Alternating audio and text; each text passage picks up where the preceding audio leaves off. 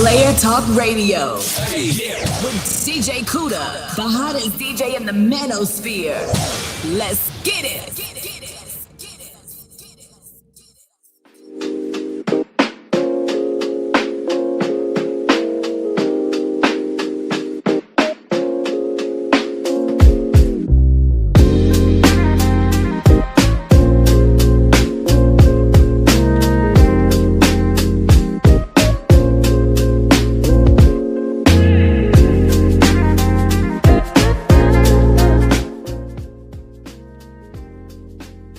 What's going on? Shout outs to everybody in the building. It's Player Talk Radio. I am right back at the helm of today's show. Good to see everybody here. Please hit the like button on the way in and please support the show. Let's start the show off right. Shout outs to everybody here. It's Player Talk Radio.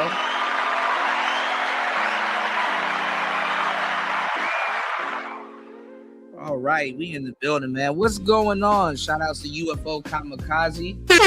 Let's go.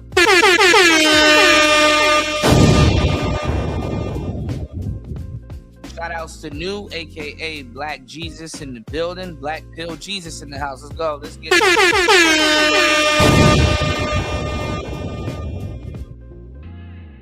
What's going on, Andre? Good to see you.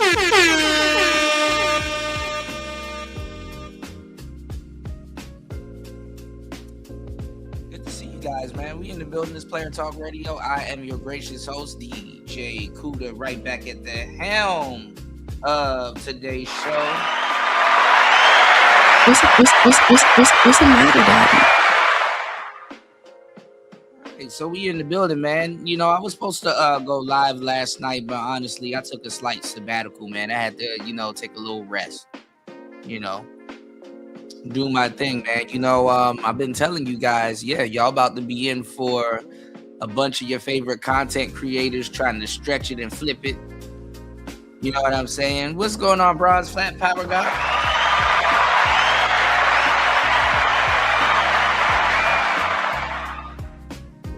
Yeah, what did y'all see? Did y'all see some of your favorite content creators try to stretch it and flip it? Try to lie their ass off. Oh, Mika said. Oh, Mika said. It's like, all right, nigga, y'all already sat here with me the whole time and watched the whole thing. We already ironed it out, said what we could have said. You see how fake a lot of content creators are? Put a one in the chat. You don't have to put them on blast, but put a one in the chat if you see how fake a lot of content creators are. Put that shit on blast, man. You don't gotta put it on blast, but just put a one in the chat. You know, y'all seen it. Y'all see all these. Oh, Mika said. Oh, Messi. Y'all saw these body language reading experts and all these goofy ass breakdowns of it. We did the best breakdown. After you don't watch Player Talk Radio break this shit down, y'all were breaking it down with me. So it wasn't just me. After we done ironed out the whole thing, you didn't have to see clips. Them niggas really try to, you know, they play with y'all, man. Y'all be letting these niggas play with y'all.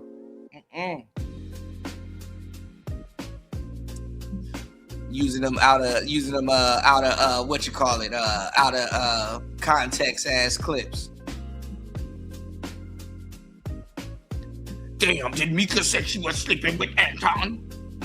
Fuck out of here, nigga. You a grown ass man. You worried about anti-sleeping.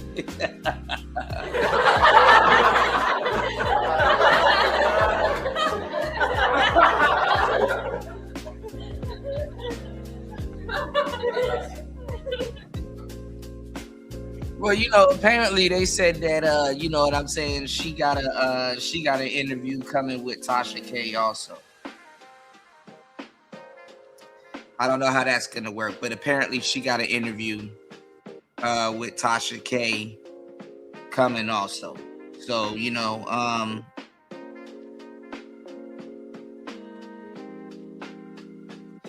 stay tuned, you know what I'm saying?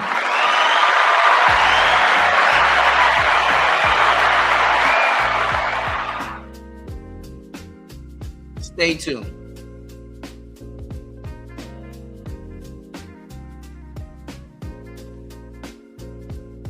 Give me 1 second.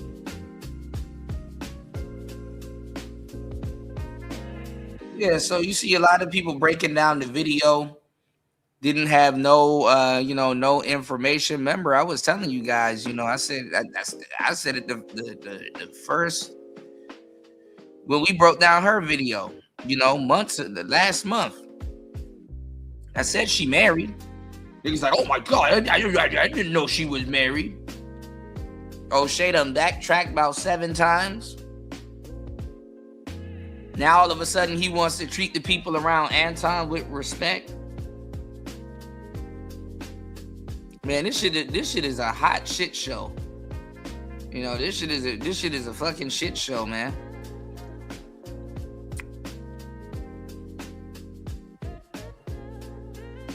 I'm just sad, man. Give me 1 second. Let me set up today's show. Shout outs to Dr. Umar. People are clowning him, not giving him his props. I mean, even though it's late, but shit, never. At least it ain't never.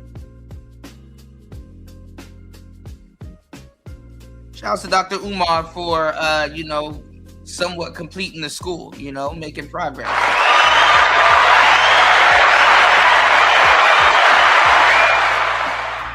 At least give him some type of credit, you know. One of Yo Gotti CMG artists passed away. I'm not sure if it was a drug overdose, but I told you guys, hey, listen, man.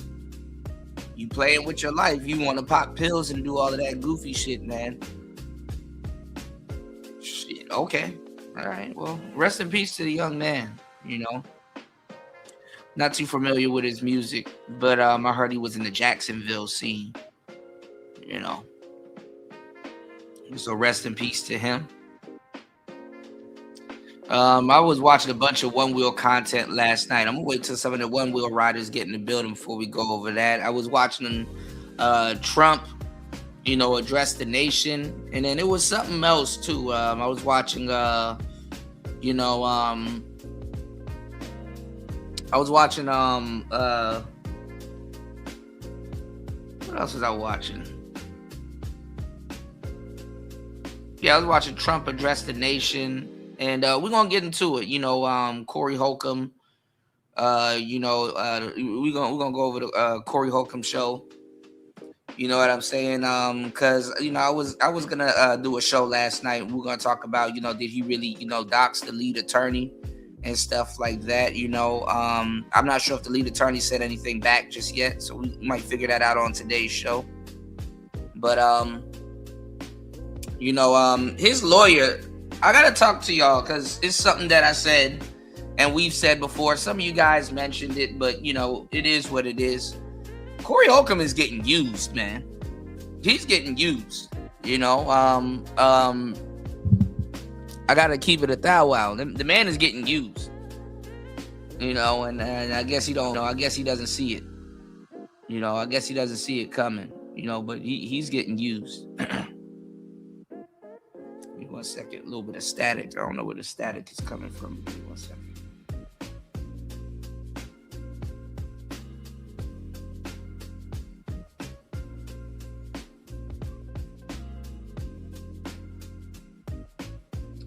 Well, we got some stuff to talk about.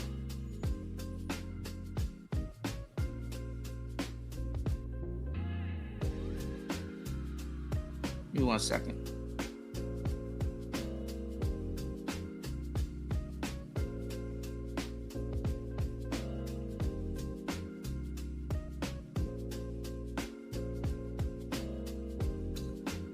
Yeah, it's like, these other content creators, like they were watching something completely different. You know what I'm saying? What's going on, Young Wealth? Good to see you.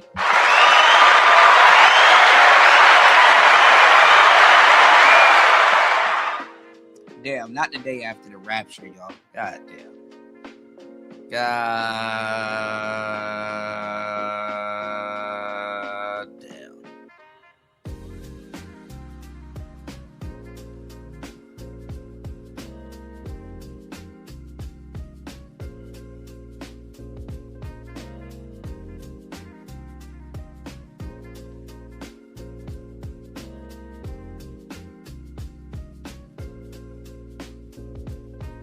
All right, let's get into the fuckery. Let's get into the fuckery right quick.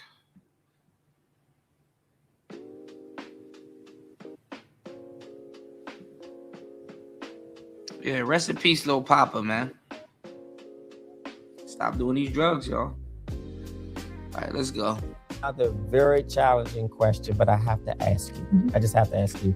Have you and Anton ever had? This morning, I got an email about a And ain't no this morning you got an email. You're looking for content, man. Stop that shit. video that happened with Mika. She was a collaborator professionally with Anton Daniels. She seems to be a really... And O'Shea gonna cover it as if he wasn't calling her the side chick and doubling down. You know what I'm saying? Doubling down, saying that Anton wasn't cheating on his wife. Then he gonna try to back up that he was, alluding that Anton is a PDF file. But let's get it. Really nice person, and I can tell you for a fact that she is really into the Black media perspective. I found out that she emailed me 3 years ago trying to support another brother. So I actually believe that Mika is really, really genuinely into the Black commentary space as a fan. Niggas don't even have the audacity to be like, you know what? My bad. I probably said some unsavory things about an honest young lady. But hey, whatever. Not like you had a chance, huh? Let's get it. That is definitely true. But this is interesting because Mika has another issue that is still looming over her. And that is, what is her status with Anton Daniels? Down. There was a gentleman that was doing the interview. I believe his name is Orlando. He seems to be a professional news reporter doing this on the side, and they have worked together in the past. But this brother is a damn good interviewer, and he did not make it easy for her at all. And basically, he talked about their relationship, where it started from, how did she meet him. But then he got into the whole situation and the questions about the flirting. Has Anton ever flirted with you? Flirted with me as a sense of what? Just naturally, like we're. He wasn't a good interviewer, by the way. Niggas are just so female codified these days.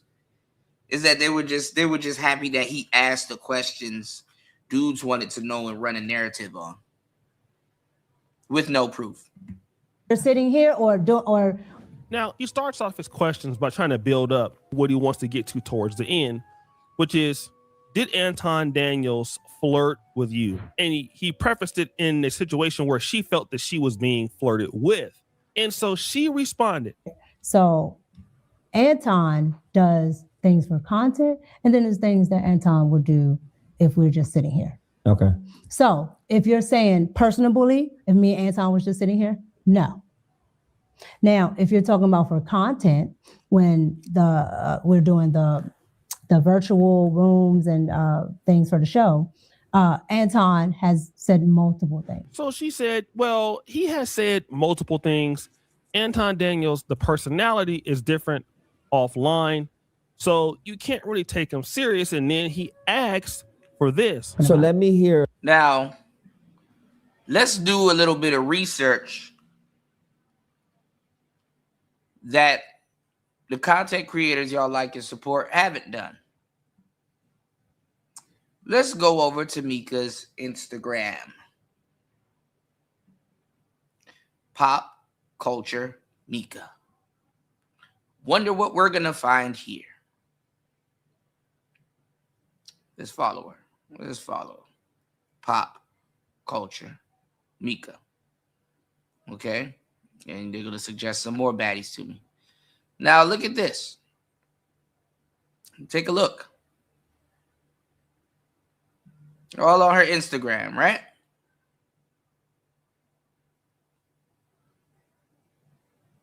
No husband. But you see her standing behind other guys or beside other guys.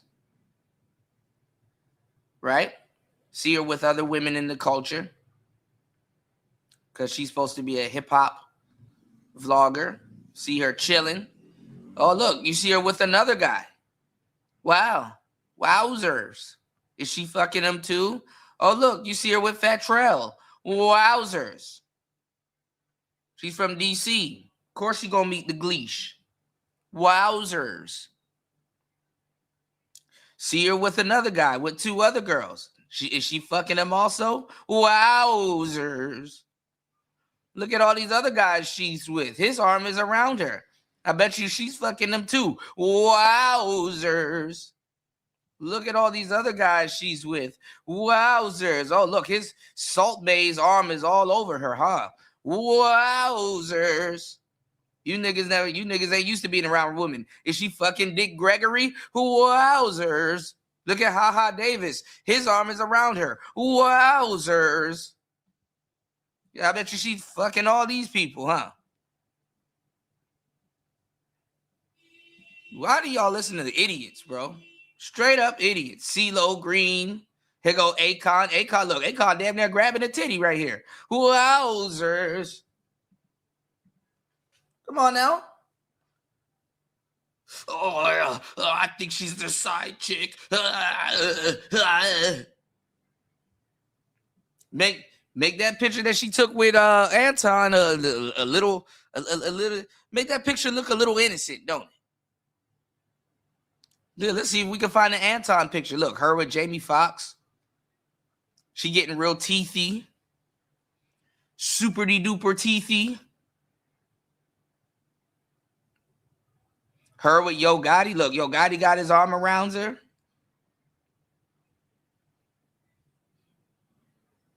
Come on now. What's going on here? Maybe she took a picture of Anton down. Let's see if we can go to pictures. Or maybe that's it. Anyway. Niggas. Niggas. Loud as fuck. Never know what they talking about. Loud as fuck. Never know what they talking about. All right, continue. Few of the multiple things that he said that was a flirt. What people would consider if he's, saying, Not people, what you considered as a flirt. I would say probably if he's like, oh, Mika, you're so sweet, or you're so cute, right? But the problem that I have with it is because I know he's doing it for content, right? So why would it be a problem if he's doing it for content? That's a relief. Who else? And he's not actually talking to me.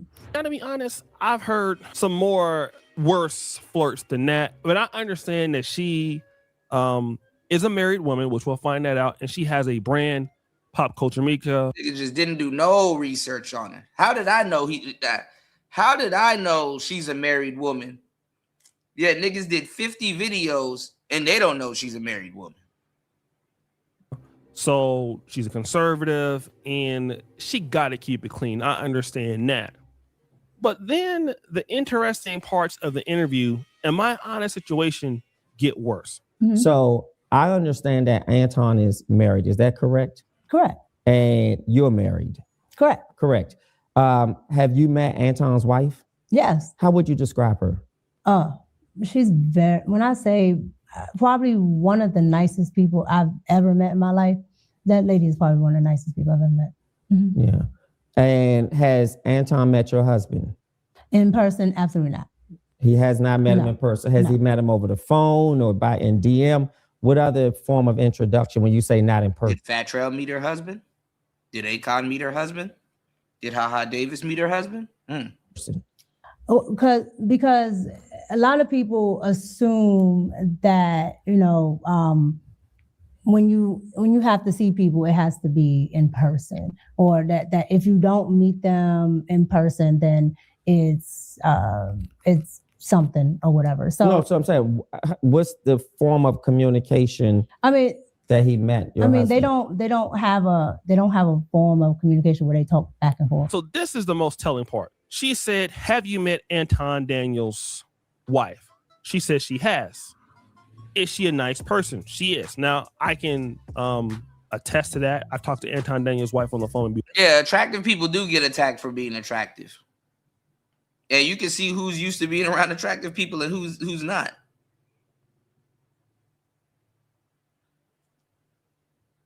That's why I be telling guys, I'm like, bro, y'all can't be sitting up here mad at women and fantasizing over women. I wouldn't necessarily say they out of your league, because truth be told, a lot of attractive women ain't out of dudes' leagues. But I'm not finna be into attractive women and have the audacity to get one, and then when I get them, I'm gonna be sitting up there stressed out over letting one of my unicorns go somewhere. Obviously I'm not gonna send them to 7-Eleven in my hoodie at whatever time in the morning or whatever.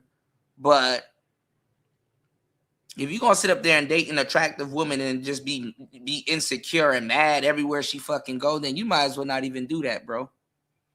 You might as well not even do that. If you're gonna blow a gasket every time she goes somewhere, you might as well not even do that. I was okay, I was okay. Dudes be giving my girl flowers and she be turning them down. Niggas invite her out to eat, she turned that down. Or I had one girl.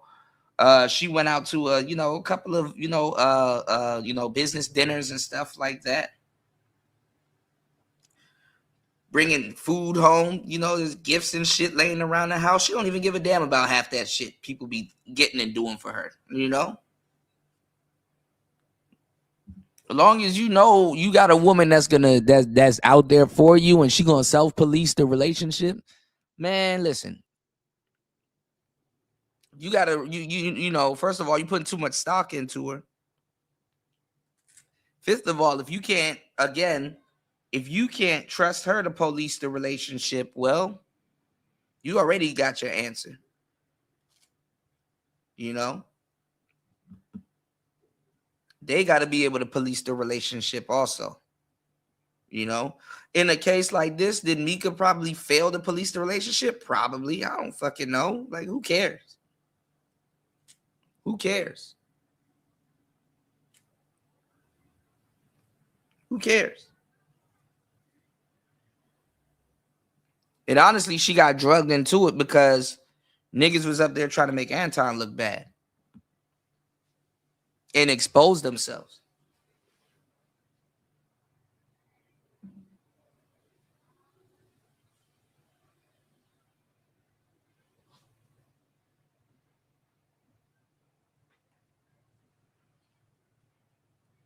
Niggas not used to going outside. That's the problem. Once or twice. She seems to be a very pleasant lady, a very nice lady. I've always said that. Yeah, but look at the content you did on her. And you spoke to her. Two-faced it, man. From what I know about her, okay?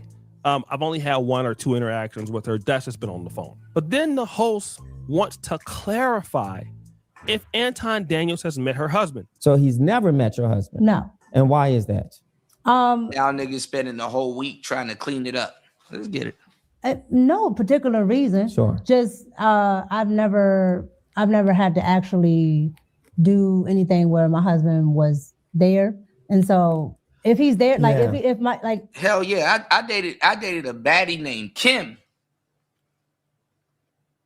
I did a baddie named Kim, and she looked just like Mika, and she was built like a damn stallion.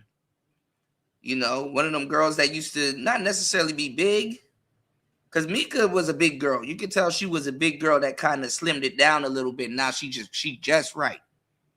You know, I dated a girl named Kim that was like that. Boy, I took her to the Derby. I had her all over my neighborhood. Dude, just like, yo, who is that? Yo, who that girl cool with? Blah blah blah. Damn, you know, niggas up there damn near fitting a dirty Mac, you know. So let's go. Like when we work together, is here. So and I like it when dudes try to dirty Mac and that shit don't work. And we just sitting there laughing at you. My husband's come here. But when we first met and worked together, we were in person as well. Your husband came. Yeah, but we were here. We were here in the DC area. Yes, my husband came. Yes. So again, probably got checked by him. That's probably why. If he was here, then yes. But most of my business dealings, and if not all, I usually have a manager or somebody else deal with that. So that's the reason why I like. It's not a thing. But I talked to my husband about it. So this is kind of where it gets a little sticky. So if you look at Pop Culture Mika and you look at her Instagram, you would not know that Pop Culture Mika is a married woman. And this is important for a woman who is... Now, I saw a little bit of Danica Marie's stream on this. You know, she had to get her licks in. Even though some of the stuff that she put up, you know, it's like, hey, not our business.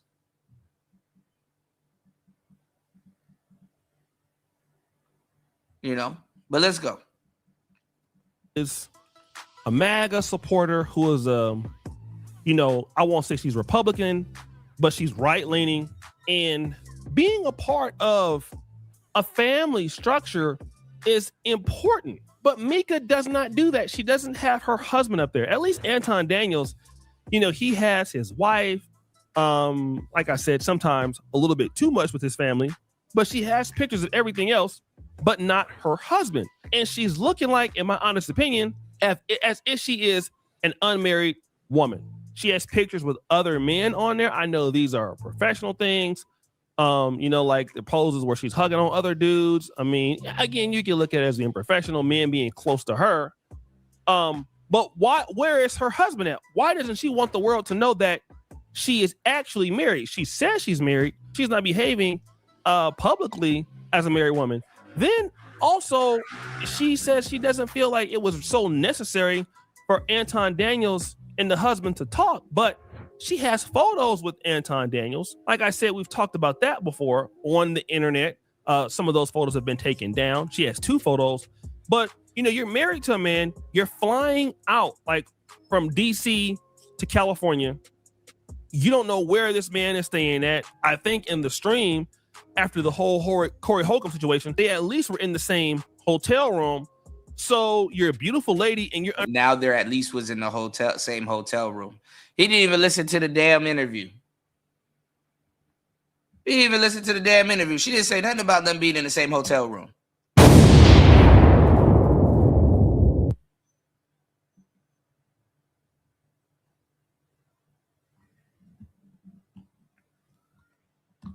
Man, just throw the whole content creator away. God damn. Under the stewardship of another man who's married. It just doesn't make much sense to behave like that as a married woman, which gives me the ability to think one or two things is the truth. Number one, Mika is the breadwinner. Niggas doing way more investigation, way more. Imagine somebody, a low life, trying to figure you out. Imagine somebody doing a bunch of investigation. Imagine somebody telling you they're investigating you and don't even do basic homework. What the hell? She said her and Anton was in the same hotel room. In her house, okay? So because she's the breadwinner, household is dictated by her. Now he's talking about she's the breadwinner in her house. Jesus Christ. Rules. She sets the pace. 2, the husband is a person that is just a complete, I don't want to call him a simp, but just kind of running over the guy. Or maybe the guy is incarcerated. Maybe the guy is living, he's in the military, he's away, something. But this just does not make sense for a woman like her. You don't know your husband. She's flown to Detroit. She's flying to LA by herself. You've never met this man. You've never talked to this man at all. Doesn't make any sense to me. Okay? Yeah, but they don't even do an investigation. They're not even good at investigating, man. They didn't even know she was married. I've been telling you she was married for months at this point. What's going on, Tyrone? What's going on, Brother Love? Good to see you guys. What's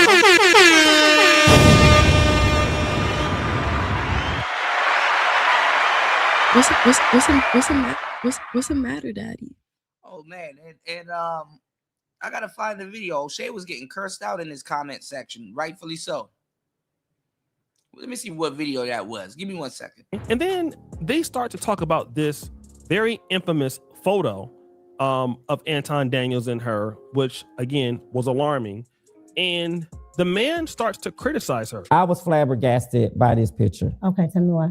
Because there's no way my wife would be physically touching, leaning on a married man, leaning on a single man, leaning on another man in a way that suggests I'm feeling you, I like you. This is really some sort of. Why do you think that says I'm feeling you? Even if it doesn't say I'm feeling you, I don't want my wife. Why do you think? Yeah. Why do you think that suggests that I'm feeling you? Because okay, let's hold on. The reason why I'm asking you, the reason why I'm asking you is I have tons of pictures of our former co-hosts. Yep. With the same lean, everything. But here's the difference. Hold on. Yes. And that person is also a male.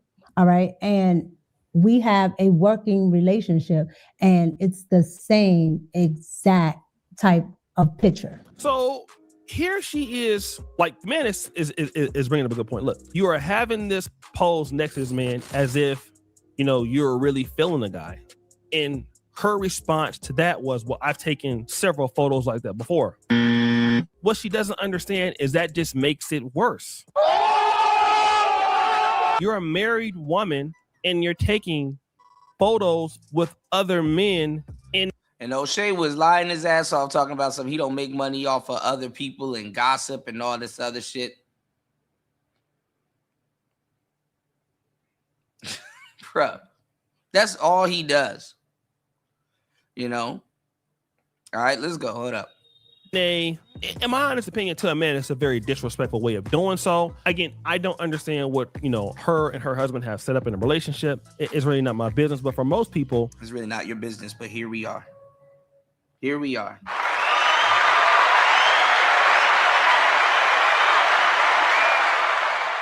Y'all, please hit the like button. Please support the show. You can support the show at $PTV 888. $PTV 888. Please double tap the screen. Show your love and respect. It's Player Talk Radio. Let's get it.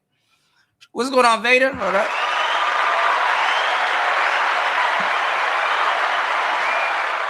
Shout out to that boy Vader in the building. Let's go.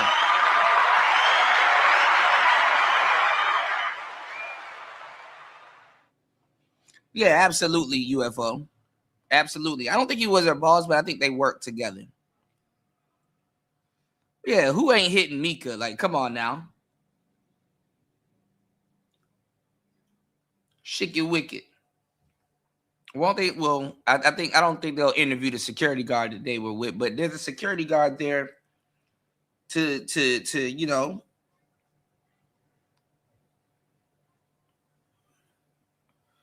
watch everything. You said Prince Andrew arrested. What do you mean? He got arrested? Let's go. That's an uncomfortable position, especially being a lady and being a conservative, and you're taking these kind of photos, right? Then he comes back with this. But here's the disrespect. This is a married man that you are physically leaning into. I'm not leaning into. That to me, I'm not leaning into. To me, there's space there. Here's my perspective of it. There's a gap between it, but I'm looking at how you have a smile on your face. This is just my perspective. Your eyes look seductive. Just my perspective. And your arm is relaxed on his upper shoulder. Correct. And I would never imagine a married woman leaning on a business male partner that way. That to me is inappropriate. That's if you were my wife, I would have a serious problem. My problem would be so serious, you would have to probably extinguish your contract with him. Again, if you're my wife, I'd have a serious problem with it, and I would have you extinguish your contract with him. Some guys would do even worse. This is grounds for a separation, maybe even a divorce, because what it implies is if you're willing to take this sort of photo with the man, you don't have any limits. If you take this photo with a man or other men in this way, you are not a woman who is trustworthy, okay? Because the way you look to the world is not cool. The brother then follows it up with this. And I will also feel a little uncomfortable that this gentleman obviously did not either push you away or suggest that we shouldn't take this type of picture. Not only did he hold her accountable, Anton Daniels, as a married man, Vader, okay, didn't push you away. He didn't say we shouldn't take this type of photo. Both of us are on the right. Both of us push family. So here we are, two married people taking a photo that's we probably should not take. Not only that, there was a photo of them at the basketball game and things like that, which was different. But this is problematic. All right. Then ultimately, we find out this. Here's another very challenging question, but I have to ask you. I just have to ask you. Have you and Anton ever had sex? No. Any? Hold on. No. Okay. Any sexual relations? No. It's always been strictly professional. And you could be professionally sexual. Oh, I would know. Well, that's so again, It's always been strictly professional. Like I said, Anton has a persona online. Okay.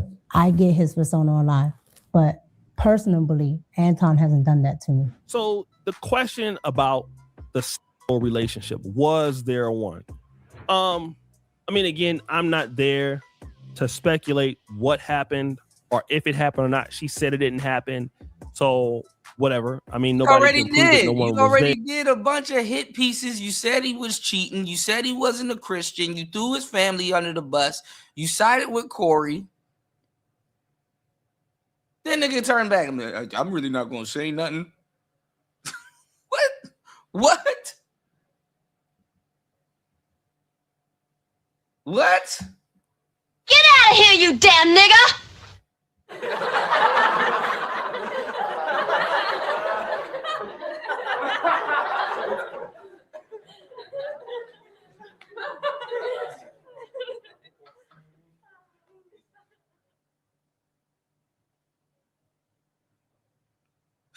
Man.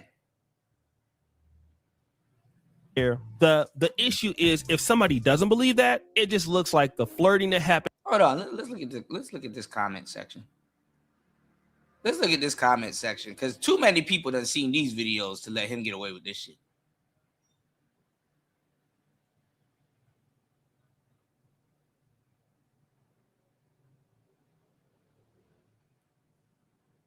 Y'all let my Jerry curl in the video. I'm trying to defend Anton, but he don't be listening. I was being O'Shea Cochran, boy.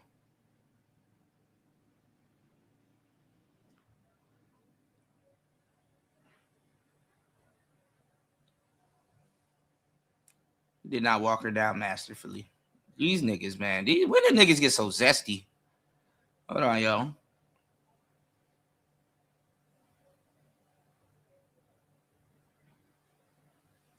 Mika should have never did this interview. Was a bad look. I agree. She's stuttering nonstop. She lying. These are all people that can go watch the video for their own damn self before they say something. No one cares.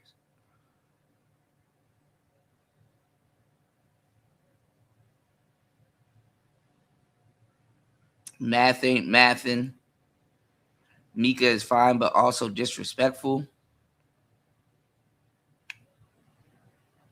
Wow. Wowzers. Somebody said, would one of you guys said that interviewer looks like old school BET? She lying her ass off. Anton definitely clapped. Wow, this is funny. All right. Wowzers. Been online. Anton Daniels in the past has said that he cannot deal with anybody that's not given.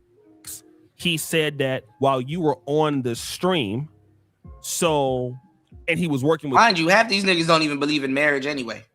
You also, and there was no pushback from you when he was saying things like that. So if they did nothing and we can't prove it, it just makes it kind of hard for her because she sort of put herself in a very bad situation there. But she did end the relationship with Anton as far as a business relationship. I don't know what it was personally. And right, aren't you happy? Aren't you a hater? That's what aren't you supposed to be celebrating?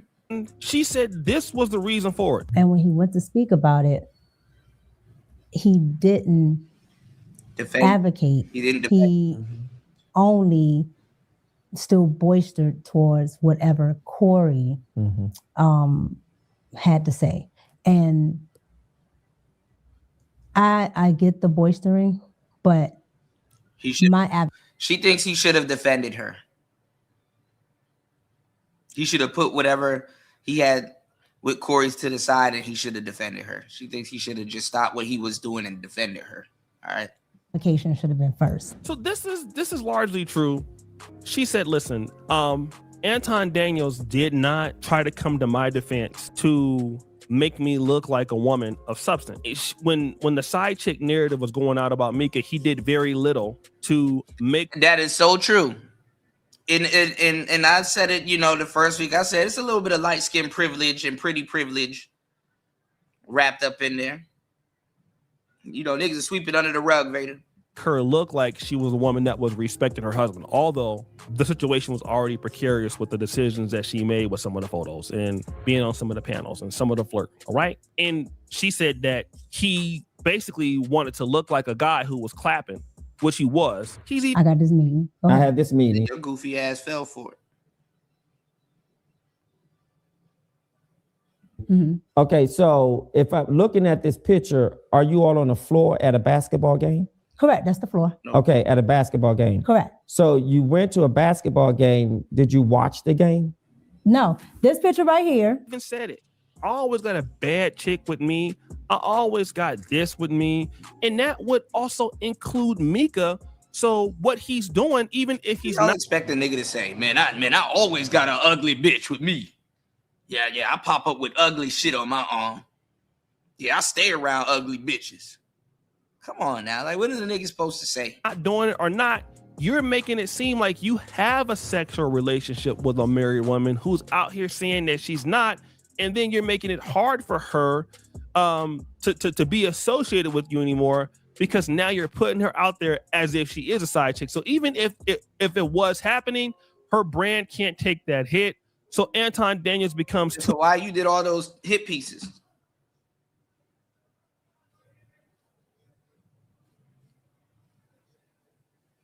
Niggas that contributed to the fire acting like they never poured a barrel of gas in the fire. Okay. too expensive to deal with. So she has to publicly come out and separate herself from him. And again, this is what I was telling guys, that this was going to happen. When you're too expensive to deal with because you don't care about anybody, you're trying to go viral, you're trying to get clout, you make silly O'Shea is the last person to be talking. ass mistakes like this. Like, first of all, bringing her to the Corey Holcomb show was a mistake. There is no reason why she should be on the Corey Holcomb show. Corey Holcomb had nothing to do with the conversation with her. She's a burgeoning YouTuber trying to grow her platform, trying to learn how to get into business. She seemed like She's already she is in the business. She's already in the business. She's just around the people in hip hop. It just seems like she's just trying to get her YouTube off the ground. Okay, but there are some things that she could work on. So you got her embarrassed by being associated with you. You're taking these photos with the mirror. Yeah, I guess, brother love. This is some goofy shit. Goofiest shit ever, man. But I mean, take advantage of people's memory. You know, people don't be remembering shit half the way. They forget after 3 weeks. Woman, it looks terrible. Now she's getting, held. Come back and tell y'all. He could come back and host a master class to y'all about accountability later on. And try to seem like he's above you guys and y'all are beneath him because y'all aren't taking accountability. I'm on a very, very tough interview. And she'll always be attached to him in some negative way. I think she's a nice lady. She has a very nice demeanor. She seems like she's really interested into the Black social media. Again, I found out 3 or 4 years ago that she messaged me, and I actually emailed her saying, hey, if you ever need any YouTube tips, hey, I'm willing to give you what I know. I think the lady is a nice lady that was trying to grow her channel. He reached out to her. She didn't holler at him. And this is what I heard Anton, and not only Anton. Y'all, please hit the like button. Please support the show. Please hit the Cash App. Hit the Cash App. Let's get it. Just player talk. Both of them, they have this kind of notoriety for reaching out to ladies, and then something happening that's a fallout. Again, I'm not sure about all of that, but that's their reputation, especially Anton. And so that's what I know. So guys, what do you think? It's your boy O'Shea Duke Jackson back at it again with another episode of. All right. Now,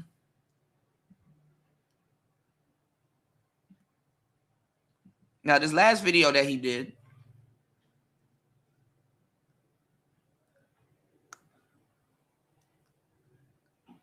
look at this.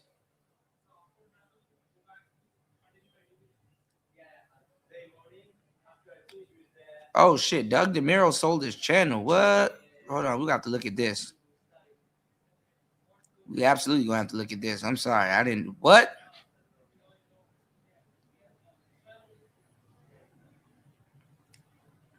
He probably doing cars and bids full time.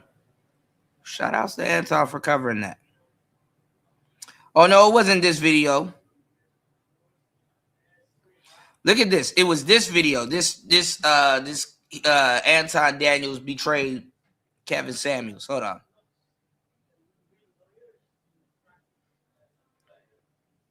All right, so look at this one. He's right. You got caught shooting Corey so much bail. The moment you attempted to appear non-partial, Corey cussed you out. Stop it.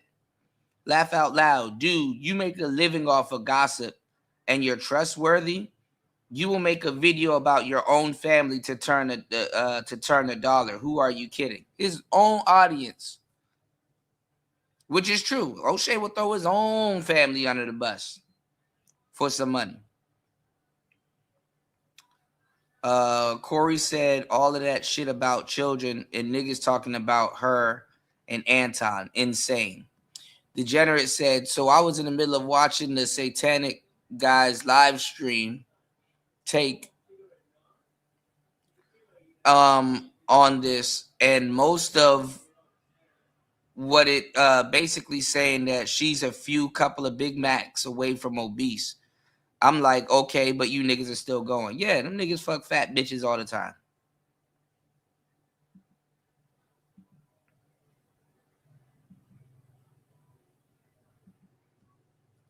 I seen they baby mamas. Them niggas be fucking baby gorillas. They prefer baby gorillas. You know? Most of the dudes in these spaces. You say you wrong, O'Shea. It seems like you don't want nothing to do with accountability.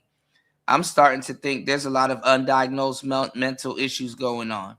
Come on, O'Shea. You have more smoke for Anton and Corey even after you have more smoke for Anton than Corey even after his disrespect.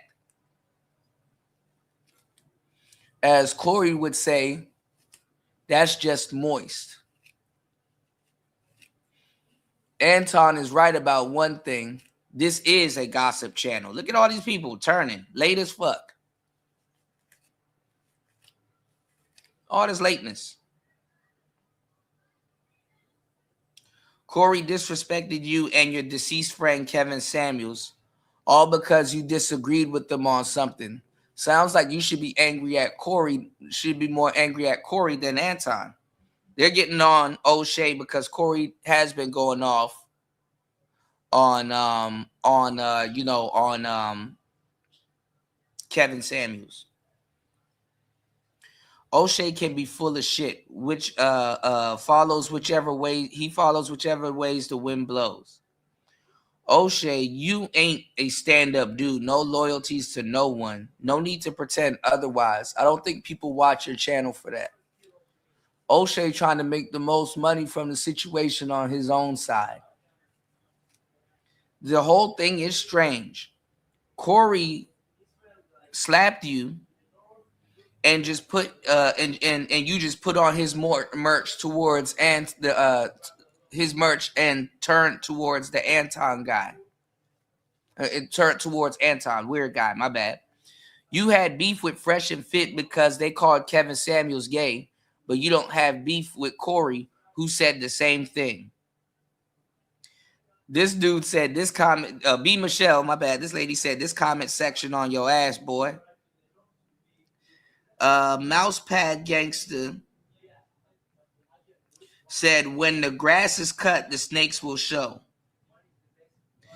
Yunko says, I understand this is content, but seriously, getting tired of seeing this shit. Let it die, bro. Looking like a scoring X over here, Brody.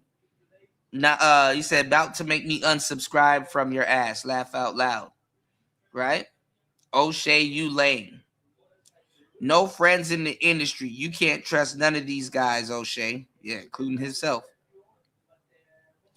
As an outsider watching all of this fuss from you YouTubers, I think you all hate each other, have no sense of honor, and are disloyal.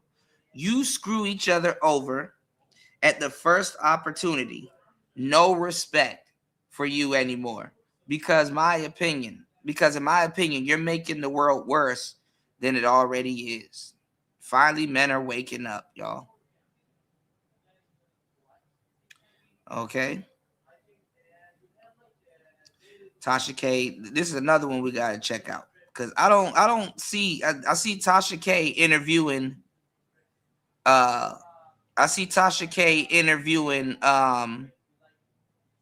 Anton, but I didn't know she interviewed Mika also. So imagine doing, and here she is with Charleston White's mother, that just came out last night. But oh shit, and Ringo, god damn. All right, we got some stories to watch. All right, but check this out. Check this out. Hold on. Look, you even got Kwame Brown going over it. All these people. All right, hold on. But check this out.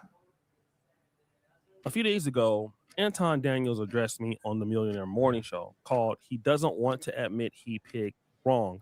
Anton Daniels finally addresses O'Shea Beef, whatever he's doing. Anton Daniels' titles are longer than the names of Baptist churches back in the 60s. It's that. Yeah, she far from a baby gorilla. She like a sexy baboon.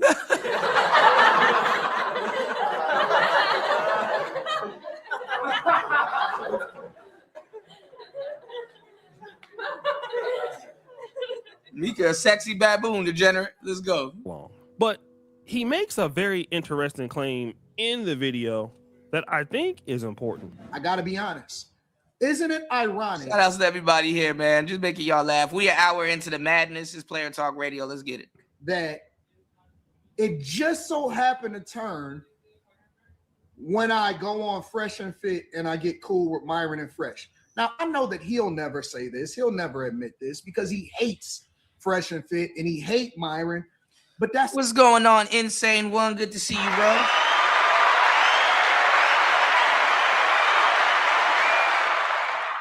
Shout out to Insane One in the building. Welcome to the show, bro. Let's get it. It's a them problem. That ain't got nothing to do with me. I ain't never spoke on him on a platform. I've never done a hit Vader video about him. So Anton Daniels doesn't take any accountability, obviously. But he says that, I didn't come after him until he started to collaborate with Fresh and Fit. Now, I'm going to talk about this whole situation with the Fresh and Fit beat. Back in 2021, there was a big time situation with Alba and Preach and Fresh and Fit. Okay. And at first, I was making videos siding with Fresh and Fit because what I thought happened was, Alba and Preach showed up to Fresh and Fit and then, started the beef with them, which I got a phone call. The phone call came from Kevin Samuels. Kevin Samuels then told me exactly what was going on. All right. And what was going on was that the beef started with Fresh and Fit, not because of a intellectual disagreement, which partly it was, but there was also issues with Alba and Preach because Myron Gaines, not necessarily Walter, had insulted them behind their back. This is something that Myron had even admitted to me. I don't record conversations and things like that. He was calling Kevin Samuels the F word when Kevin was helping him. He also was, calling Alba and Preach that. He had also insulted other content creators who have told me not to. Niggas running around here calling everybody gay. They only take offense to when it's somebody where it could be possibly true. But let's go. Mention their names and stuff like that. It's real dirty behind the scenes. Fresh and Fit, when it comes to the black sector, they've done a lot of dirty things. And so what happened was, at the same time, Anton Daniels was a part of Shay's done a lot of dirty things in the black sector. What? Called the Lapeef Network. That's how I ended up meeting Anton. I ended up meeting Lapeef. These are some guys from the Midwest. I believe Lapeef is from Chicago. Anton is from Detroit. And so they were doing, Lapeef Let's Talk, which was like the relationship thing. And they had an organic community. Now, here's the thing about Kevin Samuels. You didn't necessarily have to have big time numbers for Kevin to want to deal with you. All right. If you had like your own kind of. Yeah, he still didn't get rid of that slide. Let's go. Our community. And the one thing I would give Anton credit for, they had beautiful women on Lapeef Next Talk. I mean, even in 2021. So Kevin came on to live stream on there. That's how I even became aware of some of the other people on there, like Shy Rilla, a Chicago Rilla, I believe his name is, Courtney Michelle. All of those people is how I got involved with them and how I knew about them, right? And shout out to both of them, right?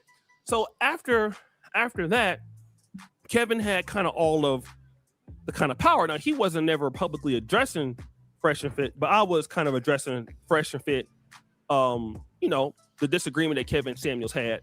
I was pretty much, making videos about it. I didn't tell the whole entire story about it until he passed away or close to when he passed away. something like that. So Anton Daniels was riding a wave with Kevin Samuels against Fresh and Fit. He didn't like Fresh and Fit because, again, he's going to say, well, Kevin never told him. Well, Anton Daniels wasn't close to Kevin Samuels. He showed up to Kevin Samuels' funeral, but many people showed up to Kevin Samuels' funeral who really did not know and had a relationship with Kevin Samuels.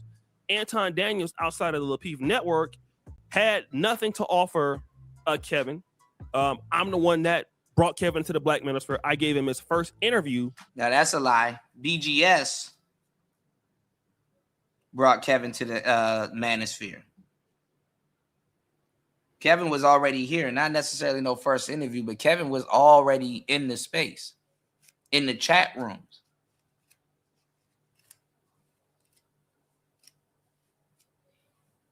Kevin's rhetoric came from us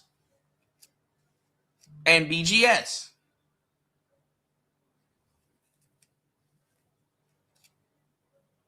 Let's go. And O'Shea turned on most of the people he claimed he brought into the space. In the content space, my studio created the intros for Kevin. We edited videos for Kevin. We put the framework together that, that sometimes Kevin used. So Anton didn't have anything like that. So Anton and Kevin were not close. They were not friends. They were not friendly. All right. That's just really what it is. Cynthia G. But what happened was when Kevin Samuels passed away and Anton Daniels started clout chasing and his content started to be more or less like, against blacks and white supremacists. It's kind of what Fresh and Fit kind of did too. Then here is what Anton said. I chose sides and I went against them was because I was friends with, at the time, O'Shea Duke Jackson. So because O'Shea didn't care for him, and there was a narrative created against them as far as what Kevin Samuels and all of that, because Kevin Samuels never talked to me about Fresh and Fit ever. And then this. Now, when I actually met Fresh and Fit in person, I realized, y'all not bad people to me. Everybody else can have an opinion of them, but my experience with them is different. Well, they never did anything to me. That's what he's saying, right? So basically, he chose sides. He apologized. See, this shit sound like some bitter bitch shit. Oh, you hanging out with them. I don't like you. No, I'm going to stop you. I don't like you because you hang out with them. No, you was being a hoe. You was mad at your influence in the space. You was beefing with Donovan Sharp because Donovan Sharp was going to take over the space soon. And Fresh and Fit jumped out the window and started dissing you also. And when you and Donovan Sharp made up, they didn't make back up with you. So you continue to go after them. Tell the truth. To Fresh and Fit, the same people that offended Kevin Samuels, the same people that tried to take his time slot, the same people he had financial disagreements with, but he apologized because he was wrong.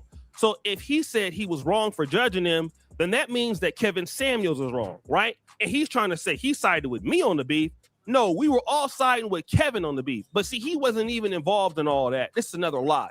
You wanted to clout chase and go over with Fresh and Fit because simply you felt that Fresh and Fit was alive and Kevin had passed away, so you could benefit from who is living right now. So you change your position like you change your position all the time. And this is exactly what happens when you're busy flip-flopping, when you're busy trying to clout chase. Nothing you say makes sense. Nothing you say is truthful. A lot of times your positions change each and every day. And so you want to act like, O'Shea wasn't solid. Because I went over there and started dealing with him. He changed his mind. Protect them from everything. Well, it damn sure would protect you from some niggas. But they never did nothing to me. Bro, it's not even about what they would have did to you.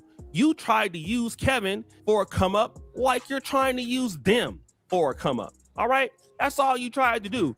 And you've been trying to grift and grift and grift and grift, going on to Fox News, basically cheating the game. Again, let me say this. He's a better YouTube personality than me as far as controversy. But as a straight content creator, I gotta be honest. His skills are really weak. I mean, I gotta be real. And to see that glaring weakness is like, okay, yes, he got the bag down to where he can just do quick reactions all day and make tons of money. But he doesn't really produce like really good videos with really good commentary or anything like that, because it's kind of all of a sham, right? And it's anything to get to the bag, whether it is. What is he talking about at this point? What is he talking about at this point? Anybody? Dealing with people that are shady, whether it is changing your position. And then, like I said, if Fresh and Fit, whatever, had lost their channel, he would have never apologized to them, right? But it's something I can gain. They in Fresh and Fit, they got some OnlyFans model I can clap. They can do this, and I can kind of benefit from their audience. And this is what content creators have become these days, which is just simply grifting. Now, y'all cannot like me. O'Shea giving y'all. Yeah, the mirror calling you out for talking about yourself. O'Shea giving y'all tips on grifting. Look at this shit. Or dislike me or whatever. I've been, for the most part, solid in my niche. Solid. He's been solid in his niche. In my name. And solid in his name. I haven't tried to chase a whole bunch of relevancy. He's not chasing relevancy. Jesus Christ. Mans will just speak into the microphone and lie their ass off. He hasn't been grifting. He's been solid in his name, y'all. Y'all have we have more hours watching this man than anything else. I think we have a clear grasp. He's not trying to make his name off of anybody. He's never done that. He doesn't have a whole channel dedicated to that. With other people, and the majority of it is black people. But Anton should have went up there and cursed out white people. I make, a decent enough money to stay where I'm at, and I don't need the extra money if it means that I gotta go head on and basically just lie and grift and use other people. Did a bunch of lying and grifting throughout this whole saga. Now he backtracking. People, dead or alive, just to get to the bag. I'm not gonna do it because my mom. So he didn't use O'Shea's. He didn't use Kevin Samuel's name, dead or alive, to get to a bag. Okay. Mom used to always tell me, a dog that will give a bone will take one. You know what I'm saying? If you will do that, you will sell out for anything. So that's a person you just can't trust. Your mother felt she had to tell you that because she knew what type of person you was. And so to get mad and say, well, O'Shea, you shady because you picked the wrong side. Nah, bruh, you picked the wrong side. I mean, I already made a video on this already, but this is kind of what the guy does, takes no accountability for his actions. He's literally trying to use people, trying to use them when they dead, trying to use them when they're alive. The same thing, if something happened to Fresh and Fit and somebody else get hot, he'll be over there with them. Just crazy. You know what I'm saying? And again, Kevin Samuels in Myron and Fresh and Fit, for the most part, they're diametrically opposed. O'Shea had to sit there and watch a lot of Fight Club shows that he wanted to be a part of because it was replacing the manosphere that he quote unquote claimed to build. He had to sit up there and watch from the cheap seats in the audience and stuff like that because Angry Man was on a lot of those panels. And he knew if he had went up on that panel, what would happen with him and Angry Man. So when Kevin came on the Fresh and Fit, they didn't have an audience. So we didn't know their DNA on what kind of podcast they would be. Largely that came after they started having the girls, the live shows. Before Kevin came on the Fresh and Fit in 2020, nobody really cared about them. Fresh and Fit already had the girls in the live show and an audience. That's a lie. There wasn't really that good. They wasn't really that known. And so Fresh and Fit was actually pretty good when Kevin Samuels was alive and going on there. That's why he felt threatened by them taking a time slot that I was doing on the third shift. Come on now. Like I said, this whole idea of just content creators continue to grift and change their positions on major topics to be associated with larger platforms so they can get to the bag is what causes so much, framework damage in their philosophy. That's why I always tell you, explosive content creators are just like walking time bombs. Just look at what they said the week before. What they said. Look at what you said the week before. What the fuck?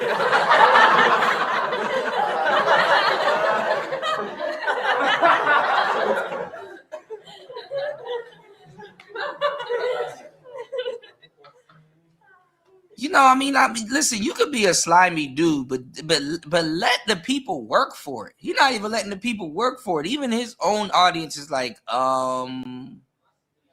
damn, bro. You're not even letting us work. You're not even letting us try to defend. You're not even letting us work for it. Shit. Or isn't going to be what they're saying right now. You're going to always see that. They're always going to have big problems and gaps in their ideologies. They're going to always have big problems and gaps in what they say because they're only saying things to gain money. They'll go anything to get. They'll go anywhere to get money. And then when you do this, nobody should trust you. You know, you look at the pot calling the kettle black. You see how their relationship is with the rest of the content creator community. What's going on, Ray?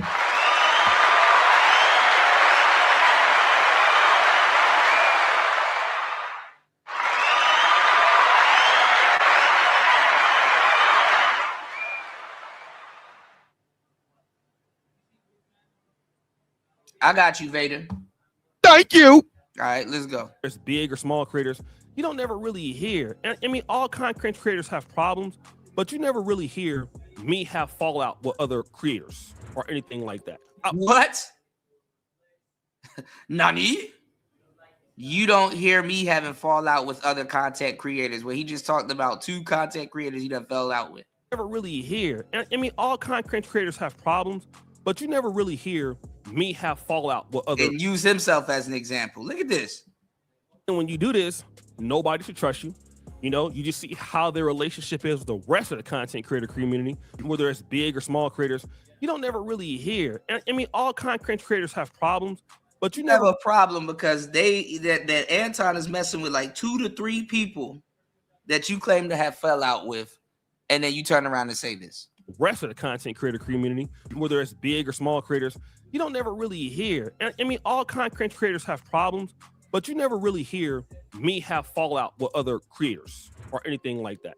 I've probably been fall out with everybody. He's worse than Tommy. And not to brag, one of the most instrumental people in helping content creators develop in this part of Black YouTube. If you want to talk about all my body of work there, you want to talk about the Pan-African dating show, you want to talk about, you know, African YouTubers, African content creators, you want to talk about in the Black American. He does a whole tether dating show. He doesn't do FBA pop the balloon shows and FBA dating shows. He does a whole tether Kengan dating show.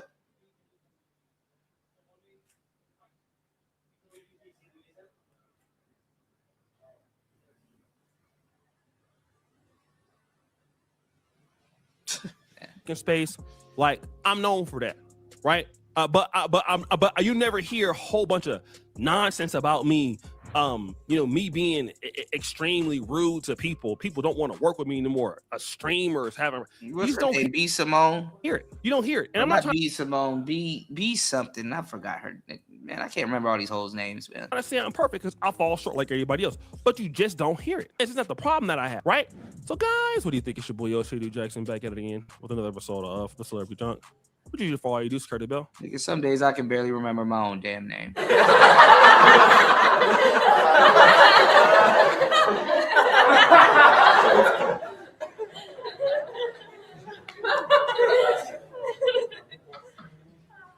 You said Willie D's about to start the show. He another one that be doing don't be doing his homework.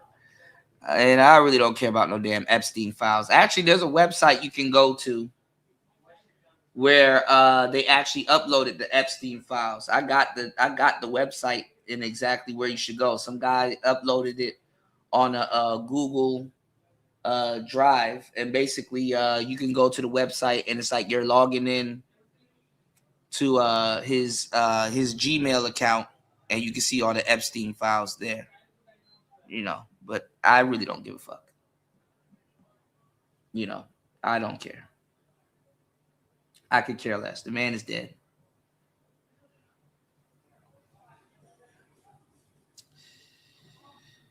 I do want to see what happens. I didn't know my boy Doug DeMiro sold his YouTube channel. We were just congratulating him over there. I'm part of his crew. We were just congratulating him over there for getting rich and not changing up the format of his YouTube show. You know.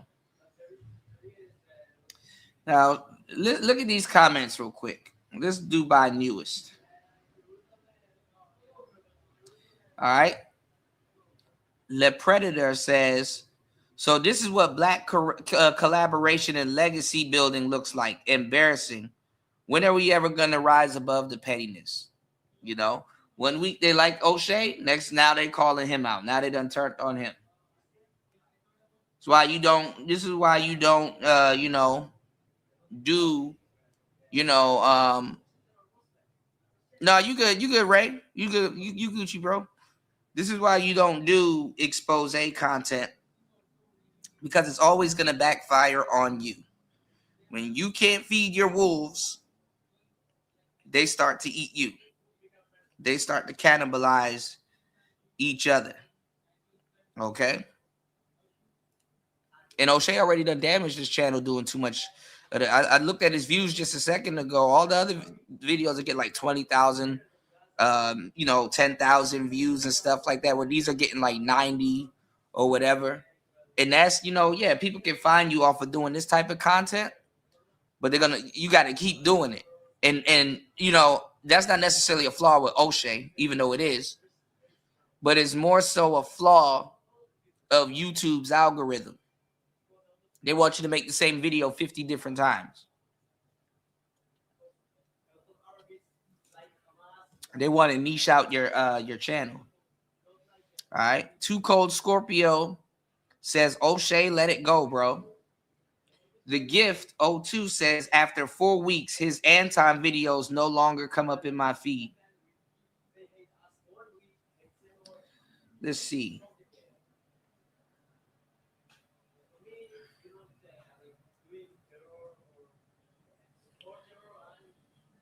Futon is still flip-flopping stories and trying to come up with excuses. Good thing we have O'Shea out here setting the record straight. Marina says, y'all both right-wing grifters.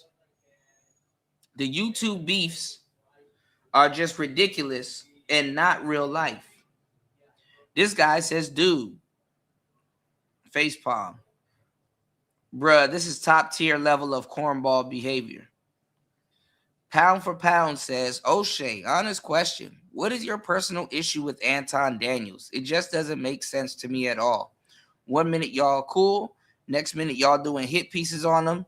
He never did anything to you at all. I just hate to see shit like this. I follow both of you. Why are you doing this to him? Daryl said it's another one.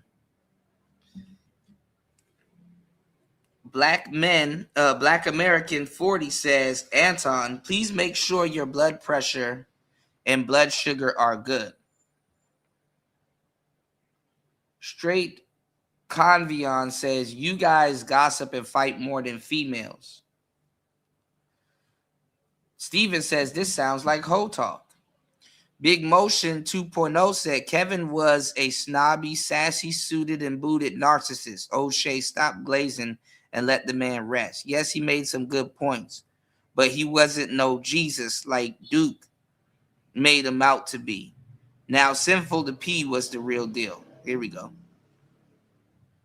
A man, O'Shea, a man not taking accountability, impossible. This other guy says, nah, O'Shea, take the L. You picked the wrong side because you are a grifter just as much as you accuse him to be. You sided with Corey because of his larger audience, and yet you really don't know him. But you know AD personally, and he was right. Why not call him? Instead, you went on the grifting attack. Shame. Stay in your lane and leave other people to grift as they will. Seeing as you are all grifting, you are not holier than the next grifter. And you are a hater too. It's obvious to see. Anton used to stay Anton used to say, saying how him and Kevin are homies. Another guy says, bruh, this shit lame. Not even caping for Anton, but this is gossip queen BS. I feel duped for clicking on this. Might have to unsubscribe at this rate. This other guy says O'Shea's preaching. This other guy says O'Shea's a real one. Anton is a known liar. This other guy says this is why MTR is a king of this jungle. Ever consistent. Another guy says 100% real talk. Somebody says that O'Shea and MTR actually got into it. And he told O'Shea to keep his name out of his mouth. I wonder when that happened. I don't remember that. Mr. Anton said at this point, O'Shea just hating. AD says, AD claims to be an upstanding Christian married man. Then he says he never goes anywhere without a bad bee with him, waiting on him. O'Shea, you're the grifter, and go get a haircut. You look dusty. Another guy says, I think it's crazy how O'Shea seems to have many problems with Anton, but not with Kevin. Kevin Samuel said many things that O'Shea definitely goes against his narrative on African Americans, especially the women. And he obviously didn't say things in the best way. This other guy, Killer Cam, or Cammy Cam, says O'Shea has the Dusty News Network segment on his show, primarily involves black folk. But since you say you pro-black, I guess it's cool for you to criticize. Hypocrisy. Philly says this is all starting to look like jealousy. Devin says, totally agree with you, O'Shea. You have been consistently solid. I'm figuring these are all the new peoples, y'all. Okay. Real Talk Mars says, you inspired us, but what is this, dog? He said it in his 51 jersey, 5150 jersey. Corey Holcomb diss KS. Corey Holcomb can diss KS, I guess. What about your beef with Angry Man? Somebody said there are no time slots in YouTube. Get down for your crown. Sigma Lifestyle says O'Shea is lame. The guy that does the celebrity junk tells a man to cover. O'Shea is lame. The guy that does celebrity junk tells a man that covers politics and current events, stay in Africa and make content for them. This other guy says O'Shea is cap. Jesse says this is blasphemy. Fight the Bully says, O'Shea, look up the word hypocrite, study it, and take some time to let it soak in. Also look up jealousy. Pendant says, brother, we can't respect you either because you supported the blatant foolishness of Corey Holcomb till he turned on you. You kept walking the line with him. So what kind of man are you? You need to address that if you want us men to respect you. Another guy says, what I think is that you're being a little crybaby. Just take the L and move on, bro. You do not have to respond to every damn video.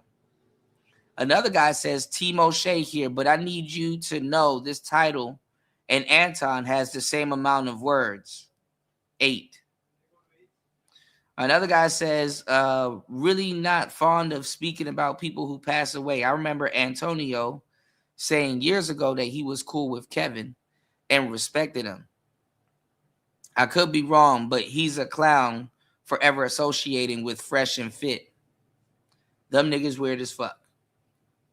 Peter says, boy, boy, boy. Another guy said, O'Shea, you calling someone a grifter, laughing my ass off. All you do is make 50 to 100 videos of people to make money. You are a joke. I'm not even a fan of Anton, but you for sure are much worse than him. Somebody says, Anton Box. Karate Chop says Anton bots are on your neck. Dwan in the kitchen says you wearing 5150 shirts. Damn, you was one of them kids who got picked on but still want to be friends with your bully. Montega says, I had to unsub. This man, all this man do is talk about Anton. It seems he's jealous, not covering content. He said, all right, now you're just grifting. All right, another guy says, Kevin's not here anymore. Add Fresh and Fit. And Add Fresh and Fit ain't speaking on it. Why is this news to you? Cut it out. Man, you just don't like the guys. I get it. But I'm sick of hearing this endless tyrant and hate coming out your mouth.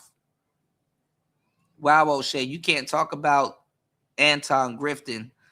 Let bro grift away. Talk about how great he is. Bro, we can see you are the instigator. This guy said, I'm like 567. I don't like Corey or Anton disrespecting Kevin. Good video, O'Shea. Oh, I'm like 567. All right.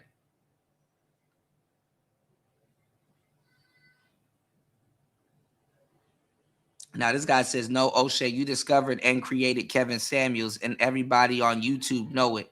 If it wasn't for you, we wouldn't know who KS was. And Desmond, Wilson, Lamont, Samford always talked about how real KS was. He told the truth about women. I've heard of celebrities say the same thing about KS. He was inspiring to other rich and wealthy celebrity black men. The same thing about KS was Desmond Wilson died last week, and people believe it was because him talking about the powers that be took KS out of here because of all the truth he was speaking. O'Shea, when get a chance, go listen to Desmond Wilson, Lamont Samford interviews. He was talking about Kevin. It will blow your mind. Might got to go take a look at that, y'all. All right, let me take a look at the chat.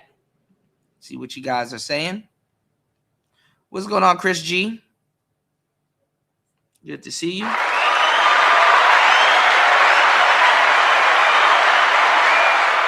Shout outs to everybody here. An hour and a half into the madness. Please support the show via Cash App, via PayPal, or at the coffee store. Please show your support. Definitely trying to reach our goals on today's show. Please hit the like button if you haven't. Please share the show. You guys are my wrench holders. Thank you guys for hitting the like button. You said, oh, hell no, I don't have the patience to do a bunch of videos about Anton or Corey. So much better content out here than focusing on those three goblins, for sure. Vader says, buying other niggas' wives is nasty work, though. Yeah, they for sale, if that's the case. Vader said, O'Shea do be having them African ball heads in his videos. Laugh out loud. On that note, Anton winning. For sure. Insane One says, at this point, if O'Shea stops, he'd only further look crazy because he just pivot onto something else. Yeah, he don't know how to change and offload his content into something else. People ain't really trying to hear those videos no more. They're getting overshadowed by these videos. And the fucked up part is, which I'm going to say, the fucked up part is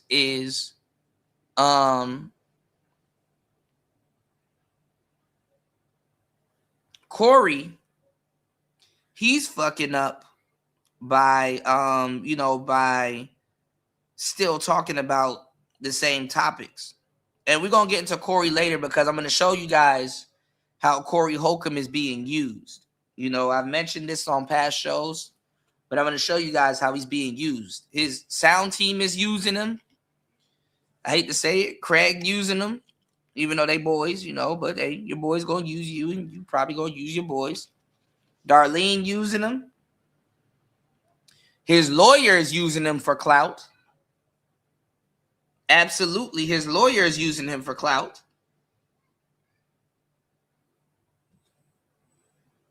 We're going to get into it. Anton using him, O'Shea using him, and all these other YouTubers are using him. He's the biggest fish. So, but let's go. We're out. All right, hold up.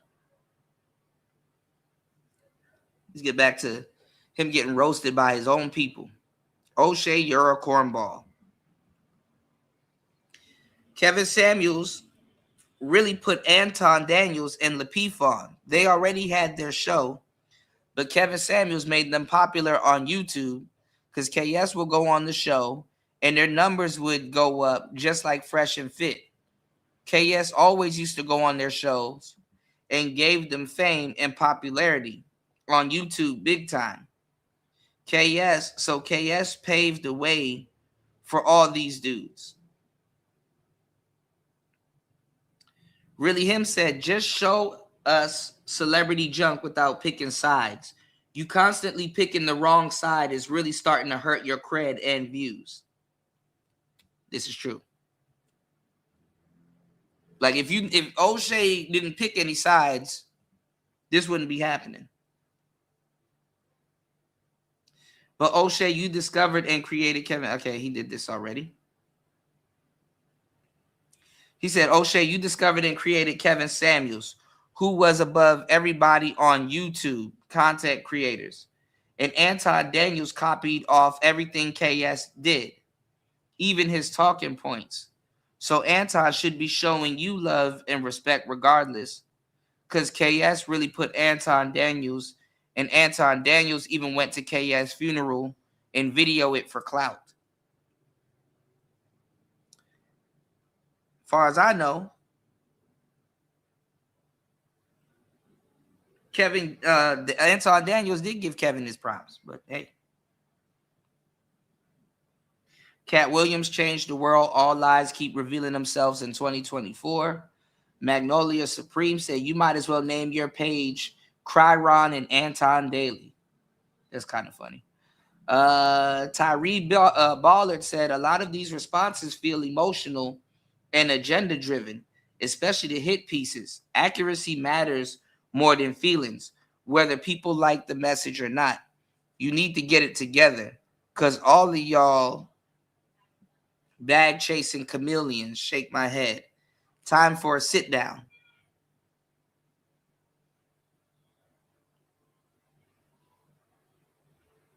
Y'all hella clickish on YouTube. I remember when you was cool with Anton. Now you throw him under the bus because you liked Corey more than Corey betrayed you. Now you're fighting two different battles. Just get back to the content.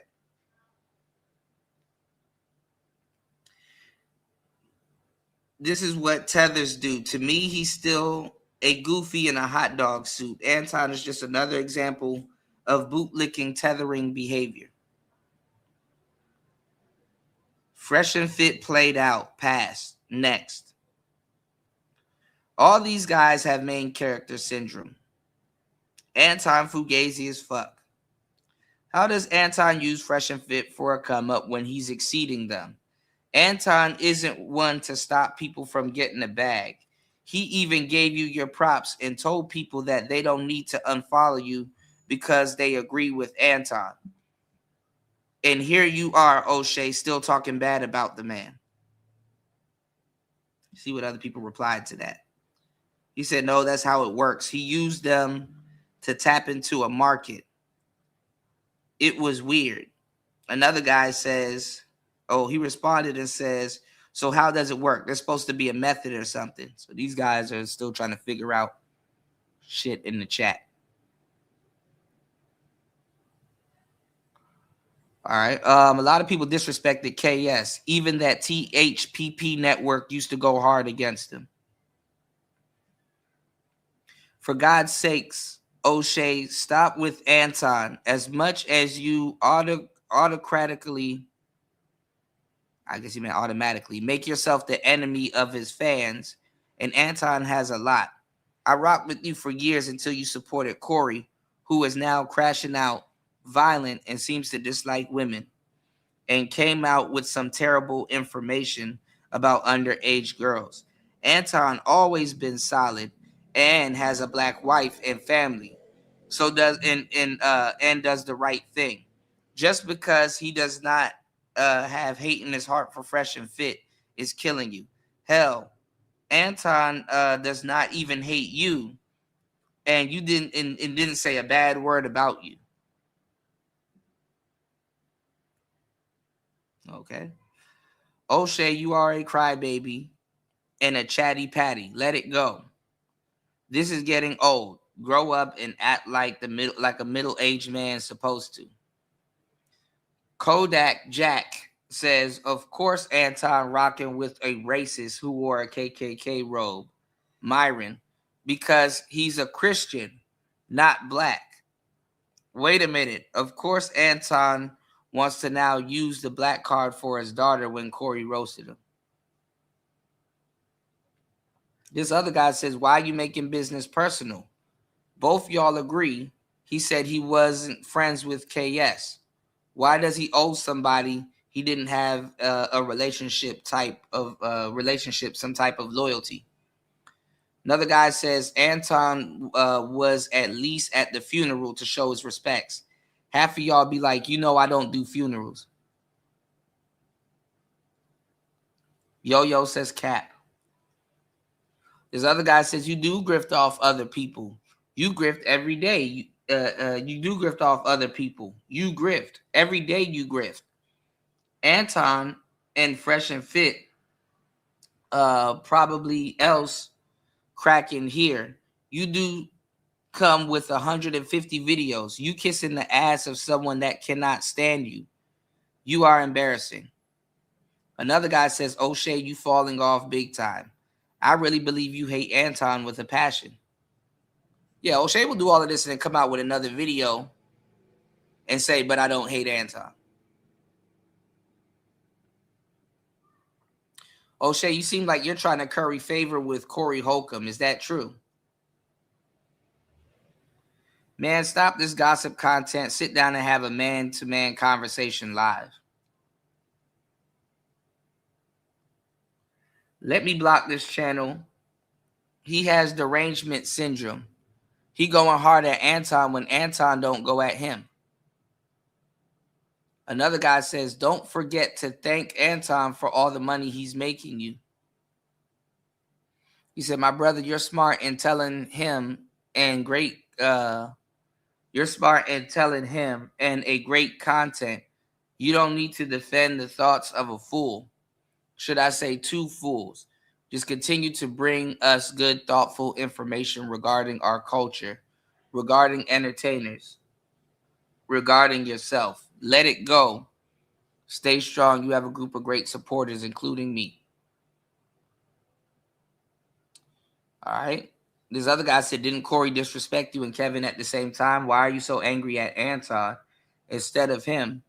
Anton gave you the props. See, these people, after a while, they start telling you who to beef with,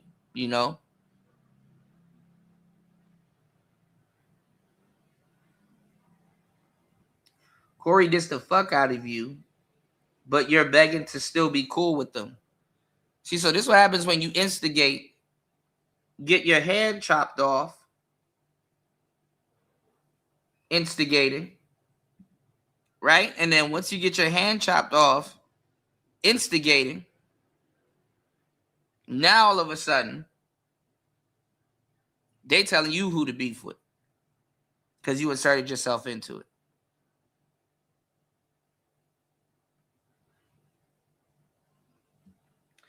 Christian and Taylor says, question, my mom always says what you do on looking in other folks' yard, peeking in other folks' windows, watching what they doing. Personally, there's something else involved for you to keep making videos about Anton and this issues. It's truly weird. Okay, stop focusing on folks' financial ambitions and moral stabilities. YouTube is not designed for that now. Sorry, it actually is. Another guy says, all you do is talk about other people. No. Somebody said facts and nothing constructive to add. Tyrone Cash says, O'Shea is running a gossip vlog. He is the Black National Enquirer. Yeah, that's another nickname for O'Shea that people are calling him, the Black National Enquirer. Wow. Seth Rollins did a show with Club Shay Shay. That's interesting. And blast CM Punk.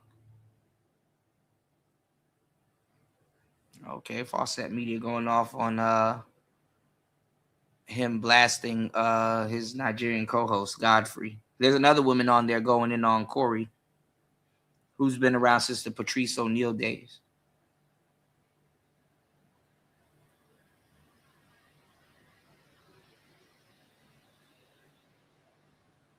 People asking, how does he know him and Kevin wasn't close? I'm disappointed that you letting this ride. I remember this well enough to know that you didn't disassociate until they chose Pearly Things over the black women in the space. He's thinking about it. He's thinking it's about Fresh and Fit. No, O'Shea was throwing people over under the bus for Pearly Things too.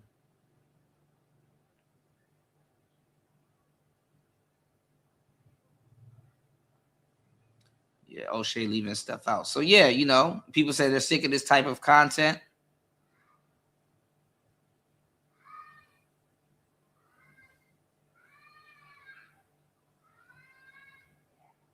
Look at this guy. They were not close. He says they were not friends. They didn't know each other outside of Latif network. So how is it betrayal? Why would he be loyal to a stranger?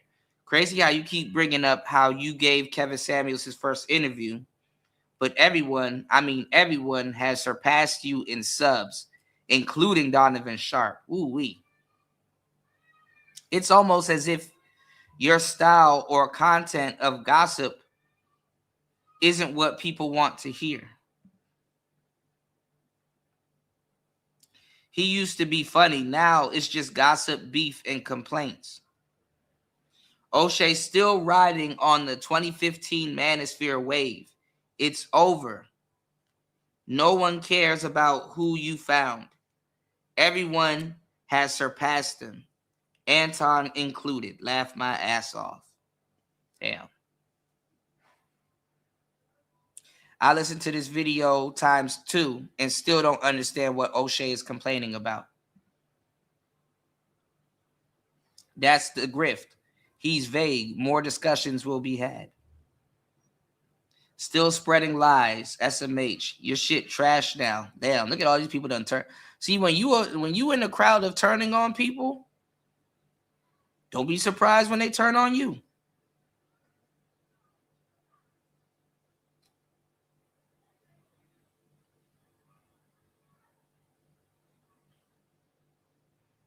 Right, Vader. Helen of Troy, not Helen of Troy, though. He says, you're sounding really emotional here, family. What's the actual purpose of this video? Somebody said hate. This is low-key silly. Yeah, you know, you bring up their god, Kevin. Niggas don't know how to act. I'm disappointed in your reporting of Anton. Anton had nothing to offer. I learned something from the brother. Anton in most of his shows. Do I want him to have better dialogue about Africa? Sure. I'm not going to state the man is useless from creative differences. Kevin, Anton doesn't have to use others for come up, fam. He has intelligent dialogue of prosperity more than anyone you're naming. His address about you was more classy than what you're doing. He didn't insult you. All this high school drama because y'all are not focused on Pan-African agenda, choosing instead of useless gossip and teenage name calling. Y'all are making me embarrassed that I've been a viewer for years. Damn, he's destroying his core audience.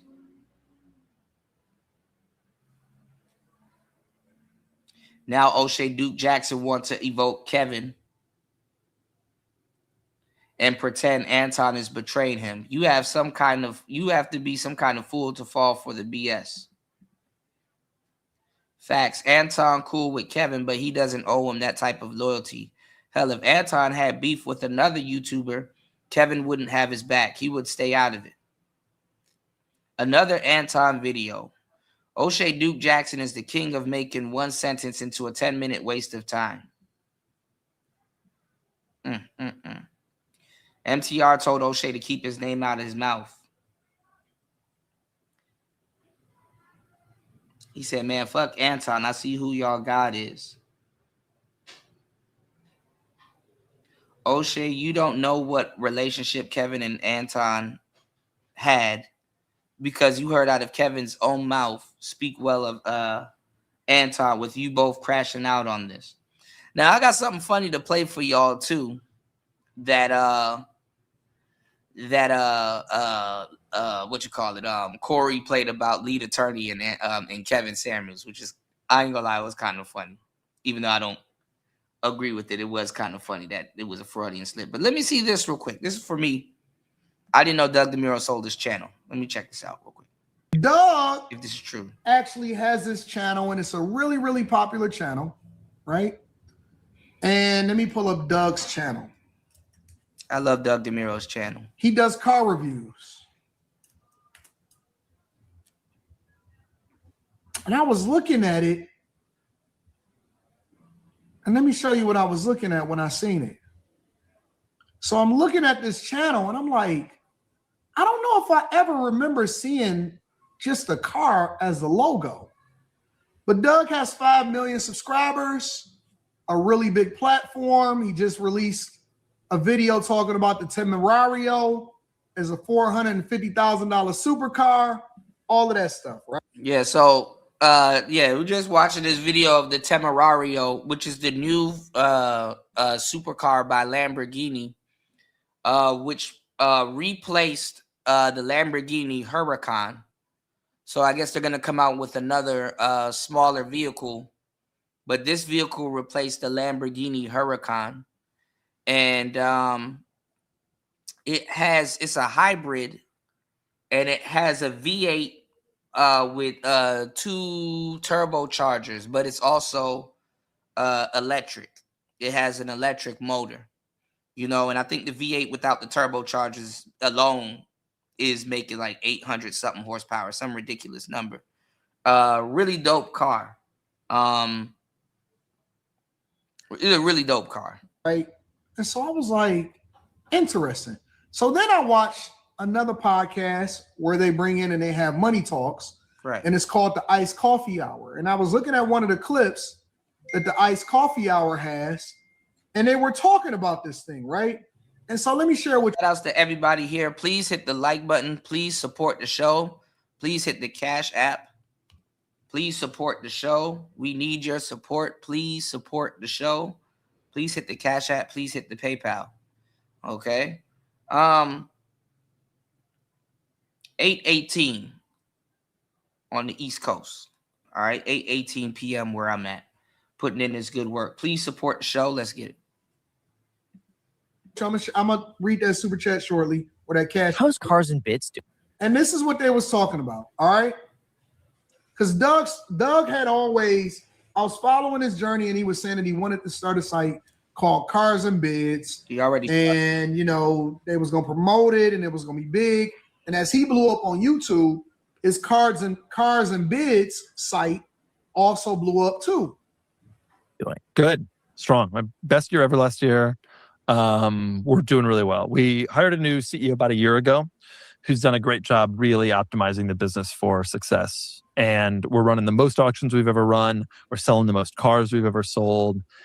And things are good. How does the CEO run the business different from you? Oh, I didn't. Let me be clear. I didn't run the business, nor am I qualified to.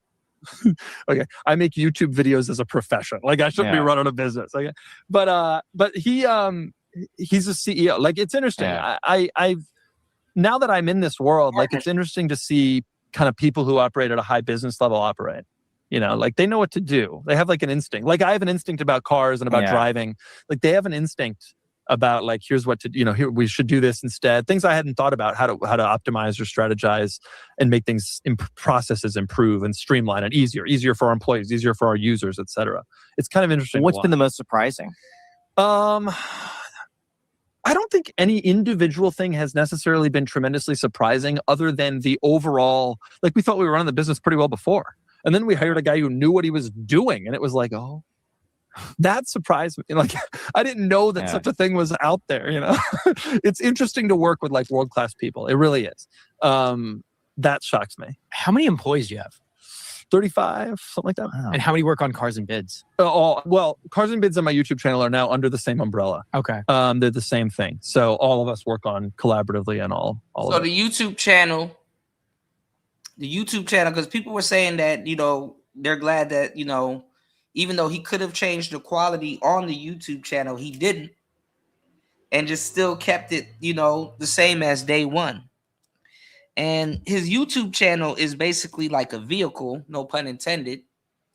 It's like a vehicle drawing, and funneling new people to his Cars and Bids. He advertises it. A lot of the cars that come through, he gets it and he advertises it. So, Doug does like a lot of, quirky cars and stuff like that. He does like a lot of quirky automobiles, cars that, with like, history and, has like certain things that normal cars don't have, so he reviews those cars, cars that you normally wouldn't buy, or you would buy it because it has that one little quirky standout feature.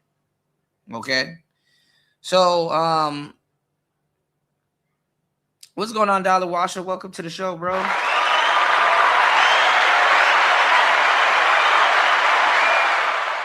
Please, guys, hit the like button on the way in. Please support the show.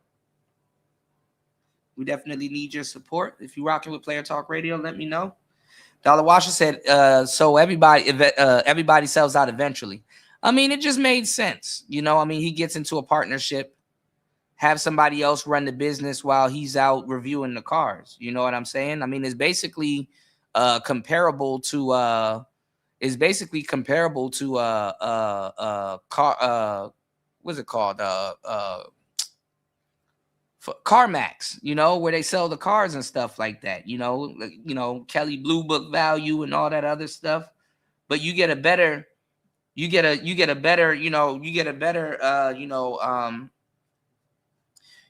deal for your car because it's niche. People are looking for a certain particular type of cars, like Porsches that you normally wouldn't see, one-off cars, it's not like Barrett Jackson.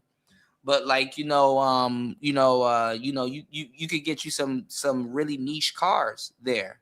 And, the quality of the cars, they're kept up and stuff like that. So there's some really good cars there too, and they're not just little bullshit cars. They're not just like little putt-putts, they're like, Bathurst RX-7s and Bentley Brooklyns and, 992s and just, like real high-end cars, Ford GTs and stuff like that, barnyard finds, so, that shit is no joke. How is your income broken down then between Cars and Bids and YouTube and like everything else you have? I'm a W-2 man. I earn a salary. So I sold, the majority of the business, combined the YouTube channel and Cars and Bids into one business. Well, sold them separately, but now we're combined into one business. Yeah, I didn't know he did that. That was I sold the majority to this private equity firm, the Turning Group, and now I just am a salaried employee. How long do you have to work on the YouTube channel in that contract? Well, I mean, I get a good salary and I love the work. So like, let me tell you something, bro. I mean, sometimes you gotta work hard enough to hire yourself. Plus, man, like I said, be like a lot of niggas done ruined being rich. Being rich don't even seem like it's fun anymore. You know? It don't seem like it's fun anymore. You know, and in me, you know, and I say that for myself too. Like as I get older, I'm like, you know, respectfully, I like to go to little hole in the wall spots. And it's funny because the one wheel actually made me think about it. I'm like, damn, you know, if I was to have a Bentley, where the fuck am I gonna drive that shit without being paranoid? You know, where the hell am I gonna park that shit? You know? Like you're parking a house somewhere, you know? Yeah, you stunt for a bit, but you know, I'm more low key. You know, would I like one? Would I love one? Yeah. But like really as a weekend car, you know, you look crazy parking a type of car like that out in front of a damn, you know, bodega or like a sandwich shop or something like that, you know? I mean, yeah, your taste might change and stuff like that. And then, you know, if you want to overly pay for certain things, you know, because that's the rich way to overly pay for basic shit, you know. But, hey. Everybody's selling out. Everybody is selling out. White people, black people, they all selling the private equity.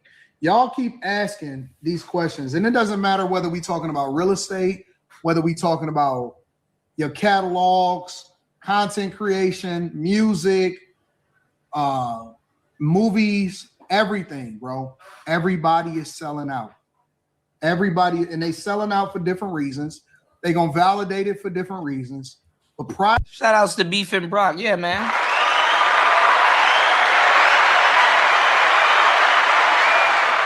And that's the thing. And we were talking about that with the one wheel video, because you can take your one wheel with you in the establishment and shit like that. You can carry it. You know, I'd be scared to leave my bike chained up somewhere because people will still fuck with it. And they don't even have to steal your bike. All they can do is they can steal your seats. They can cut your brake line. They can still tamper with your vehicle, your investment. Private equity can't be private equity without participation from the other people that create and built the platforms. They come in and they swoop in and then they sell out. They buy you out and they say, but we want you to continue to run it. We're going to give you a salary and then we'll keep you as a percentage in it, but you don't have the control to determine what happens on the platform. Then you basically have to sign a contract to say, okay, I'm going to make this many videos. I'm going to do this. See, when you're Doug DeMuro, you still own your likeliness. So Doug DeMuro can literally, he already built the brand, so he can just build up another YouTube channel. You know what I'm saying? And he could build up another YouTube channel and rebuild a business. Some people, everybody's not meant to be an owner. Everybody's not meant to be an owner. You have to have a specific type of personality to be a damn business owner. And what you did and what you don't know, you pay somebody that does know it. Hey, I don't feel like doing payroll. I hire a bookkeeper. Real bosses hire managers to manage things for them. Meanwhile, while people work for managers. You understand what I'm saying? Real bosses hire managers to make sure they wake up on time, make sure certain things are done if they're not up on time, make sure, so you hire managers.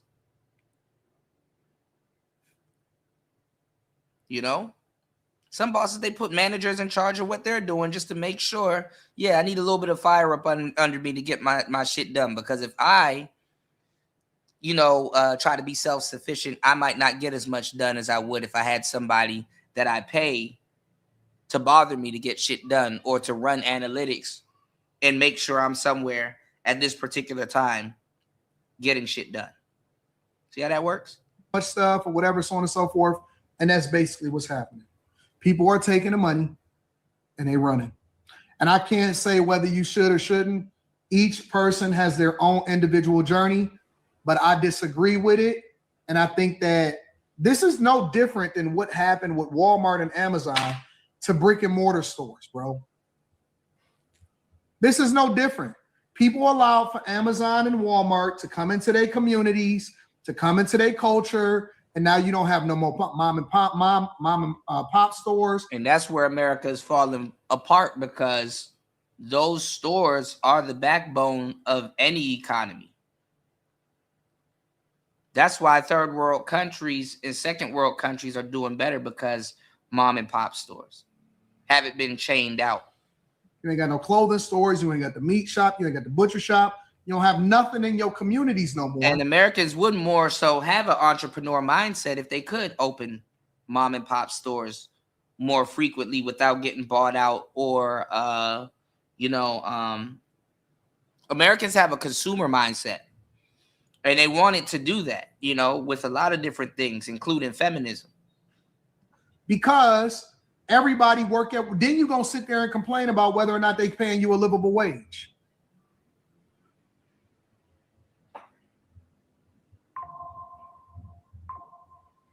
What happened to passing something down to your kids, man? What happened to retaining 100% ownership? And it's not about how much money you can get out of it. Of course, private equity wants to, because private equity don't build nothing. Private equity just swallows up businesses. That's all they do, is they swallow up businesses. They try to do a value add offer to whoever it is that's invested within the fund. And in a lot of instances, shout outs to War Master. War Master says the left work all day to destroy small businesses.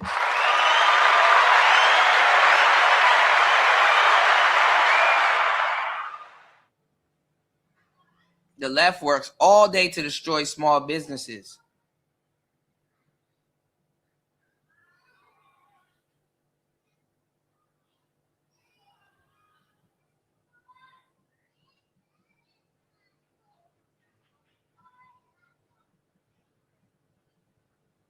Some real shit. Shout outs to War Master in the building. Let's go.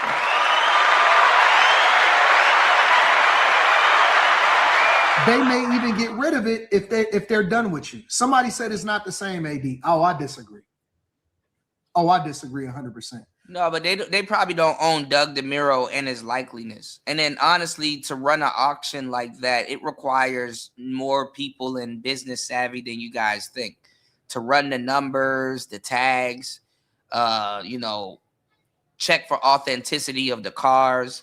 You have people that got to make sure the car's in mechanical working conditions and stuff like that. It's a lot that go into it. Let me guess why it's not the same. Because Doug is white or Jewish or whatever. Doug's not Jewish. It is.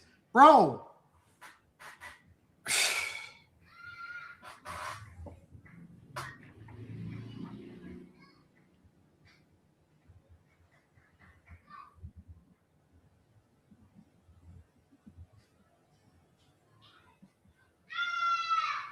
Everything eventually is going to be taken over because almost everybody got a number. Somebody said, nah, it's a car channel that aren't his car. It doesn't matter. The content was his content. His content was his content. And let me tell you, everybody gonna say, well, I did it so I can spend more time with the kids, or I got a family now, or whatever. And sometimes people do get tired or they get burnt out, but you figure out how to get yourself back into the game and you get back to hustling.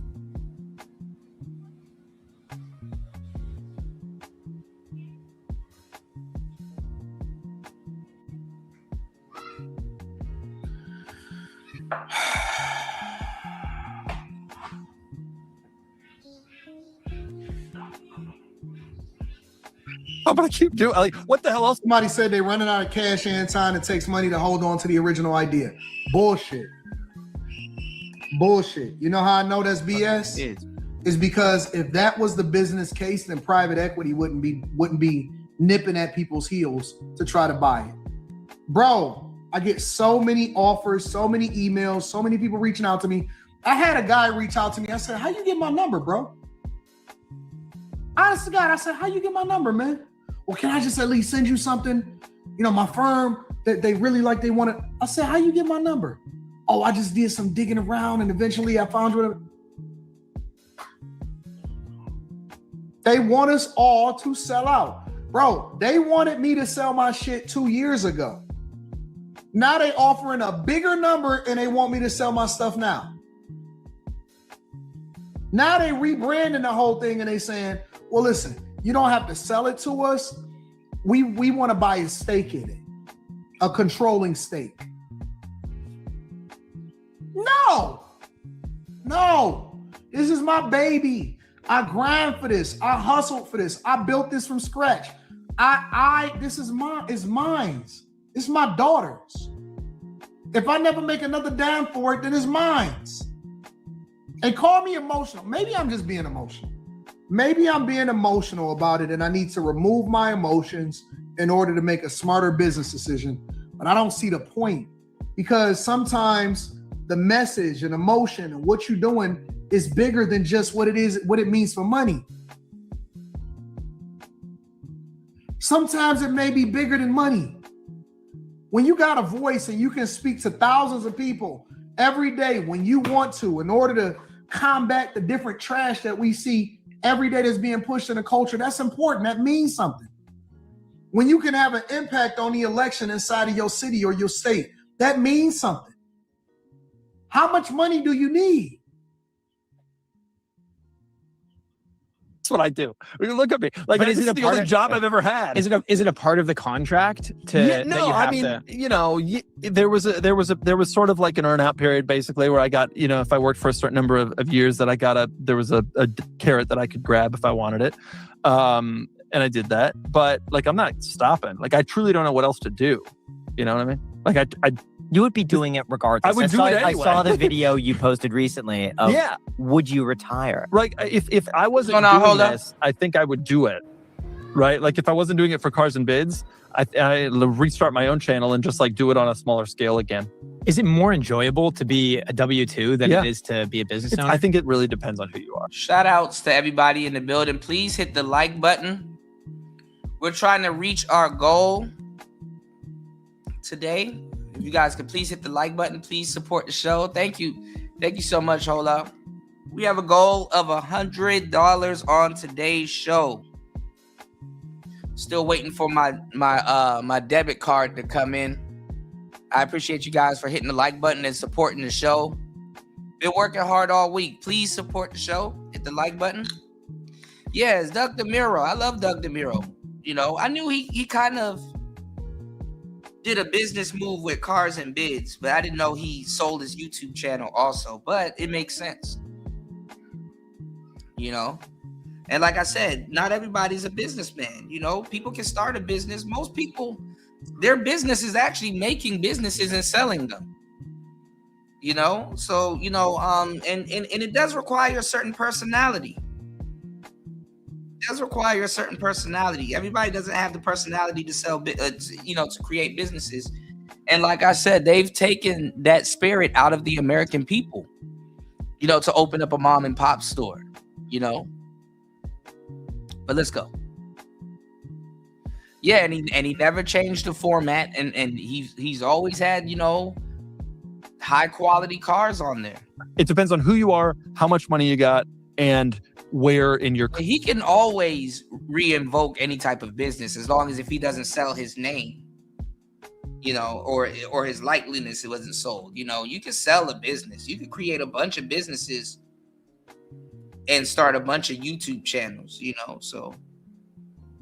career and your family life you are. For me, it has been better. It has been nice to take a step back. It has been nice to hand the reins to someone who knows what he's doing. And it's true what War Master said about the left monopolizing stuff like that. They even had to slow down Walmart and other companies and stuff like that for dominating and buying everybody out. So who has optimized the business in a way that I never could have. That's been great. It's a little weird to I'm a salary guy that. My whole life I've been self-employed. It must be nice though knowing how much you're earning. Yeah, that helps. The variability of YouTube was punishing. However, I also remember months that were crazy, and you'd celebrate. I mean, I remember some months. And let me tell you too, you want to have, like, you know, in your contract, you want to have certain things so that if he destroys or crashes up any of those cars that they lend him, he's not liable for it, which is very smart. See, it's not if you sell out, it's the type of company you have too. Because if he crashed that $400,000 car, his assets would be up for grabs. You know, they would probably take his Countach or that Carrera GT sitting behind him. You know what I'm saying? So it's another move to protect his assets. His company won't pay for it. So if you damage or crash one of their cars or something like that, he's already covered, and it won't come out of his pocket.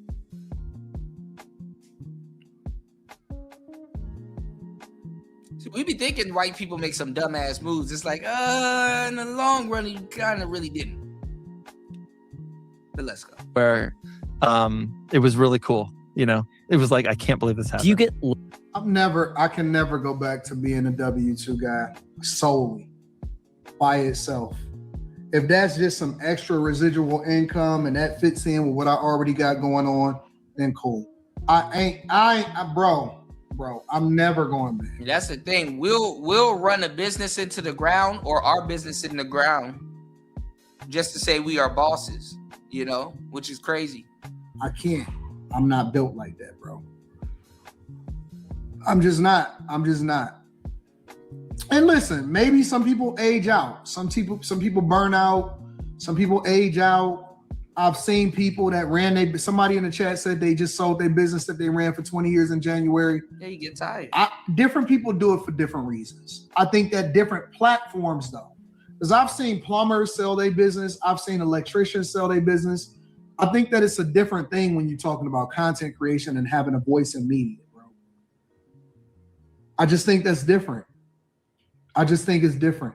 To authentically give insight and to give your authentic thoughts to people in an age and a time where people are trying to take over social media, and all of the biggest YouTubers are selling out, and most of them don't even own their own channel, and they don't even own their own content no more. A lot of YouTubers don't own their own stuff, and you just don't know about it. YouTube, a part of their content, or YouTube owns it. YouTube owns it, honestly. Part of their contract is that they can't say that they don't own it, because that would actually devalue the channel itself. It's a lot of people that don't own themselves. A lot. I've talked to people that have done it and they regret it every day, and they wish they can have that creative control. Right, that's true, Hola. That's very true. What's going on, Cynical?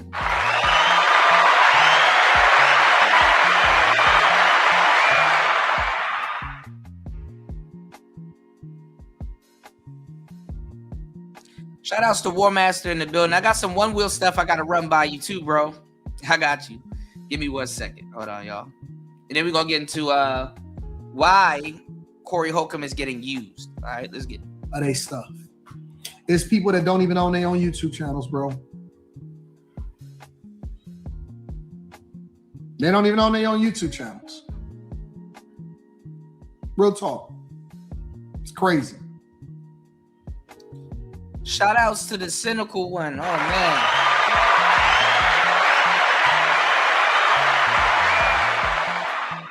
Rest in peace, Mom Dukes. Yeah, man. You know, hopefully, you know, it's getting easier year after year. You know, and you know, she's showing up in your life in different, you know, in different ways and instances, and letting you know you're going in the right direction. And, you know, I hope you find, you know, more closure, you know, real talk.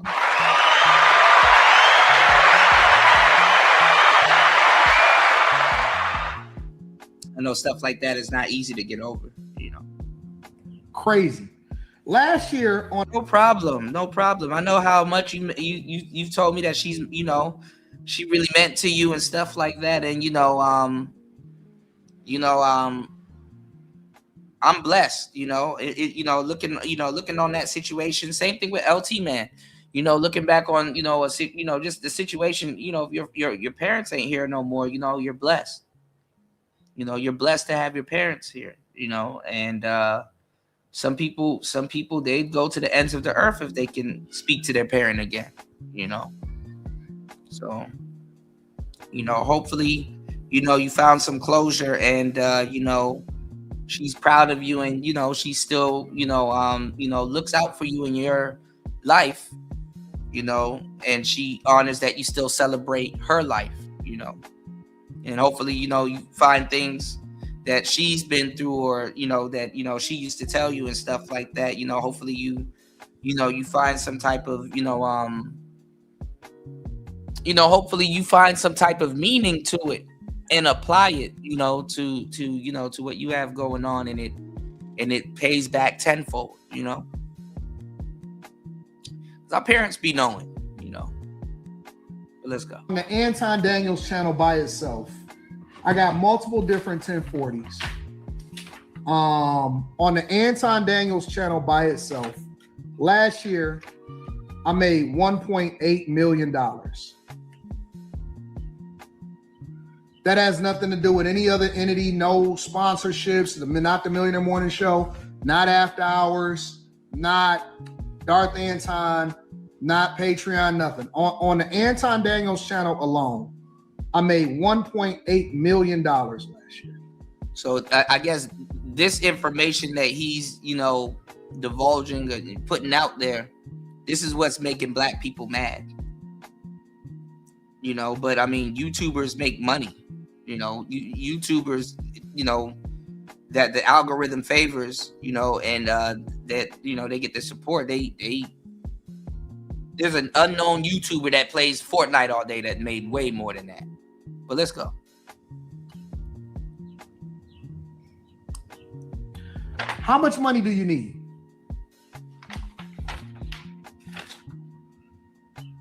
I'm literally looking at Doug's and Doug has made that money 1 billion times on YouTube. Doug DeMiro has made that money 1 billion times on YouTube. Doug is okay. In Doug's case, it makes sense. And I'm not saying that because I'm a Doug DeMiro fan. I'm saying that because in Doug's case, it makes fucking sense. You know what I'm saying? He's driven in multi-million-dollar cars. So tax document right here. You think they just gonna give niggas? I mean, some will do it, but you think they just gonna give random YouTubers their cars without no type of contract of insurance? Hey, if you crash this filming your video, hey, if you damage this filming your video,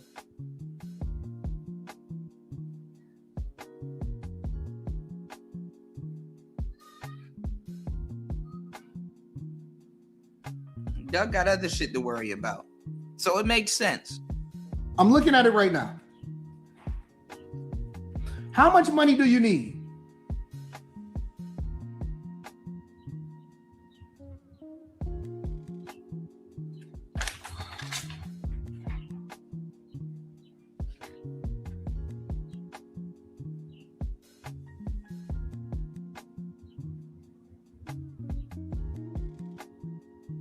This is the part that people don't like.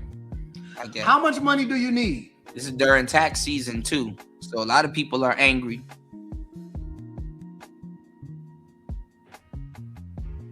Makes sense. At what point do you say, you know what? That's enough.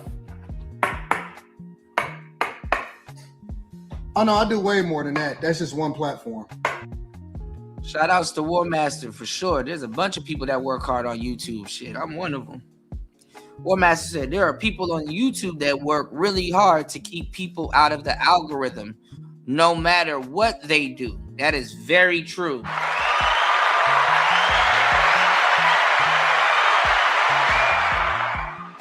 That is super true. I mean, and somebody could press a button and you're viral, How much money do you need? At what point do you say, you know what? I'm good with this. Well, I'm not saying that Anton comes off as condescending, But I see why people are getting mad at him. It's stuff like that. Black people will get mad at you. You know, you go around a bunch of niggas that really don't got nothing, that's robbing their own family with a big ass chain on, they're gonna get mad at you.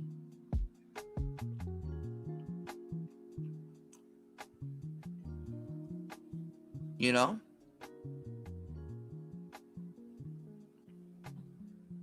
Yeah, that is true too, War Master.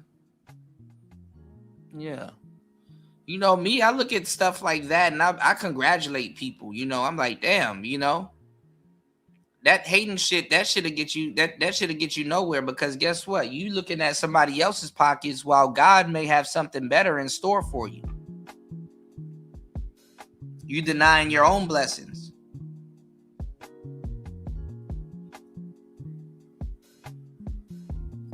God may have something completely different in store for you. You know, if you got a powerful relationship with the Lord, you know, you understand that people have different itineraries. You know, God may have something way different in store for you. You know, but let's go. This is just Anton Daniels' channel on YouTube by itself. That's it.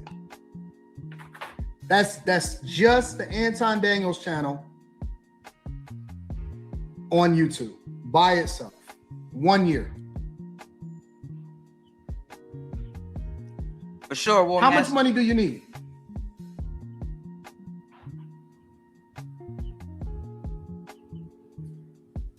I'm gonna talk about it in depth. I'm gonna talk about it when we go over the content creation mastermind on YouTube. And that's why I keep telling y'all to join the Patreon. I'm gonna tell you exactly what it is. I show all of my receipts, all of that stuff. So I'm gonna go over it. I'm gonna break it down. I'm gonna show y'all, you know, all of that type of stuff or whatever, right? But the point is, and make sure y'all tap into the Patreon link is in the description. The point is how much money do you need, or do you need more than that in order to be comfortable and sell out? Yeah, but Doug made his money though. So Doug made his money. I ain't gonna lie, you know, to tell you the truth, even having a wife and kids will stop you from wanting to be as rich as possible. Some niggas, they want to be a damn villain. You know, and having a wife and kids is fucking humble you. Be like, man, I really don't need that much money. As long as I can take care of my fam a little bit, you know, and you know, and you know, have something waiting for them, cool. You know, some people don't want to pass down a business. Some people are like, my child is going to have their own personality. I don't have to live vicariously through my kids. A lot of black people, we try to live vicariously through our children. And then we end up like Glorilla family and shit. You know what I'm saying? Some people, they like, yeah, you know, my child can have their own. I got enough money for them to go to college. They can have their own business. They can do whatever, you know? All right, we're going to take a little detour, though, after this. We're going to take a little one-wheel detour. I want to show y'all something. Then we're going to get back into it. You know, y'all hit the like button. Please support the show. Let's get it.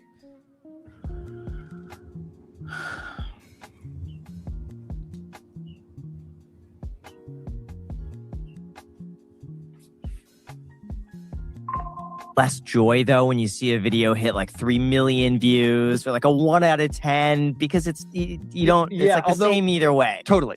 Although I actually think my audience benefits from that, because you know, you guys and everybody else who's on YouTube in that world, like kind of games that you put the best videos up at the end of the quarter, end of the year, like make the most money. How can I optimize this? I got no problem shooting a video with a car that I'm interested in and that this sliver of my audience is interested in, even if I know it's not going to kill. and I love that. You know, that freedom is cool. But see, the most viewed video on your channel is that $150,000 pickup truck. I'll never forget that. Yeah, right. more than the Bugattis and the Ferraris. But on balance, those types of videos have done better. Like if you really look at everybody is selling out, bro. Everybody is selling out. It is what it is. Make sure y'all hit a like for the algorithm, subscribe to the channel, turn on notifications. We got a live stream on content creation, and then after that, we got Stock Club. So if y'all not a part of the Bag Chasers, all right, we're gonna get back into it. I want to show you guys too. You know, how Corey is getting used. You know. All right, shout outs to everybody here.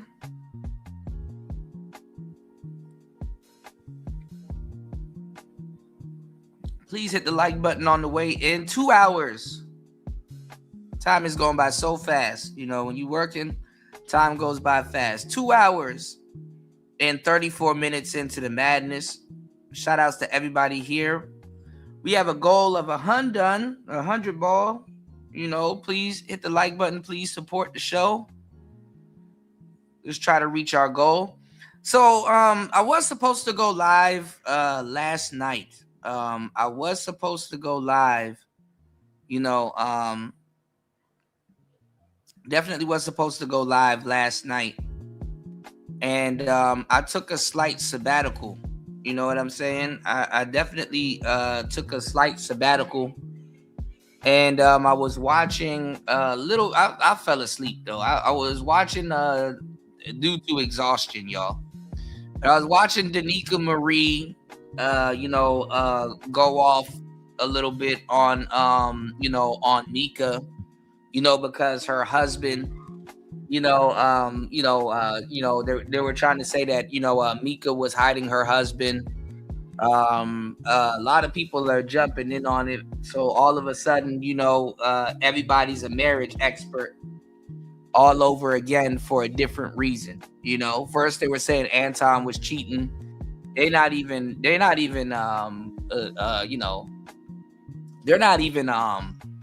apologizing. There ain't nobody apologizing or holding themselves accountable. You know what I'm saying? For what they said about Anton. I mean, obviously, come on, like you'll be hard pressed to hold your breath underwater before that man will receive a damn apology for some goofy shit. But everybody, is going in. So Danica did a video saying Mika should shut the fuck up. And was talking about how she shows her boyfriend and just all kinds of shit. But last night, I had to take a break, from doing it. I saw a little bit of the 5150 show. I fell asleep. Even Bro Rilla got a whole 20 versus her, I guess. I don't fucking know. But we're gonna get into it, and we're gonna get into also we're gonna kill two birds with one stone and see if Corey docks the lead attorney. And there is some other funny stuff that we're going to go over a little bit later. But we're going to take a slight break. Some of you guys know we've been getting back to one wheel content. And we've been getting back to video gaming content. Now, there's this video that I was watching because the guy that rode his one wheel the furthest mile, the furthest distance than everybody else. I think my one wheel got like 5,260 miles on it. Whereas one wheel pints, they go up to like 8,000 miles, 10,000 miles easily. Or we go through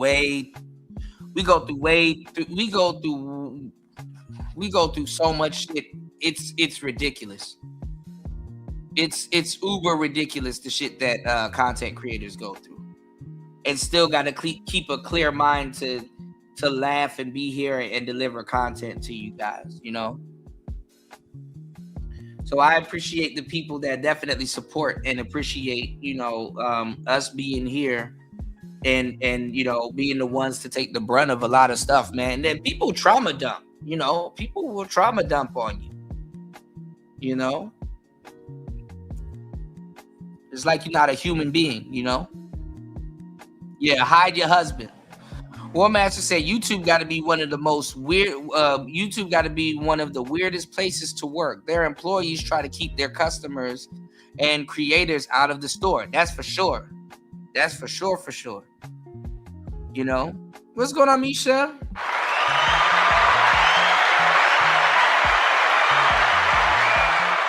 How are you doing today, beautiful? I hope all is well.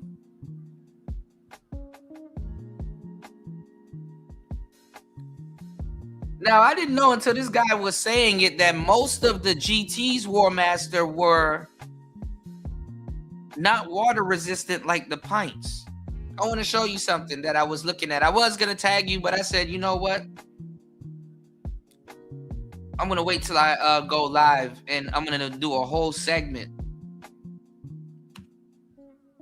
So the guy, One Wheel Wing, he's from DC, and it was just so nostalgic watching him riding around DC with another guy that does one wheel content that's from DC, and he asked him which is better, the XR Classic or the One Wheel GT. Let's check it out. If you had to choose GT or XRC, what do you think? So I totally forgot, and that's what it was. Yeah, I was telling you before. Let me know if you need the link also. But I was letting you know before, you know, the XR was a little bit different through with the haptic buzz. So there was a app update, y'all, on the phone, and it changed the firmware of your board. And it after the Pint came out several months later, right when the Pint X came out, they started doing this thing called the haptic buzz.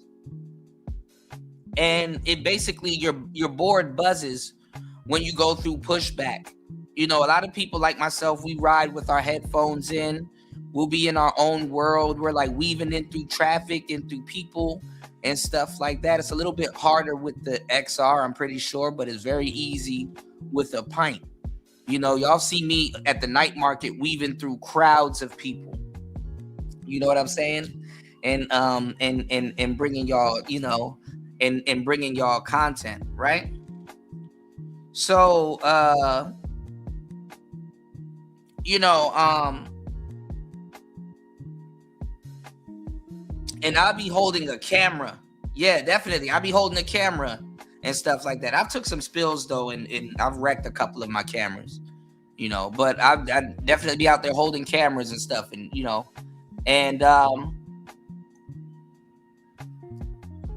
you got to pay attention, you know, it's not easy to do, you know. So the haptic buzz is it puts on the brakes a little bit, but you feel the board vibrating and buzzing. And on the older XRs, when you're going through pushback, it's not as aggressive as it is on the Pint. The smaller board is not as aggressive. And the haptic buzz is just letting you know so you don't nosedive. You don't nosedive.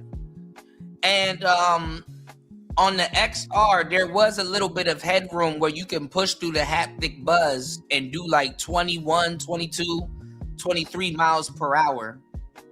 And you'll be okay. You know, you wasn't, you know, thinking about nose diving and stuff like that. You'd be okay, you know. I was doing it in the first year. Hold on. I was doing it in my first year, because after a while, you know, when you know what you're gonna do versus what the board is gonna do, you know, it was pretty easy, you know. But honestly, I think I got comfortable doing it because I got comfortable with riding with my phone in my hand. And when I was riding with my phone in my hand, because you got to check the app, sometimes you got your speed, your speedometer on there and everything. So, you know, when I was riding with my phone in my hand, you know, all I had to really do was put my phone on a selfie stick and, you know, start shooting content, you know. But on my GoPros, I learned how to do the invisible selfie stick, and I learned how to, you know, yeah, you get a whole app for it. And I've been riding around on in what you call it in what's the mode that I ride around in? I ride around in, I was just looking at it last night. There's another mode called Pacific. Give me 1 second. We're gonna go over some one wheel content, you know, giving y'all what y'all want. Hold on. What's the mode? Yeah, I ride around in Skyline. Skyline is a more aggressive pocket rocket shooting off kind of, you know, ride. Whereas Pacific is more cruising. You know, you can speed up, but it gradually adds speed. Whereas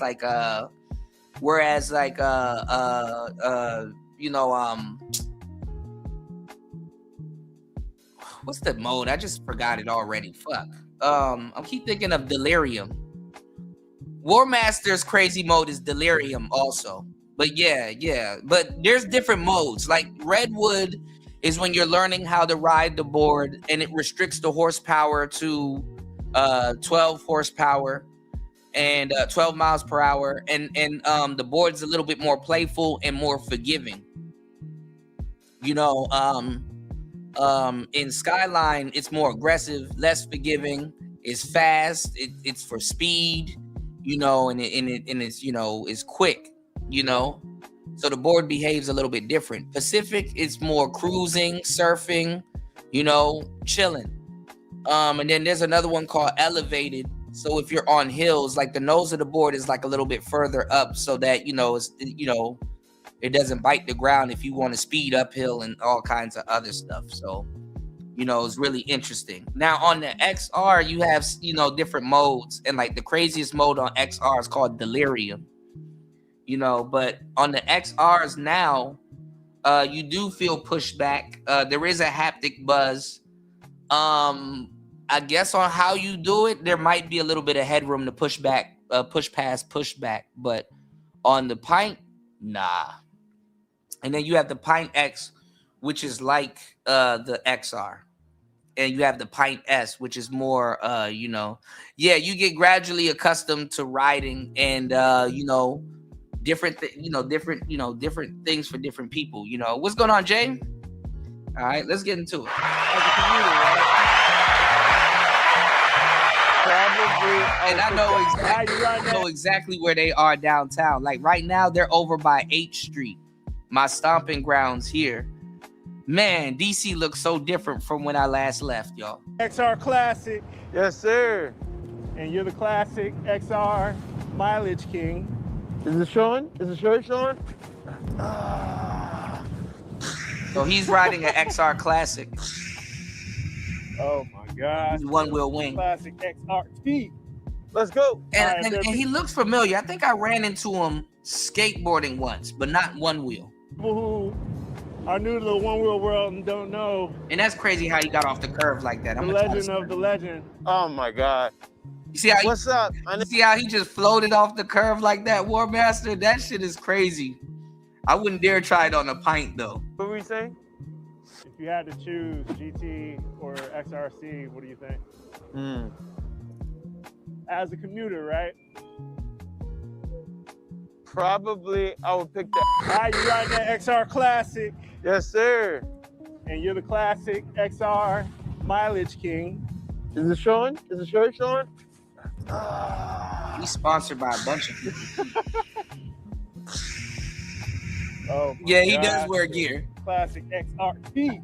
Let's go. All right, if there are people who are new to the one wheel world and don't know. Hey. The legend of the legend. Oh my God. This year, War Master, I'm gonna learn how to ride Switch. What's up? My name's Javier Starks, aka also known as you gotta wear damn near dirt bike accessories to ride. Man, this thing, man, you will get fucked up on this board if you fall, man. One wheel wing. Trust and believe. I used to ride my one wheel an awful lot. I mean, there was a week where I rode my one wheel 4 days. 4 days I did 100 miles each day in 5 days. I didn't ride 100 miles one day because it rained. But the other 2 days, I rode 2 days 100 miles each. And then the next 2 days after the rainy day, I rode 100 miles each just to see if I could do it. Yeah, man. So I've ridden my one wheel quite a bit. I have, I think, at least 39,000 miles on the XR documented. That's just on mine. And then I have ridden the GT at least 4,000 miles before it broke. Wait, how much? And then I have how much miles he said he got on his XR? And see, his XR didn't last as much because he be jumping shit. I think at least 39,000 miles on the XR documented. That's just on mine. And then I have ridden the GT at least 4,000 miles before it broke. And then I have a Pint X and a Pint that I don't know how many. I don't think I've ridden thousands of miles on those, but definitely a couple hundred on each. But I don't even track that. It's not even relevant. Yeah, at that age and shit, at any age, don't hit your knees on the ground without wearing gear. I need to take note. And now you're on new electric vehicles. Now I'm on other things. I'm sponsored by at least 3 other electric vehicle companies. Incredible company called the Two Swift, which is super comparable to the One Wheel. If you haven't tried it already, should definitely try it out. Big shout out to the Two Swift team. Good human beings who try to make things right, make incredible products for incredible people. Yeah, he be jumping stuff. I'm also sponsored by a company called Jackrabbit, which is a small electric bike, weighs about 30-ish pounds, depending on the model you got. And it's fun. And see, more people are switching to EVs, which I was telling you guys several years ago when I was riding mine downtown in DC, because first of all, you gotta park. You gotta find somewhere to park. You gotta hope you don't get no goddamn parking ticket.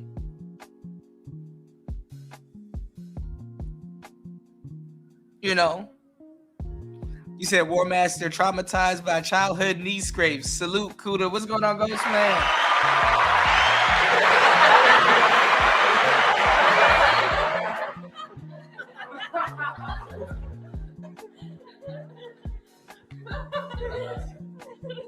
No, but it's the truth. I mean, you gotta find somewhere to park. Make sure you don't get a ticket. You gotta constantly be feeding the meter. So a lot of people are switching.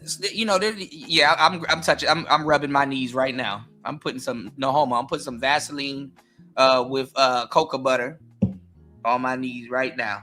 Just the thought of it. You know. Oh yeah, it hits different. You know, it definitely hits different when you hit your knees at 15 miles per hour plus. It's crazy. Those are designer falls, you know. 20. It's a fun little vibe. And then I'm also sponsored by an electric motorcycle company called Land Moto. Be out here riding, baby. That joint goes 74. It's so fun. It's the best electric bike. 74 miles per hour is fucking wild. In that space on the scene. And he said something dope on here too, War Master, that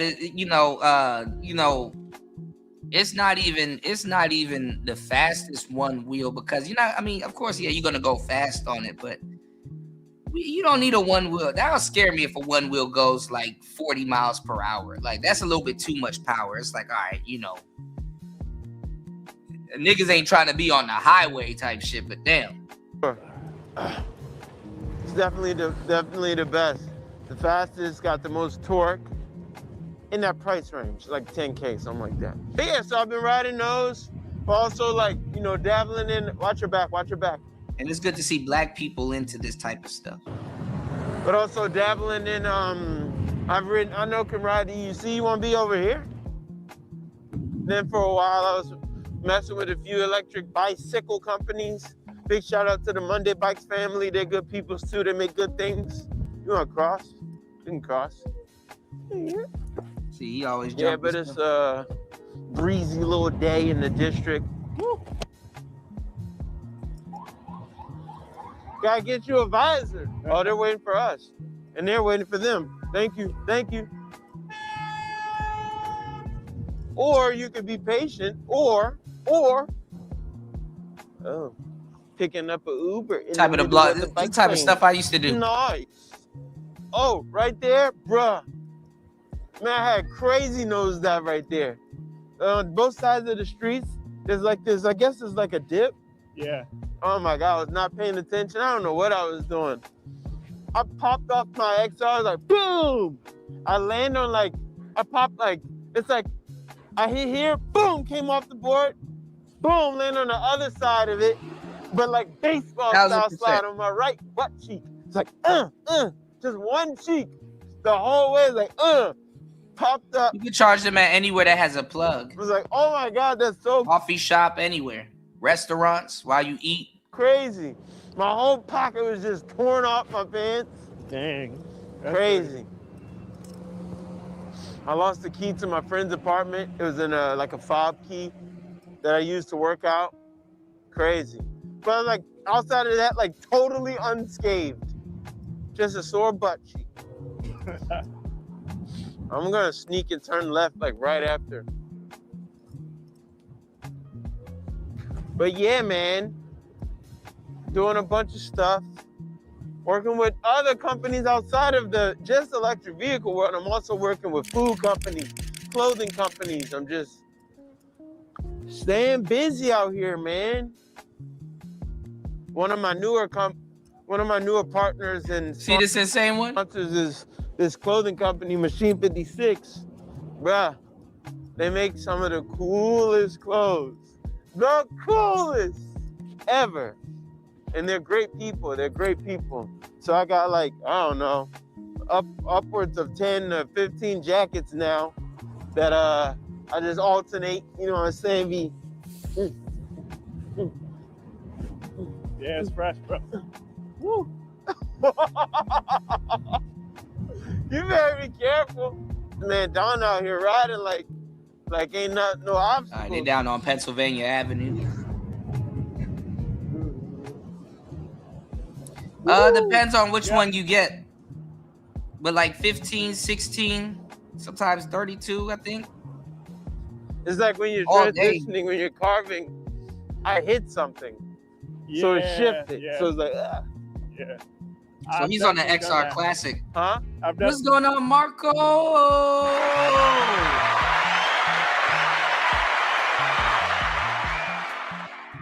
Shout outs to Marco Grande in the building.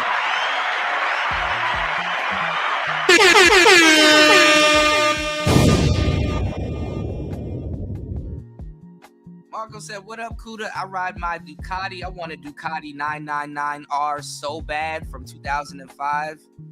Hoo-wee. Marco said, what up, Kuda? I ride my Ducati in sweats and shorts doing 100 miles per hour. This fool acting like he in the space shuttle going at the speed of light.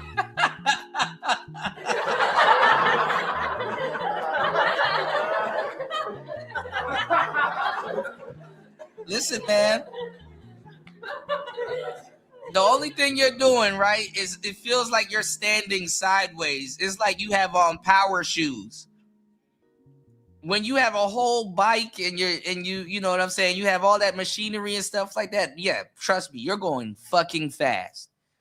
But man, you know, speed and perception, you are going hella fast.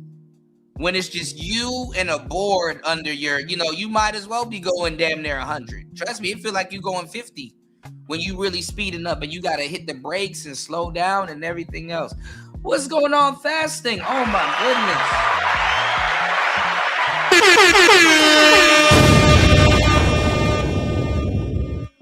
goodness. Trust me, you fall at those speeds, you fall at 20 miles per hour. You go from 20 to a halt. You know, you'll see why he's wearing it. You know, it's crazy. Definitely done that on Pennsylvania Ave. That's a super easy way to wipe out. Yeah. My homie was always like, he used to say, ABC is always be carving. And That's yes, in essence, you do want to be carving because it helps with the foot fatigue. You know, it's like stretching it. And that's the part I wanted to tell you too, War Master. Always be carving. You know, shout outs to Rosebud. I tell you players, always be playing. But yeah, on the one wheel, always be carving because that does help with the foot fatigue. But on like gravel, or let's say we're right here and then we carve into that. And what they mean by carving is going from side to side, y'all. You know what I'm saying? Might lead to a crash because your body weight's like this, and then suddenly your heels shift that direction while your weight is out there. Yeah. Boom! That'll get you every time. When you got the riding experience, it's all right regardless. But in the beginning, careful with that. You're turning in the wrong spot. Oh, she doesn't know.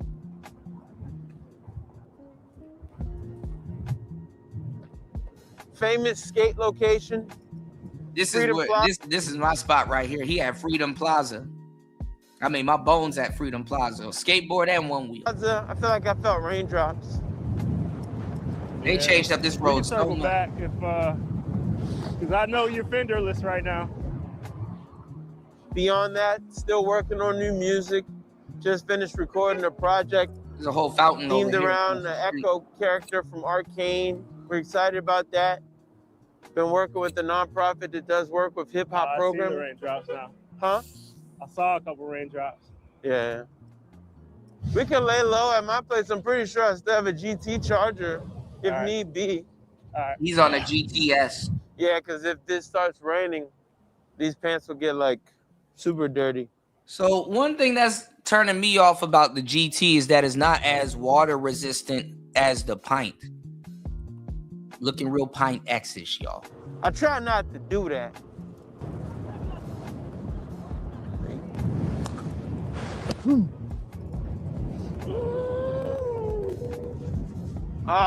I was just getting in the mode, and then it was like, bang, bang, bang, bang, bang. I'm like, man. Little buzzkill, huh? Yeah. Yeah, because back in the day, so long ago, 3 years ago, way back in the day, on the XR, you could push into pushback, which is risky. Yes. But it's like, it was within my comfort zone, you know?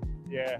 But now it's like, when the machine's like, hey, you're pushing it, it's a little scary. It's like, even if you know there's a little more headroom. Scooter sissies? That thing is like, no, you don't. Yeah. So, I mean, you've ridden the other boards. The They do deserve a lane. Right? Pine X, all that. Obviously, the XR. Bike lane. Let me get away from this man. You talking about with haptic feedback? Yeah, I've only ridden the XR, the GT and the Pine X with haptic feedback. My XR never updated. Right. Thank God.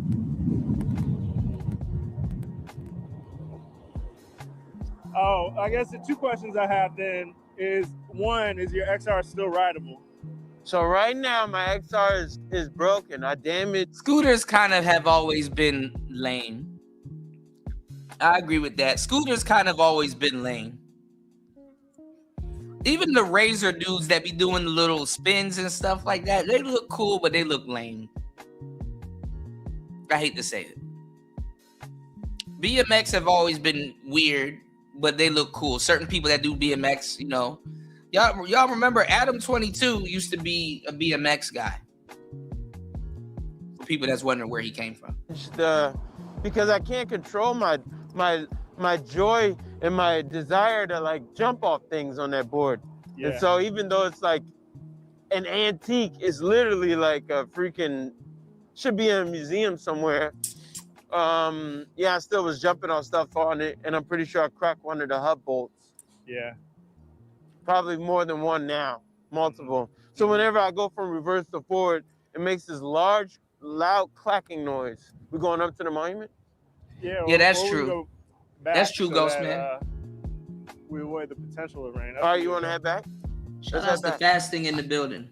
Dang, then now I wish I really would have brought the pint. Because now when I go home, gonna get wet. Hey, that's a dope ride. Okay, there it is. There goes a scooter. Our city is teeming with electric vehicles. All walks of life. You've tried the GT, and obviously XR Classic. Some people ask, since a lot of the parts are common to the GT, does it feel like a GT repackaged? Yeah, definitely does. Yeah. And what makes it feel like that to you? There's a heightened level of stability. Like this is mission right now. Yeah. And it still feels equivalent to the XR's Delirium. What made the XR? Let me double check the shaping too. Okay. Just make sure I didn't put you in Delirium. Yeah, there's no way this is Delirium. I remember the Delirium setting, the equivalent Delirium in the GT. It's like the board is like stiff. Yeah. See that, War Master? So if you go into Delirium, it might stiffen up the ride. And I think it stiffens up the ride for more stability at higher speeds, you know. What makes think of it as like the sloping of the acceleration, like the slope, the gradualness in terms of where it picks up and how aggressively it picks up. With the XR, the slope is like, you know, it's like a gentle thing. You can push hard and the front of the nose may, you know, go into the ground. But with this is like, it's there. The torque is there at the very beginning. And it makes it feel more tense. It doesn't feel as loose and flowy, which is good for people who feel unstable. But for me, it reminds me of those early hoverboards. It's like all or nothing type vibes. It's like with the XR, it's like gently. With this, it's like even the creaking that it makes is like showing you that how hard it's working. It's great. It's great in the sense that it's going to perform better. Not even a question. It's going to be more responsive. It's going to go faster. It's going to tackle hills better. All that good stuff. But the feel is different. Like, shout outs to everybody here. Please hit the like button. Please support the show. We're going to get back into the madness. Just detouring for a while, going over some one wheel content real quick. All right. Shout outs to everybody here. It's Player Talk Radio. Let's get into it. Just feels different. 3 hours and 5 minutes into the madness. Let's go. Also, this, I don't know why they did that. Yeah, it's confirmed mission. Yeah, something that they did with the recent update, they added, and I assume that it's for racing, but they made it so that when you tilt the board a certain amount, it wants to accelerate. It's like, why is it accelerating? I'm just tilting. When you're going at low speeds, yeah. Which is good, I guess, if you're turning at high speeds. You don't want to need to slow down. You can turn sharply. But at low speeds, he'll shoot out from under you. He'll get away from you. Accelerate. But for a beginner who's struggling with, you know, these angles and keeping their feet straight, that's not going to work in their favor, you know? It's like, oh, let me like take my time, but it's accelerating when you're like moving it left to right. You don't want that. So I don't know why they implemented that. That is definitely one of the things that should have been left optional in terms of your settings. Because, yeah, I don't want that. Like, when I'm idling, killing time on the corner, and I'm like just messing around, I don't want the board accelerating just because I'm tilting it. And shoot off. I want to be able to just gently ride in a small circle and it not be accelerating. Yeah. I mean, for you though, for like a reimagined XR, what do you think they should have done with it? I think the core things that made the XR were the durability and the simplicity. Like what you do, War Master, try to turn around on a sidewalk without reverting. You know?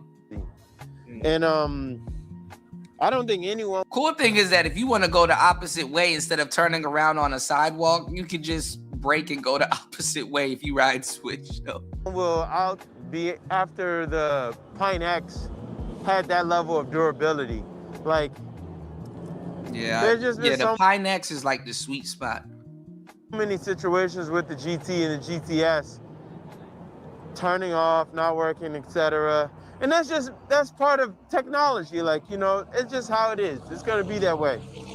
But like the XR, man, like you could throw that thing up against the wall. Literally, we had competitions at Float Life Fest where we would throw boards and like see who could throw the XR the farthest. I bet you $5,000. Even after the whole competition, you probably could still ride that thing.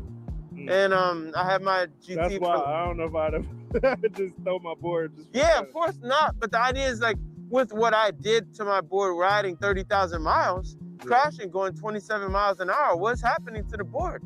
Like, it's not gonna just be like, come to a nice, gentle stop. That thing is tumbling, like boom, boom. I remember the first time when I borrowed my homie Federico's board, before I had my own one wheel, he left town for a week and he let me borrow his XR. I put 100 miles on that board that week, which is great for a beginner.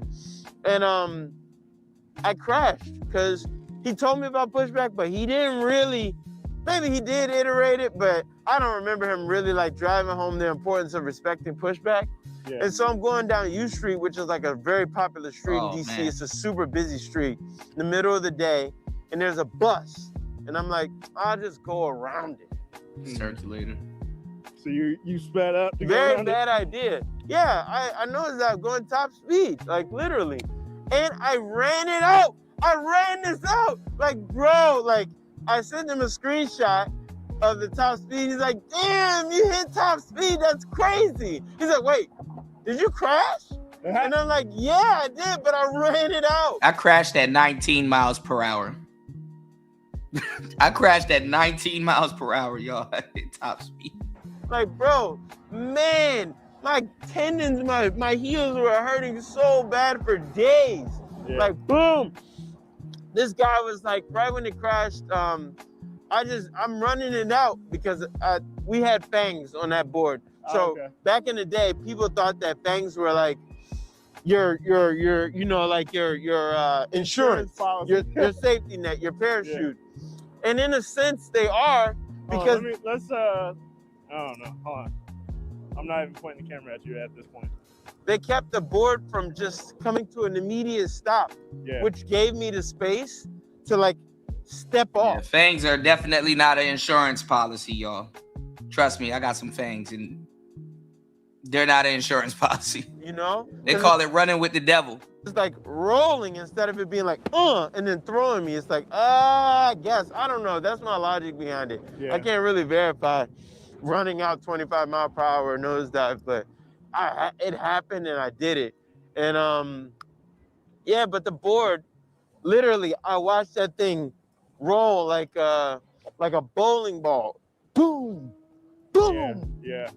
Boom. I was like, oh my God, it's definitely done. Definitely broken. Nope. Worked perfectly fine. Right, had right some back scratches on the tip of the nose, had some scratches on the tail, had some scratches on the rail. And that was after that, I was like, I would never complain about someone scratching my board.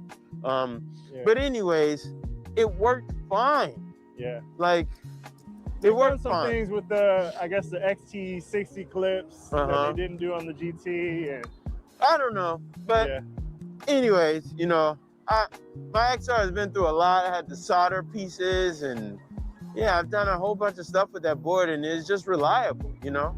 Yeah. I've definitely burned out some. I've definitely burnt up quite a few. Oh my gosh, I didn't even want to think about it. BMSs in my time. That's an expensive mistake. Yeah. But and in that sense, that's where the Pint X excels. Like on a rainy day, the Pint X is my best friend. If I had to suggest any beginner board to someone who wants something with a little bit of range but reliable and durable, I would go with the Pint X all day. It's never turned off on me. It's never a problem with water, bro. Like my GT, I think water damage in the first 3,000 miles. And the XR, that didn't happen. The only reason why my XR got water damage was because I had ridden it so much prior to then that the little rubber gasket around the battery case had been compromised. But up until then, it was totally fine. You know, in the rain, I used to ride my XR in big downpours. Like, I thought that was one of the funnest things to do. Yep. But now that Pint X does that, you know? The GT is not good in the rain. The GTS, I'm assuming, has probably similar composition and probably also is not very good in the rain. I hear a lot of people talk about water damage being a thing. So I don't understand how Scott Mendenhall rides his in the snow and stuff like that, man. Then it's like, how many hundreds of dollars to fix it? I wouldn't know. But for the people who pay that, I feel bad for your pockets.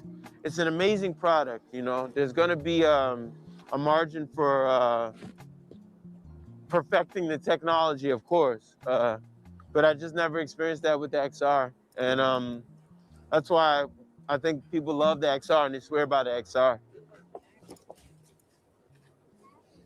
Barking over a tree stump is crazy. Yeah, it's hard to say what the It's hard to say what the long tail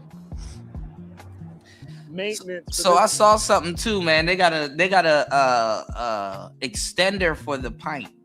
You know, he's over by the Smithsonian. Board will be. But in terms of ride feel, I know for the pint, it'll kill that speed with the haptic real soon. Right. Good point. Yeah, it didn't feel like that was what was happening with this board. Oh, we got cross. I did feel the haptic feedback, but it didn't feel like it was slowing me down. It didn't feel like it slowed me down. It just was like a little reminder, like, hey, by the way, oh, so cute. It was just like, hey, by the way, you know, you're going at pretty high speed.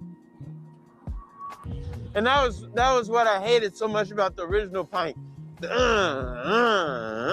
like, oh. Oh, be careful with the kiddo. I used to speed through this bridge right here, man.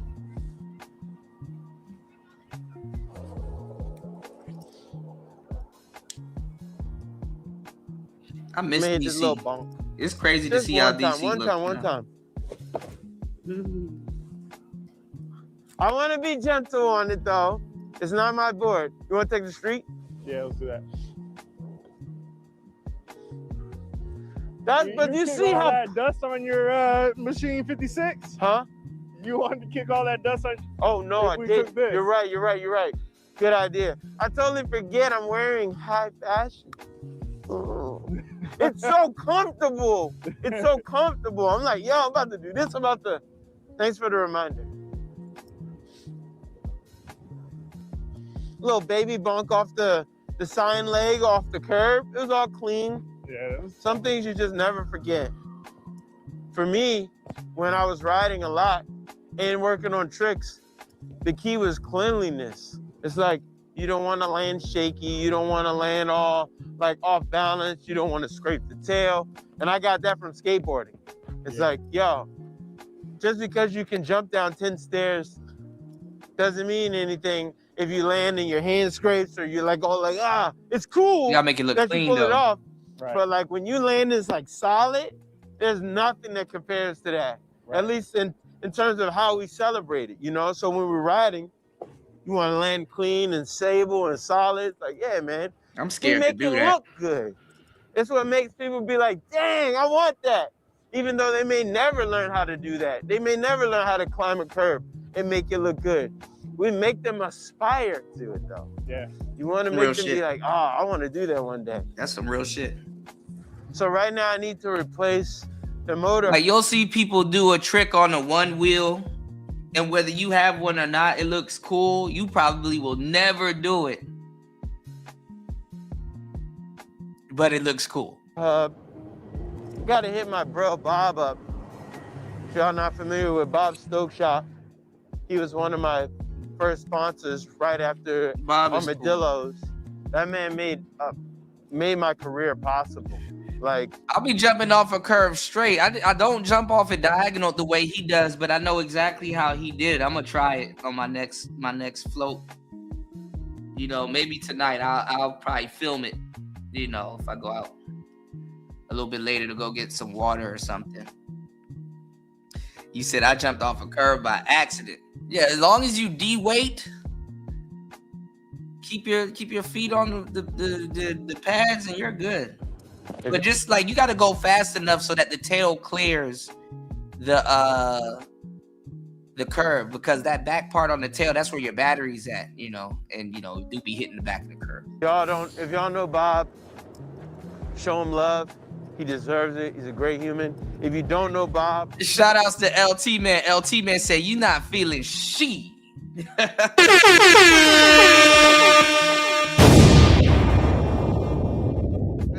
show him love. He's a great human. He deserves it.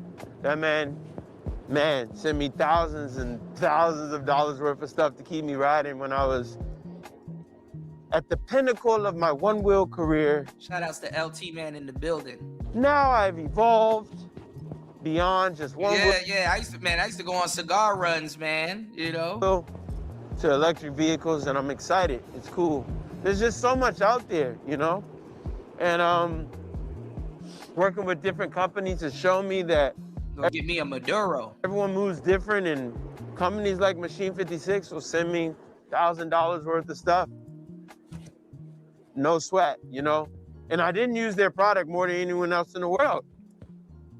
I just believe in what they do. I promote it, but it's more about them seeing the value in what I do. When they message me, they're like, yo, thank you so much. We greatly appreciate you. Keep doing your thing. Let us know if you need anything else. And yeah, you have to expand to experience those things. Shout outs to LT man. LT man said, good morning, everybody. Much love and respect from Chicago. I hope the Lord shines his light upon you today. Real talk.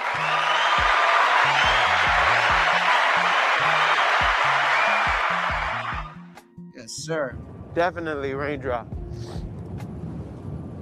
Not everyone's gonna. Shout outs to everybody here. 3 hours and 20 minutes into the madness. Please hit the like button. Please support the show. We definitely have a show goal. Trying to keep the show going throughout the weekend. Thank you guys for hitting the like button. If you haven't, please do so. Please support the show. Let's get the support train going. It's Player Talk Radio. Let's get it. See the value in what you're doing. So if you're working on a YouTube channel and you got ideas, just do it, man. Just put it out there. Not everybody's gonna like your first video, and not everyone's gonna like your second video. This is true. Whatever. Just do it. Do whatever it is that you think you love and that you think will be dope. I'm gonna hit the sidewalk. You'll find do your thing, baby. Do that thing. You'll find your tribe. The people who resonate with what you're doing, you will find them eventually. You keep working, and I learned that, you know. Some one-wheel content coming up, y'all. Please hit the like button, support the show. I got some one-wheel content coming up. I'm doing some editing, so let's go. Companies like Too Swift, they're like, bro, like anything you need, let us know. They send it, no questions asked. It's nice to be riding a one-wheel, though. I definitely miss my one-wheel, man. I miss riding one-wheel. Pine X is cool. It's just not the same, you know. We'll save the story about what happened to my GT for another day. I mean, today we're riding the XR Classic. You said what? I mean, you want to hear the gory details? Man, the gory details. I'm lucky I didn't get ran over that day. So, long story short, I was having issues with my GT, and I sent it in because that's why I was afraid to get the first generation GT. Everything would brick the board. I ain't gonna lie, I would ride it in the rain. You know, I definitely would ride it in the rain. You know, shout outs to Insane One. Thank you so much, bro. And thank you for supporting and promoting hemp4fitness.com. That is hemp4fitness.com, y'all. Let's get it. It stopped working. One day I was at the Washington Monument, and there's a guy coming around doing a wheelie, and I tried to reverse out of the way. And when I went to reverse, the board just sat itself down, and literally I started seeing smoke coming out from under it. And I'm like, that's different. I don't know about first generation. I don't know. First generation stuff, y'all, is either hit or miss, you know? I've never seen that before in my life, riding XR. You know, and I'm only like 4,000 miles in on my GT with aspirations to be on leaderboard and ride. But anyways, and so I took it home, and when I was touching the foot pad, it would make the noise like it was clicking to like balance, self-balance, but it just wouldn't balance. And so one of my friends was like, oh, it's probably a hall sensor issue. So anyways, that board sat for months. I didn't, I was riding other things. And then I sent it in, got it repaired. And when I got it back, man, I was so happy to have the GT back because, like I said, I only had a Pine X. And in terms of speed, this is before the update where it could go 20, 19 miles an hour. It's like stuck at like 16. I'm not used to going so slow on the devices, when I'm traveling to work. And it made a difference in my commute. Yeah. I'm riding home from work one day on the GT in Columbia Heights, 14th Street, which is another really busy road, like a really busy road. That road is super busy. He's over by Union Station now. Man, I miss home. Boom, it just turns off, like literally disconnected. And while you were riding? Yeah, while I was riding, bro. I busted my ass on this road a couple of times, y'all. And it wasn't because it had been wet or anything like that. And I turned it on, and then the footpad will engage for a while, and then just randomly disengage and be unresponsive. And it's like, even now, it's still doing the same thing. The first time was did they replace your controller or like what I don't know. I looked inside and it wasn't still corroded. All right, hold on. All right, give me 1 second. LT man, give me 1 second. Let me pull it up. Hold up. So I'm assuming it was replaced. Yeah. Yeah. I'm assuming so everything like water maybe got in the first time and they replaced some for stuff? sure. For sure, water the first time. Not even drone. Okay. Yeah. And so I wasn't like, I don't know why it's not working the first time. I knew why it wasn't working. Yeah. I did it, I got a drone too, but I'm telling you, man, you make one mistake, man, that drone is gone. That drone is the fuck gone. I still got my drone here too, which I need to update it, see if I can fly it. I assumed I rode the board assuming that it was as waterproof as the Pine X, which it wasn't. And then but the second time, man, like even to this day, like I've never heard of it, the footpad being responsive at first. It's like it'll work, and then it just stops being responsive. Even though I'm like, shout outs to Insane One. He said, I'll be in DC next month for Awesome Con. I'm mad I won't be able to go to Blurred Con this year. It's a week earlier. Yeah, I heard a lot of that stuff got pushed back or even changed cities. I think they having one in Philly also. So I've heard.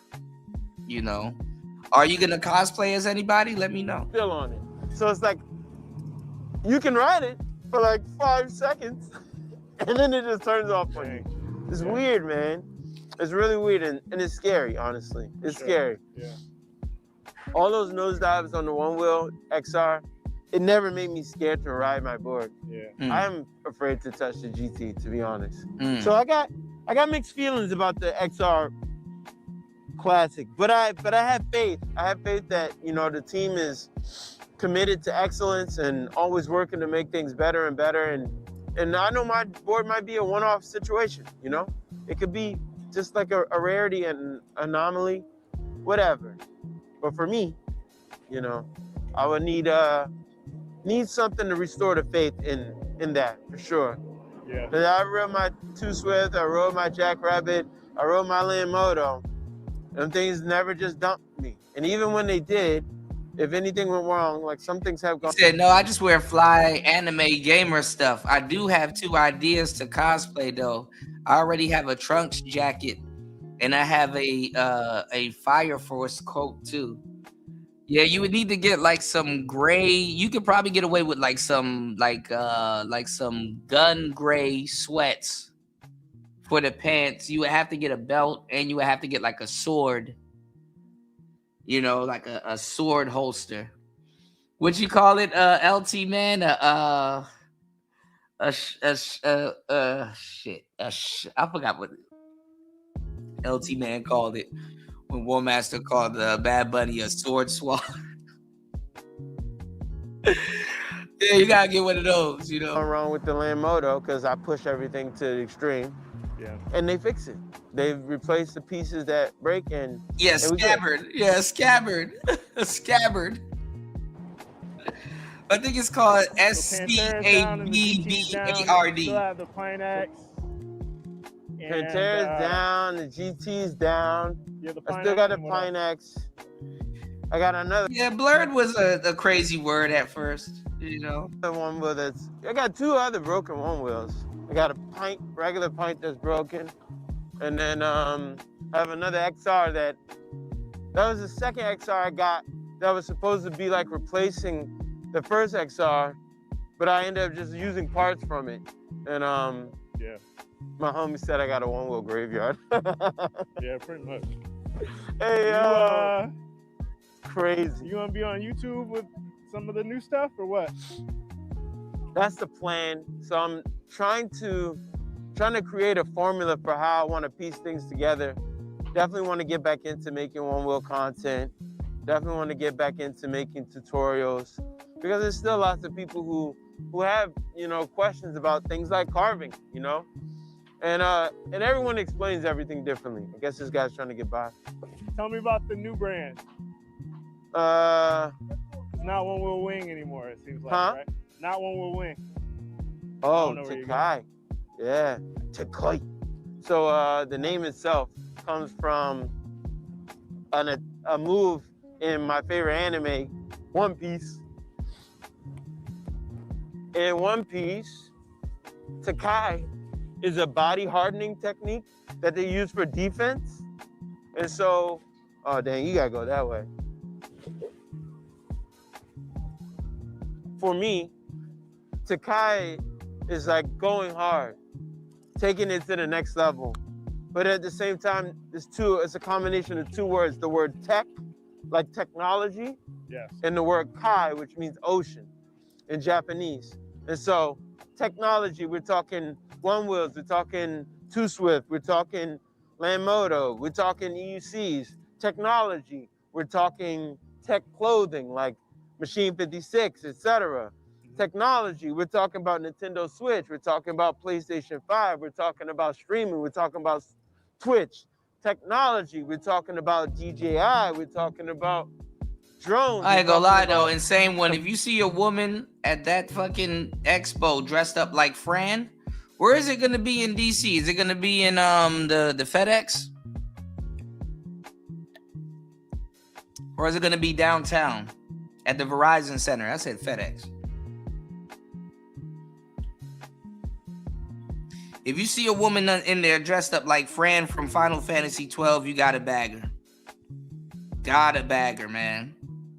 Like some groceries. Computers, we're talking about Apple Watches, we're talking about the new Samsung Galaxy, we're talking technology. So Takai is gonna be me enjoying and exploring all those things.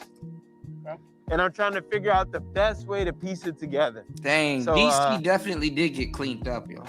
Bear with me as I create we had to connect the dots going backwards. Yeah.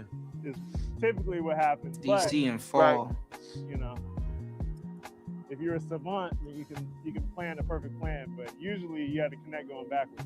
Fair enough. Well, I'm simultaneously also working on new music and my first cosplay, and I got all this stuff I'm doing, y'all. Yeah, for sure, bro. Got all this stuff I'm doing. Still working on the cross-country and documentary project. Right now, I'm working on some things to do some work with one of my favorite shoe companies. I'm busy, man. Busy, man. I'm blessed, but I'm busy. But yeah, things are good. Things are really good, y'all. Big shout out to the folks in the One Wheel community who's still been putting on. Big shout out to the folks who are working on new content, right, to taking repair. things in a new direction. Big on the other side of the bridge, close to K Street. Big amazing shout outs to the whole Vest family, the whole like custom. We're gonna talk about Vesk too. I've been thinking about Vesk. Let's take a listen. Sizable movement that's huge. I guess that was kind of like it's like a big win for the whole right to repair community in general. I think that things are definitely moving in a positive and progressive direction. Ain't trying to get ran over. These cats just be turning. But yeah, man, I'm excited. I'm excited for where things are gonna go. Future Motion themselves have been coming out with some really cool innovations, which you know, like they got those things that help lock your feet in, kind of like the overlanders, but also they They're introducing their own curve rails, which are, you know, similar to the W rails, but there's a lot of envelope pushing. There's people who are just pushing in a direction to make things better. Yeah. But yeah, I miss my GT. It was definitely fun. Yeah. And it was special. It was special to me because, you know, those boards were gifts, you know, from FM.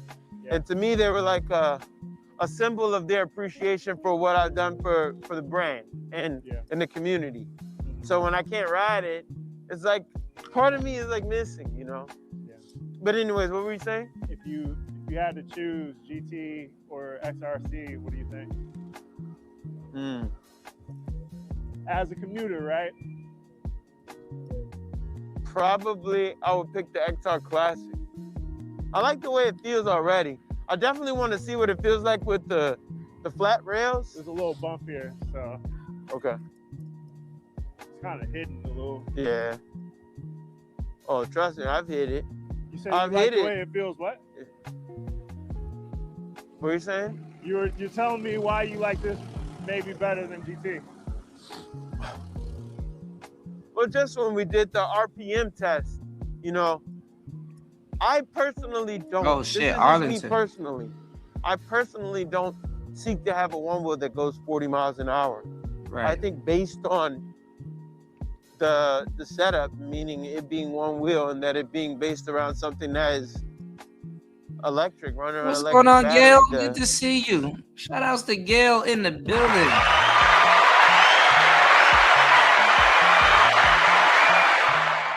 Shout outs to Gail at night in the building. Good to see you. The margin for error is mighty big, you know. Happy Valentine's Day. You know? And what I enjoy most about the XR is the playfulness and what it allows me to explore.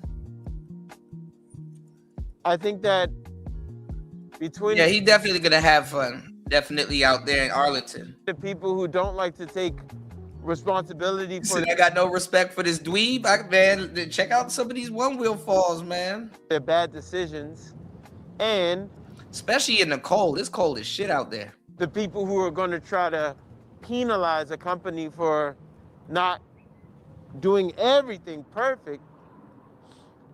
The higher speeds only lead to liabilities and problems with lawsuits. Going 40 miles per hour, falling off one of these things.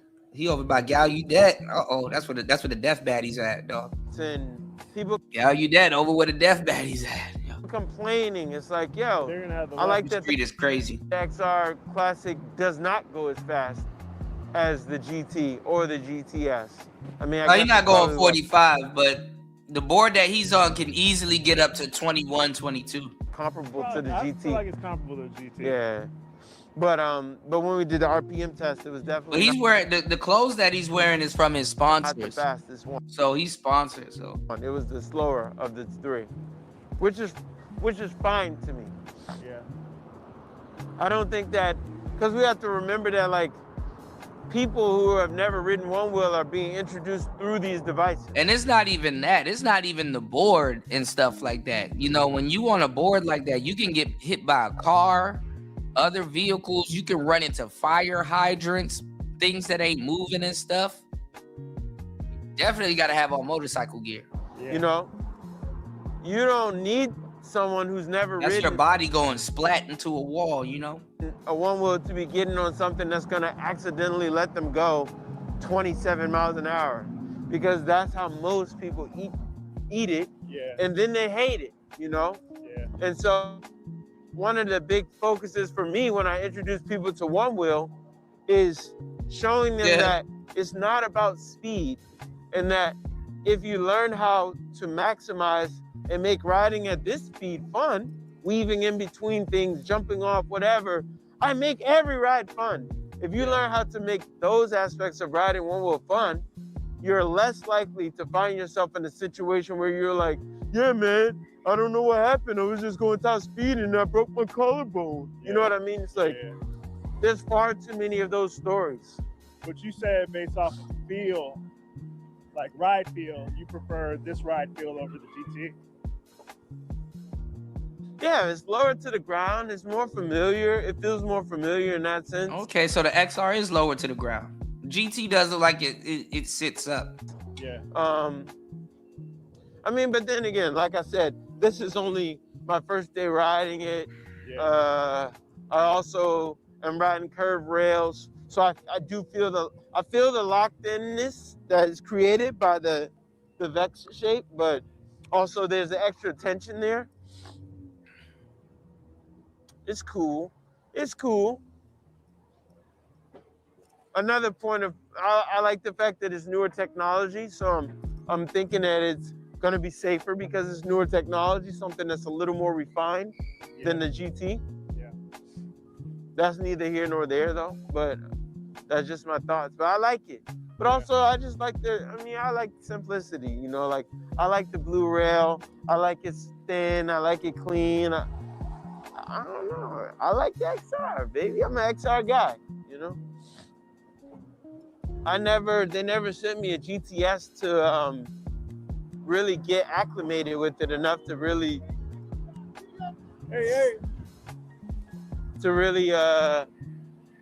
get a strong feel for it. But my understanding is that it's just a faster GT. Yeah, I think the torque makes it safer for heavy people like me. For sure. I mean, I remember the first time I rode with you on you were riding a GTS, and I'm like, man, this guy is literally going 25, and he weighs like 220. That's amazing. And I mean, when I say faster, obviously it has to have more torque. That's just like, that's a staple for the one wheel. Like anytime the board goes faster, it's more stable as well. Yeah. At lower speeds. I'll check range when we get back. We'll see how much. Okay. It feels nice though. I like the tire, and this is I don't think I mentioned this is at 30 psi. So it's really nice. I like that. Yeah. Watch out.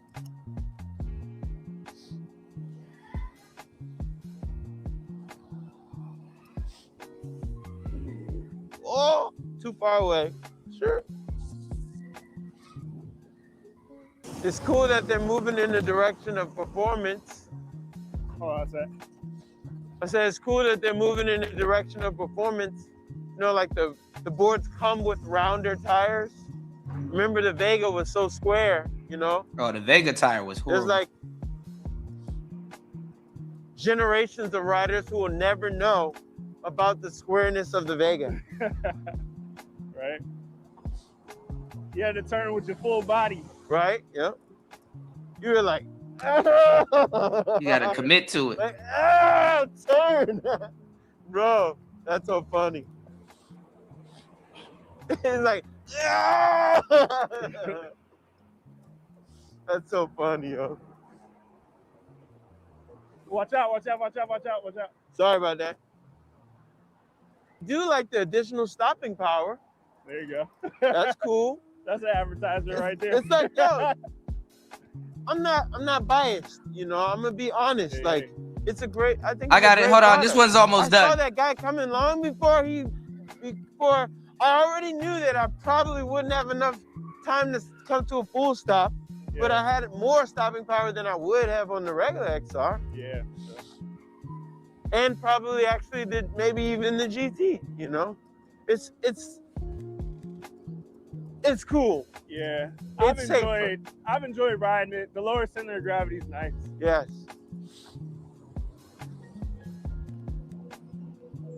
There's a lot that the board can do, but at the end of the day, it does. Yeah, the downhill is crazy. Hold on. I'm gonna play it. This one's almost done. Crazy. If I had to give it a rating, I give it a solid 8.5. I wish I had straight rails. If I had the straight rails, I give it a 9.5. I don't even think his rails look bent. All right, give me 1 second. Yeah, you can buy it with straight rails. Yeah, I know that's Bruce got us on the recurve. Hey. Hey, we appreciate Capital Paddle Sports. Shout out to the Shout outs folks. to Capital Paddle Sports. Making things happen, taking care of the one wheel community in the DC area. For sure. That's cool stuff. Definitely would get it with the straight rails. Once they make the one wheels, once they make all the big one wheels waterproof, like the Pine X, that's when we're in there. That's some real shit. When we're in there. Cause I rode through puddles. Charge fast enough. It don't. I rode through puddles, y'all. I don't know the charging time on the GTS or the one with. I rode through rivers. My bad. That's because I don't have them. But that was another benefit of the XR, bro. I had a XR with a CBXR battery. I was getting like between 15 to 18 miles per charge on a like worn battery, and charge time was 45 minutes, 55 minutes. You know, like can't beat that. Yeah. There you go, Insane One. Yeah, man. I feel like newer riders, this is probably the board And that was on a modded battery. Have them lean towards. Because of the long charge times on the plank. When you say this, you're talking about the One Wheel XR Classic? Yeah. What's the charge time? An hour 20? It's less. I mean, it's way better because it's a smaller battery than the GT. And you could use a hyper with it. Okay. And so, like, it's fast. Okay. It's faster than the GTS. Really? Charge to top off. What's the GTS charge time from 0 to full? I don't know, but it's not a lot with the hyper. He said, I don't know. Okay, cool. But yeah, I think, whatchamacallit, this board is, it really is kind of like Goldilocks. Yeah. Right size, right charge time, right? It looks nice too. Yeah. I can't wait I would love to mess with the digital shaping. That could be cool. Because I'm guessing I could probably make it more flowy. Oh, it is a W, a small W. But anyways, we're going to ride a little bit more, but we just stopping here on our way. Thank y'all for tuning in. It's been good riding. One Wheel. This device made so much happen for me. And I connected with so many beautiful people globally. Like, that's like the biggest, best part of riding One Wheel. I meet so many people, even still now when I'm riding. All right. Shout outs to Marco. This, you know what this shit reminds me of though, Marco? This reminds me of those people that just like in the mud, just throw themselves down the hills with the logs and shit. Like they just be throwing themselves down hills. But let's go. These things be getting up to 15, 20 miles per hour also on these hills.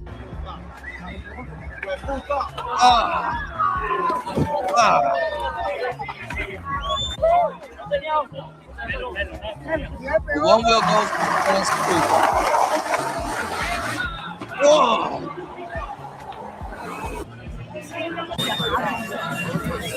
Yeah, I saw this one girl she fell dead on her titties, road rash on her titties, and got back up and skated home. I said, damn. This girl, she thought it was sweet. No joke. You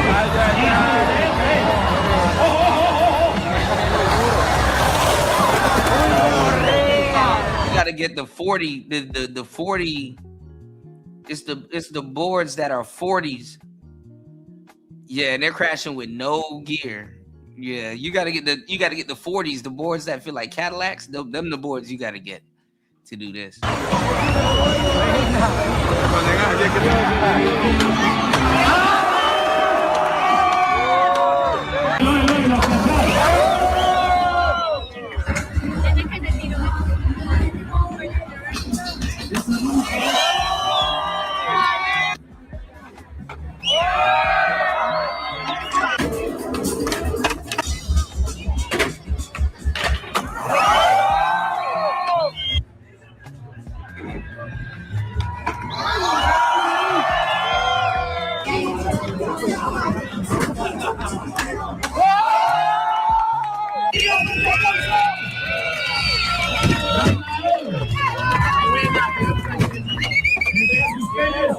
Jerónimo Peláez, ¿sabes? Los vemos, más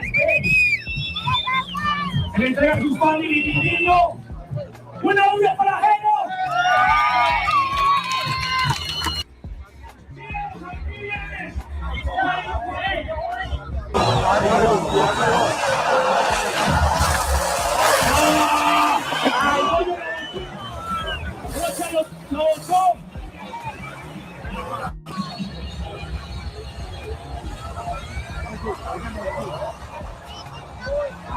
Oh.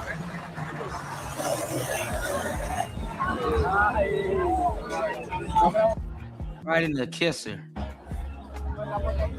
Ahí, okay.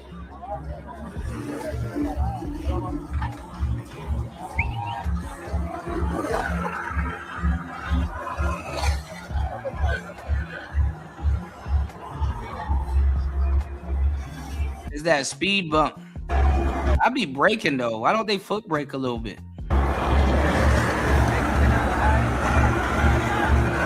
Right. See, those reverts are braking.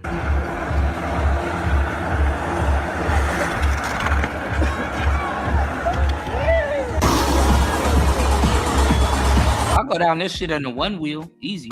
I don't know about that speed bump though.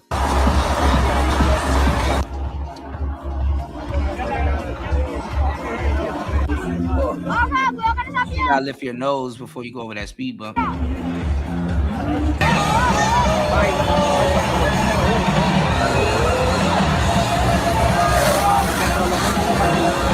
Okay, she know what she doing. They're gonna copyright me for this. They don't pick it up.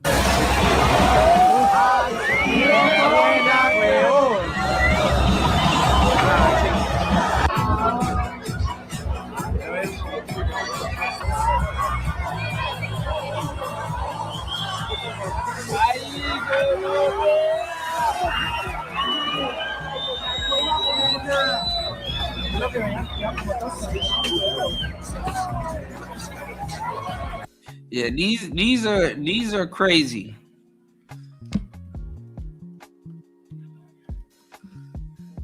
I'll show you how they look. These shits ain't no joke. This dude pushing past push. Have you ever seen a one-wheel nosedive? This is how it works. Take a one wheel and put a new or inexperienced rider on it. Have the new rider get comfortable really quick. Going the same This comfort speed leads they to are going down overconfidence, them which hills. results in speeds higher than the one wheel can handle. The one wheel will warn you that you're dangerously close to impending doom with pushback, raising the nose of the board in a last-ditch effort to slow you down. Ignore pushback, and this happens. Being a big dude falling in some skinny jeans is crazy. Riding pushback. Yeah, riding pushback. Careful. Oh. You good? Have you ever seen a one-wheel nosedive? Look at this. Them falls are standard. They go in the same. They go in the same. Look at that. They go in the same thing. Bruh.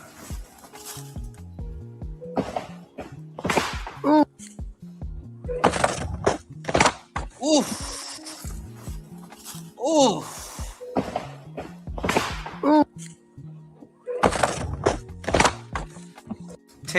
Look at that. That shit tail dragged and then the nose bit. Look at this shit. Tail drag, then the nose bit. Board did a whole front flip. God damn.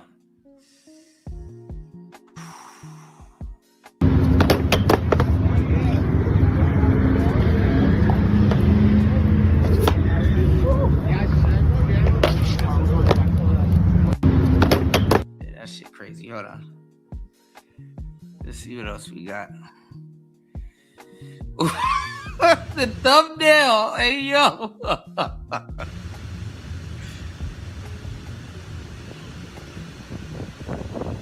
And this looks like it's on a pint. Pints are notorious, y'all.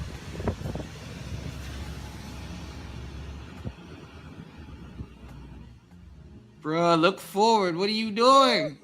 Look forward. Thank you. Yeah, he on a pint. Oh! Bro, I feel it because I took those. Oh! Yeah, you're right. Oh my God.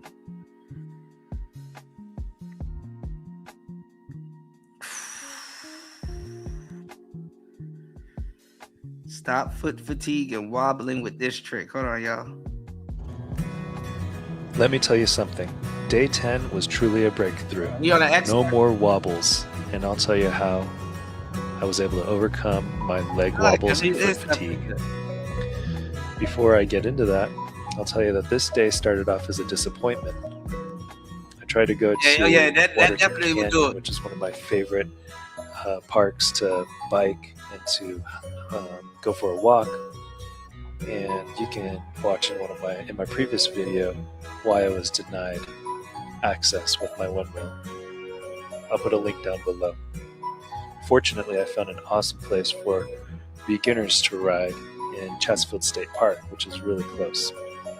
This place is a beginner one-wheeler's paradise because it's not crowded at all. On the day I went, the morning I went, there was hardly anyone there. The roads are smooth, nicely paved. The scenery is beautiful. And on this morning, it was a nice, cool summer morning, and a relief from the heat that we've been experiencing. Man, nothing like going out on a float for a nice float on your board. All right, hold on. The guy that was interviewing the guy in DC, because he's in DC too. This is him riding his GT to my favorite Rocket Bar. I got so many girls there. My favorite bar in DC downtown called Rocket Bar. Look how he goes from his house all the way to Rocket Bar. Go with me out. Play pool. I need to get out of the house because the older cats be buying one wheels too. It's not the younger cats, y'all. Been freelancing. It's kept me very busy, and I've not given any time to myself for just like recovering and pouring into myself and doing the things that I like to do. So we're gonna go play pool at a bar I like called Rocket Bar.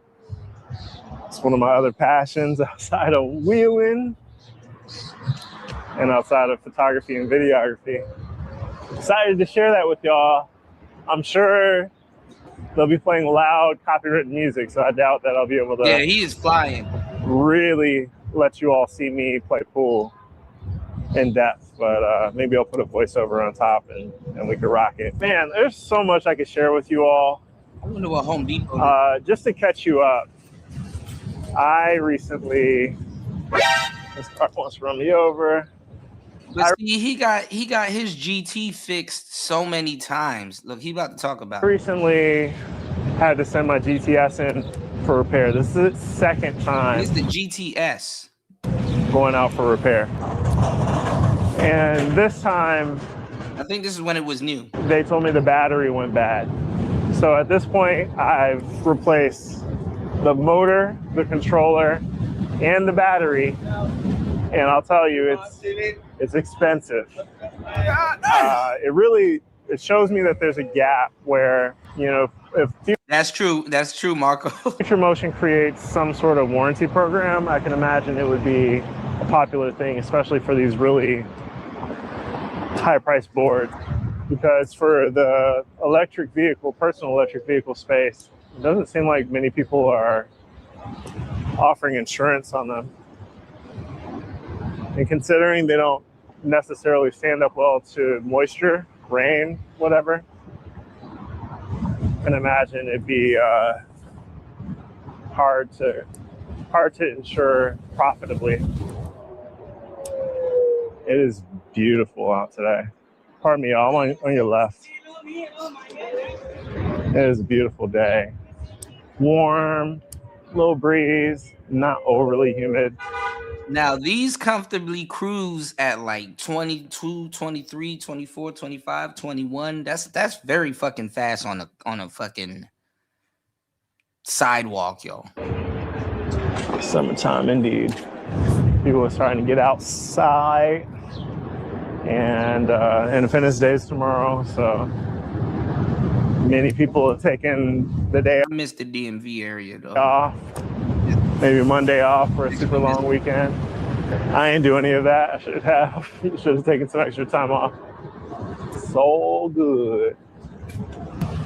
Typically when I'm carrying a lot of stuff, I don't like to push the speed too much because I'm carrying a heavier load and That makes me a heavier rider, closer to that 275-pound weight limit. And the board definitely doesn't ride as quickly when you're under a heavier load. That's why I like lightweight riders, like my coworker in the short that I made, can push this thing to like 27, and I struggle to get it over 25. But, you know, part of me wants to cook the biker I'm right behind.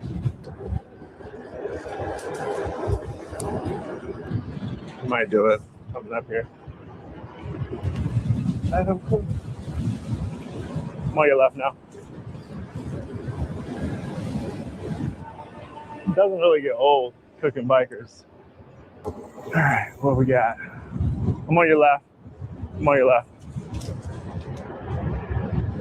So past people, definitely look back to check. That was a clean dap up there. As someone who rides standard, you can look this way over your shoulder, or you can turn your shoulders and do this situation, check your blind spot. It's really important. You gotta develop that skill because we actually get an advantage that bikers don't have, and that we can look behind us and check like most dangerous spots, which is really like who's running up on you.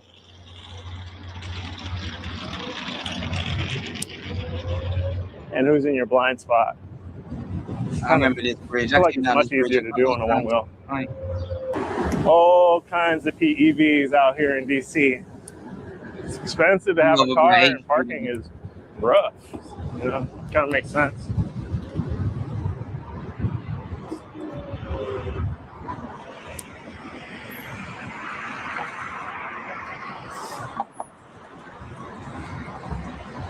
What you got going for the weekend? 6 gigs going on. Oh. I'm on my way right now to shoot. Oh, yeah? Oh, man. I'm trying to avoid traffic, so I'm taking this instead of driving. That makes sense. Now he downtown.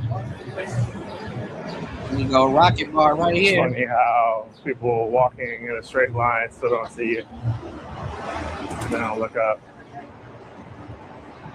Look forward, rather. All right, so we have arrived at Rocket Bar, Chinatown, DC. Yeah, those bikes are cool, but you still got to chain them up and pray somebody don't fuck with it. And you'll see the space a little bit and what I do with my wheel. Yeah, go downstairs. There you go. Man, I used to hit all the bartenders at Rocket Bar. He don't take you on the other side. Cool little decoration. Hey, appreciate you, bro.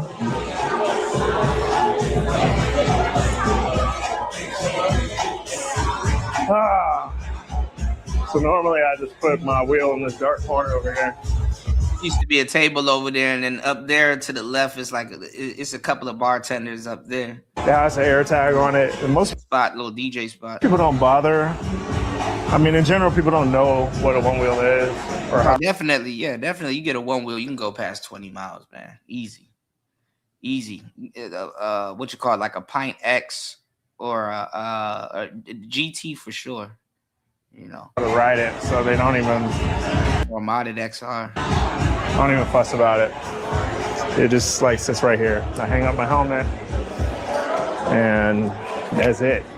That's my whole system for security. But no, it was this video of his, right? That because his GT looked dope at nighttime, like how he got the lights going on. Like this was the video I was looking at. He said he was gonna stop it.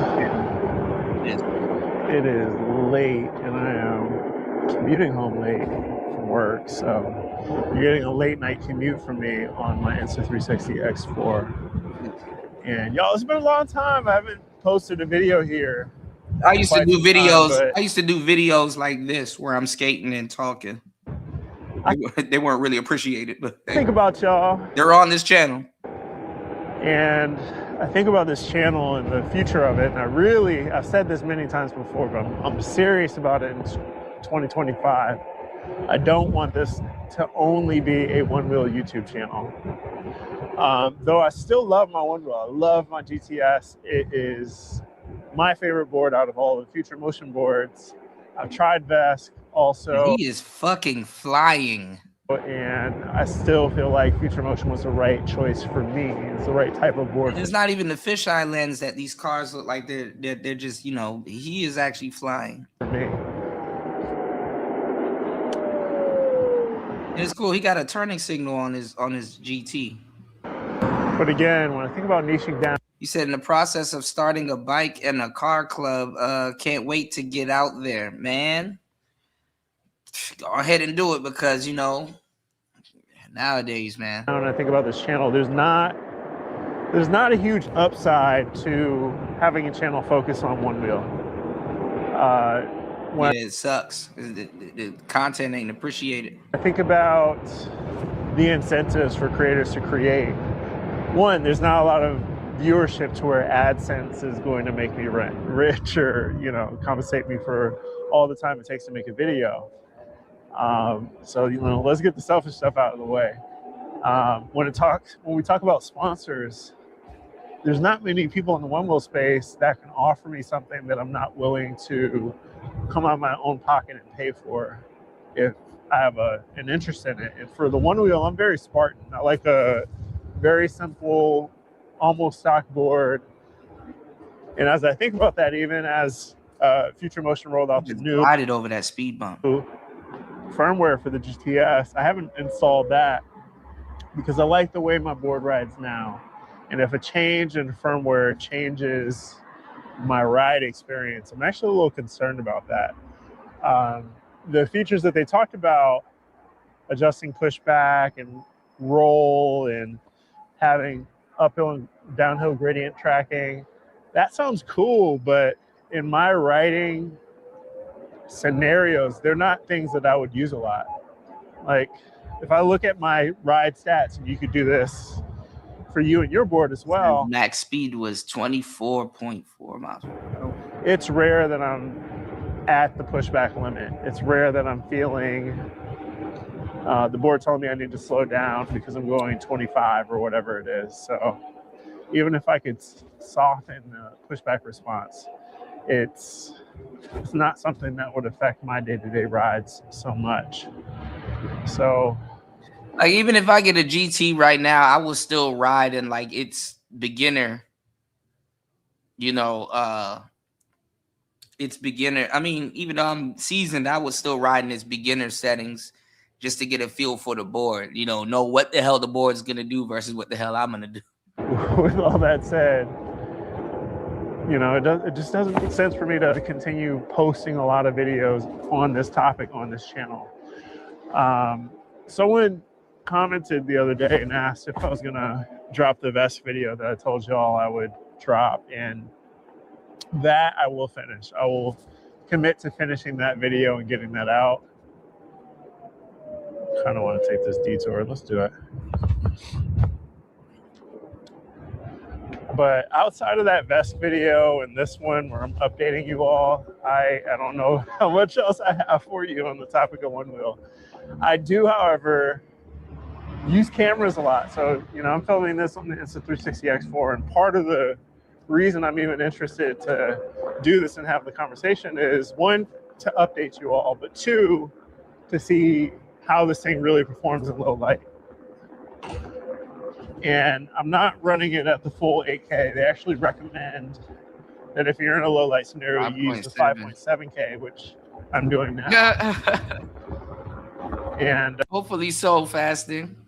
You said I saw one wheel on the freeway at 90 miles per hour. Yeah, that was a EUC, electronic unicycle. I saw that guy. He was like sitting down and kept going forward. You know, does it look like crap? It looked like crap on the screen, but I feel like if there's a little bit of light in the scene, it can work with it. It can make it look half decent. But I imagine that the shadow areas in this look super grainy and messy. But yeah, they're talking about the float wheel, and I'm going to show you guys this thing called the Vesk.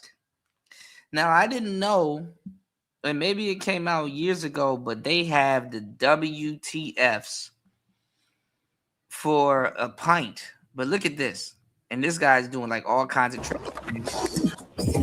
Getting pitted. And then they got a WTF extender to make the pint the same length as an XR with the WTF rails, but I think it messes with your battery.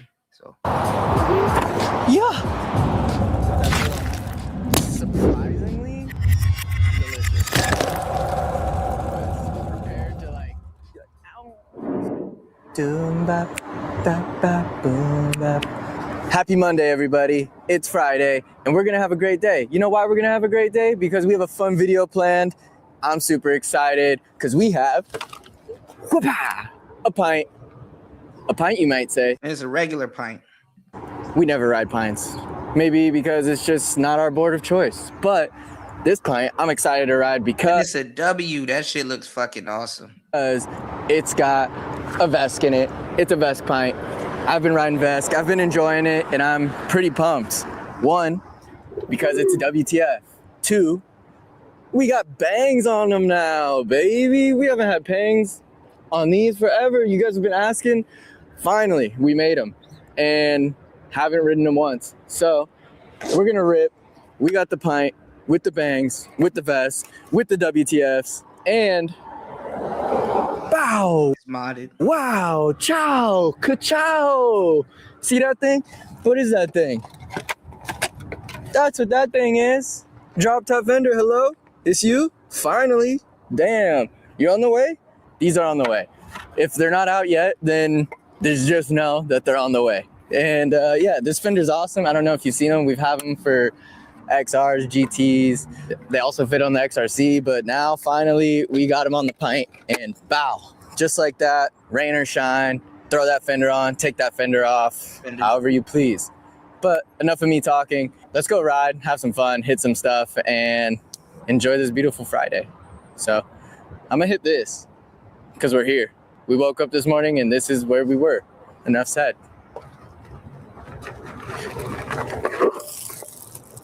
Ka-chow! Let's climb up this thing. Dude, that thing just powers no up problem. Like, I know it's a pint, and pints already have that like the best torque out of every board. Well, that's debatable now with everything that's accessible, but that was nice. Felt like a little billy goat climbing up whatever billy goats climb up, mountains and shit. Let's go have fun. Come on.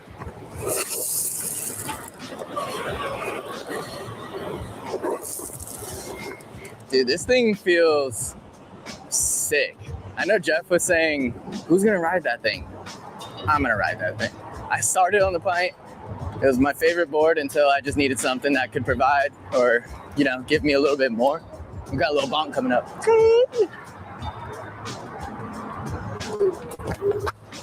Hey. Thank you, Gail. Yes, please hit the like button, guys. Please support the show. Bringing y'all some one wheel content, switching it up as promised. Let's go. Show y'all something. That curve nudge. Skirt. Right on, right on. We got ourselves a slide here. Okay. Didn't have to wax it neither. I think we could go for longer though. Gotta get the whole thing. Woo! That was closer, but a little bit more. Oh! That was pretty good. I got one more in me. Oh. He's there right there. But hey, did you look at that?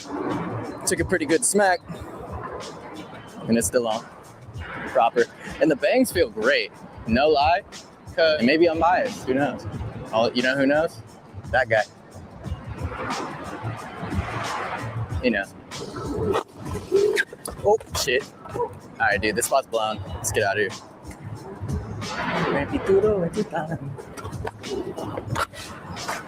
Yeah! This thing is sick. Ooh, wait, one trick. Where is it? Is it that one? No, it's on the other side. Am I tripping? Oh, it's that one. Oh, shoot. Okay. Hold on. Ugly. There we go. Now, can we get a little saucy? How's that drop top? Dude, it's handling right now. And you know what? Typically, I don't ride with a fender. I would ride if it was raining, if I was riding in the rain. These are like cameos for like the new stuff they got coming out. But you know the beauty about this thing?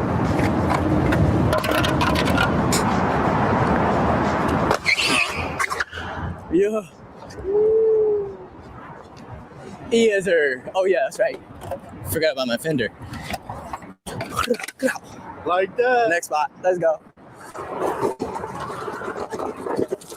Whoop.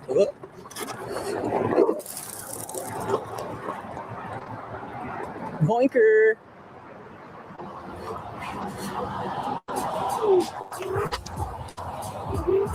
Yeah. How'd that feel on that thing? Surprisingly delicious. I'm no joke. Was prepared to like, ow, smack my leg, not do it right, but I might be converting back to the pint, guys. Stay tuned. Okay, come on. We're having fun out here. I'm having fun.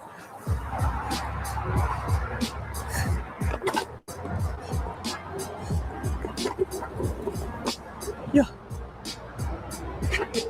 Skirt.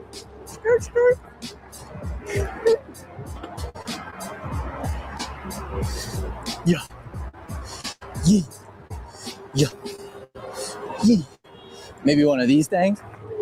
Oh. Yeah, that's crazy. Oh yeah, I got the Fendi on. You can sit on That's fucking crazy. Drop top fenders, man. Love them, That's buy fucking them, crazy. call them, whatever.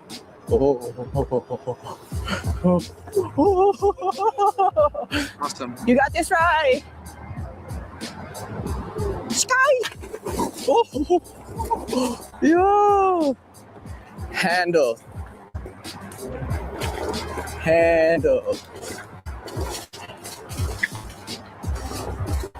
That thing is plowing through that shit. Dude.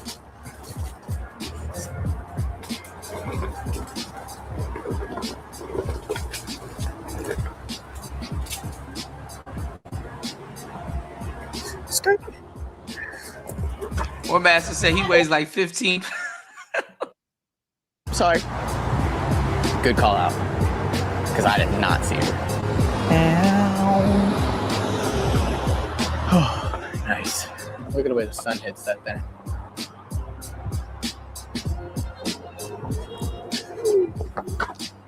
Yeah.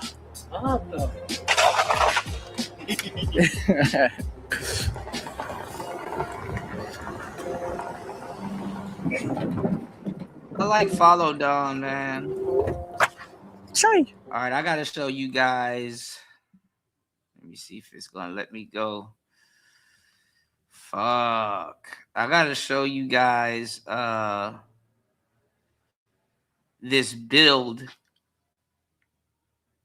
Hold on, we're gonna get back to Follow Dawn. This build right here was crazy. Look at this. And this is a pint. What's up, guys? Rob here at Float World today. And look, we are doing another build. What? That doesn't look like an XR. No. Not a GT. Yep, that's right. We've got a Pine X today. This is literally the technology behind the board, y'all. Other than the axle and the bearings. We are going to do a rebuild on new everything. This one has, I think, 303 miles on it. That's all it's got. And it is in great condition. Went ahead. And of course, I checked out the bearings. Need to clean up that side, but we've got this side cleaned up and the bearings sound really good. So we didn't mess with them, but you know, we will throw in some steel bearings just in case down the road you need some. They will be included with this board. Well, got this red is like a light kit he sells for, I guess, Pint X and pints. sayers on this one. They look nice. And we also have the Enduro, the mid compound. Yes. So went ahead and got that knocked out, got it inspected. Looks great. We have got some other things here.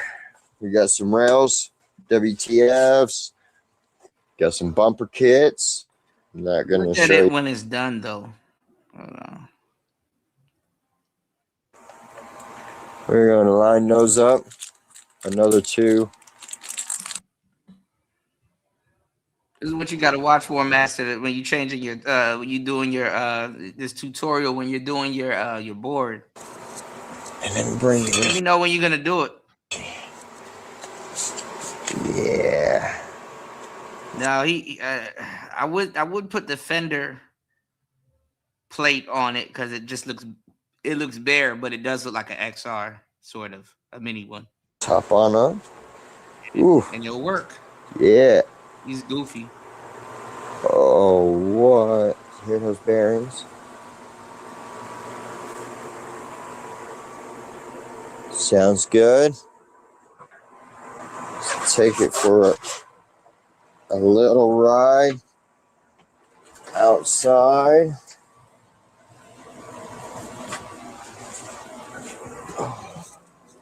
Yeah, it's daylight. I like that color. Finally. Look at that, guys. Bro, this is like the geekiest skate toy ever. Get that. Who wants this? Beautiful. I think it's gorgeous. It's a beautiful board. Fucking red makes it pop. Let's go for a little ride. Oh, yeah. Woo, woo. Slow down, Sally. Oh, those rails feel great on a pint. Oh, that's so much more better. Go around one more time.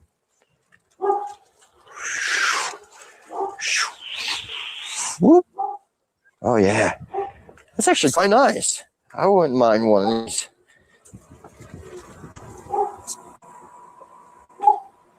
Beautiful. Oh. Get off there. Like I said, I'll clean it up. It'll look good. But there you have it, folks. This will be available for sale on our website at floatworlds.com. Remember, we're going to also throw in a free set of steel bearings for you, just in case down the road. You never know. I wonder if you could put your regular fender delete on it, or if he has another fender delete that goes with the W curve. It only has 300 miles on it. The bearings are, brand new. They're new. Okay, you got a while to go on those bearings. Red lifesavers, new foot pads, new bumpers, new enduro tire. Fuck yeah! Crazy, but I would still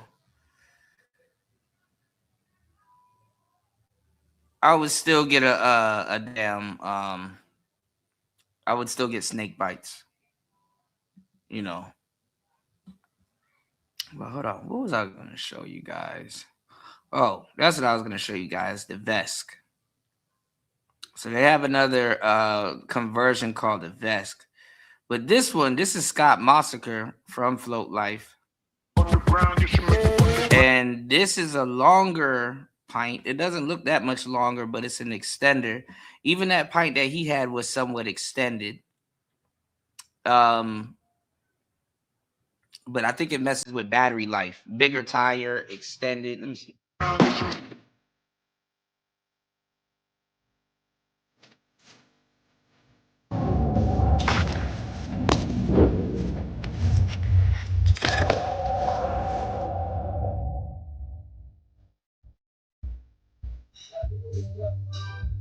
Even one wheel now is selling damn near WTF pads, or at least modded rails. This shit looks so beautiful. I don't even know why. I just look, even as a pint, that shit looks, Jesus Christ.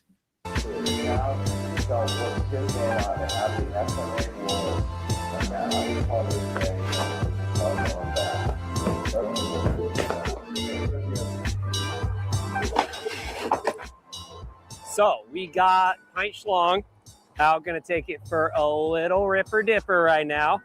Let's get it. I'm not super used to FM firmware. I would love to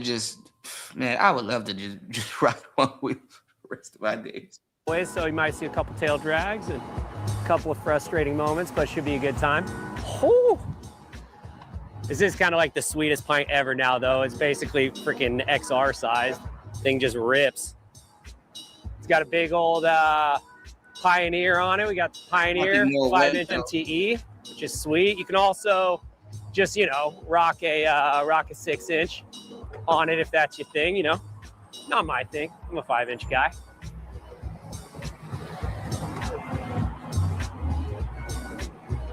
Woo! How about we get a little curb popper here? Oh, climbs it. No problem. Speaking of climbs, let's go climb a curb over into the sidewalk. That sounds fun. Oh, here's something I'm bummed on. So they built this awesome parking structure underneath the freeway right by our shop. And I'm like, this is perfect. It's got all these great curbs to slide and everything, but it made the ground so rough. Like, look how horrible this ground is. I don't know if you can see it, but it's just awful. It's so rough. So every time you fall, you just completely shred anything that hits the ground. Oh, dude, that sucker climbs. It climbs so good on this giant, massive curve. Oh, that's fun. One more, 2 to make it true, right? Oh, yeah, no problem. No problem. Yup.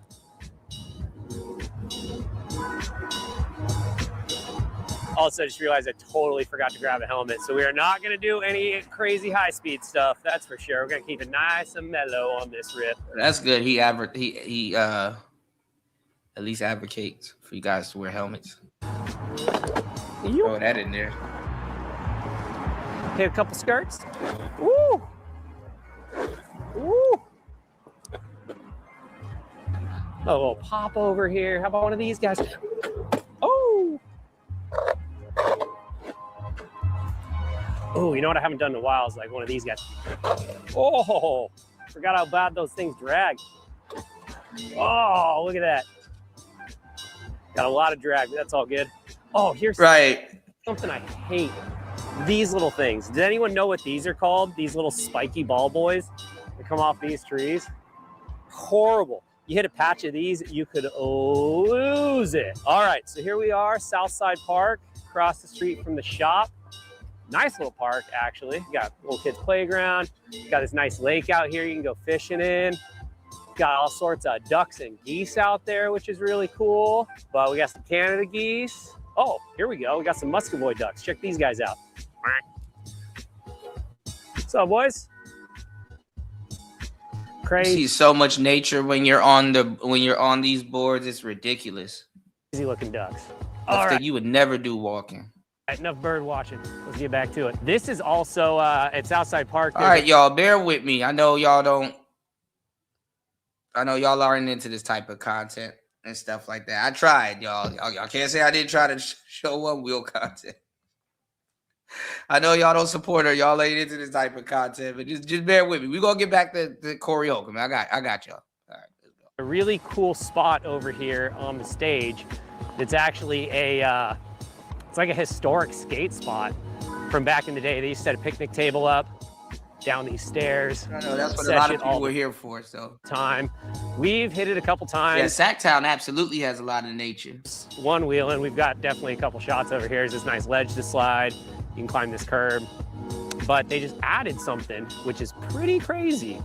So these stairs and this handrail. I seen Bodie and him used to come to this park all the time and do like some crazy moves. Bodie's my favorite. He's dope. I'd love to meet Bodie. Have him sign the board. All brand new.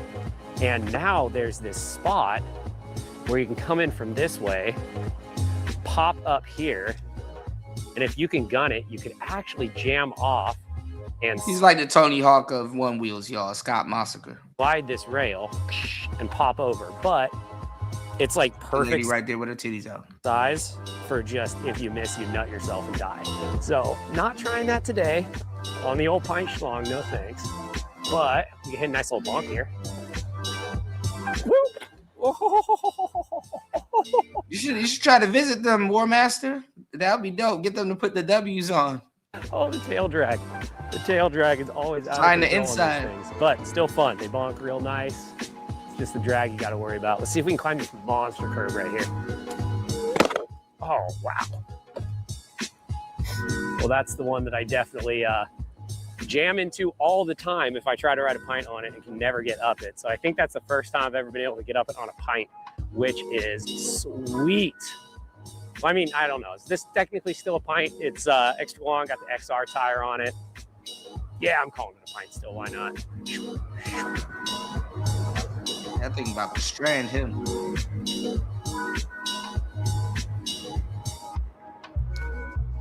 I wonder what gear he's in when he's doing this. I feel you. Jesus, the tail drag on these is so ridiculous. Uh-oh. Oh, no. Enough. Oh, no. What's happening? They had enough. Oh, no. I got the red light of death. Hey, it didn't even turn orange. That joint just died. Oh, man, this sucks. I got 65% on the battery, allegedly, and I'm getting the light of death. Calibrated, that's why. Sorry, guys. I was hoping we'd get to go for a fun rip. Yeah, when you make these type of changes to your board, you got to recalibrate it so the battery know what the hell is going on. Apparently not. I'm going to try to power cycle the board and limp it home, but that's a huge bummer. All right, well, anyway, good times. Float on, my friends. Short video today. Woo. Yeah. Bro, those WTF rails on the pint look crazy. I would probably, if I got a XR, I mean a Pint X, I will absolutely, positively,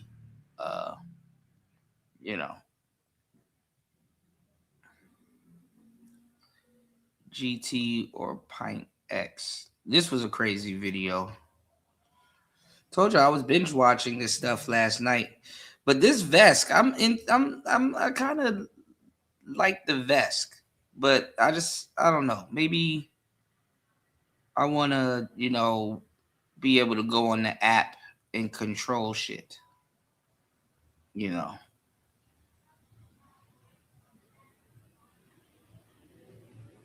definitely want to go on the app and control shit. All right. Well, most of the people done left. I know this is not the type of content that y'all want. So I told y'all. That's why I told y'all. I do the other content. The other content is more in demand, and yeah, a lot of people ain't interested in riding one wheels. But if you are, I'll try to start including that type of content for you guys. Please hit the like button. All right, let's get back into it. Like I said, Corey Holcomb, he's being used. He's definitely being used by his sound guy, by a lot of people around him. So I definitely understand, what the hell he's talking about from his perspective, being a comedian. And there's a lot of people that surround him that probably, depend on him and stuff like that. And yeah. But I want to show y'all some stuff that happened in this episode, aside from like the lead attorney getting dry doxed and some other stuff. But let's get it, Give me 1 second. Let's get straight to it. And he's still talking about this case. If he does one more week talking about this case. You said Craig on the way, huh? Like I said, it's Papa Craig. Yeah, Papa Craig. It's over. So listen to me. I gotta get a lot in. I got people who got real jobs who don't be up this late fucking with me tonight. But listen, I want to start out by saying this, everybody. Please hit the like button, y'all. Please support the show.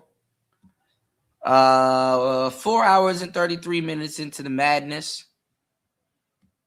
Shout outs to everybody here. Thank you guys for kicking it with me. Now YouTube is not sharing my links. Look on D Chicago. There we go. Please hit the links. Please support the show. D Chicago says, looks like Chicago Bears will be moving to Hammond, India. Damn. I mean, Indiana, my bad. Damn.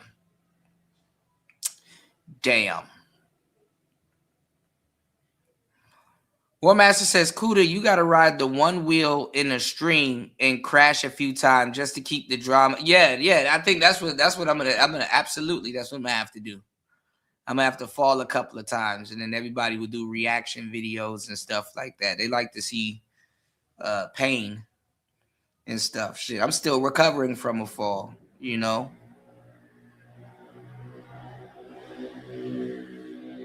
Shoot, and I can't go to the hospital no time soon. I don't got a debit card, so shit.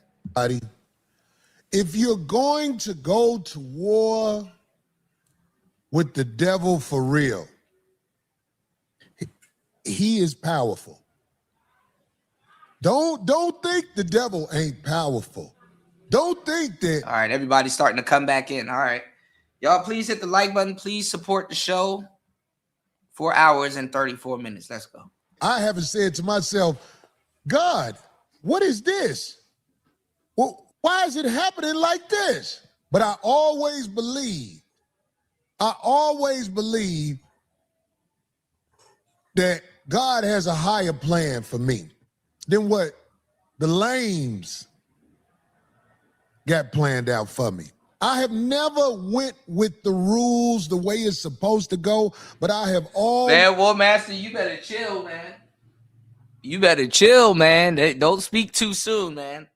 Because sometimes, too, and I hate to say it, certain gear, it can jam your knee or it can jam your leg or your arm. Sometimes the gear, I've seen gear on regular skateboards and stuff like that. I've seen gear impale people.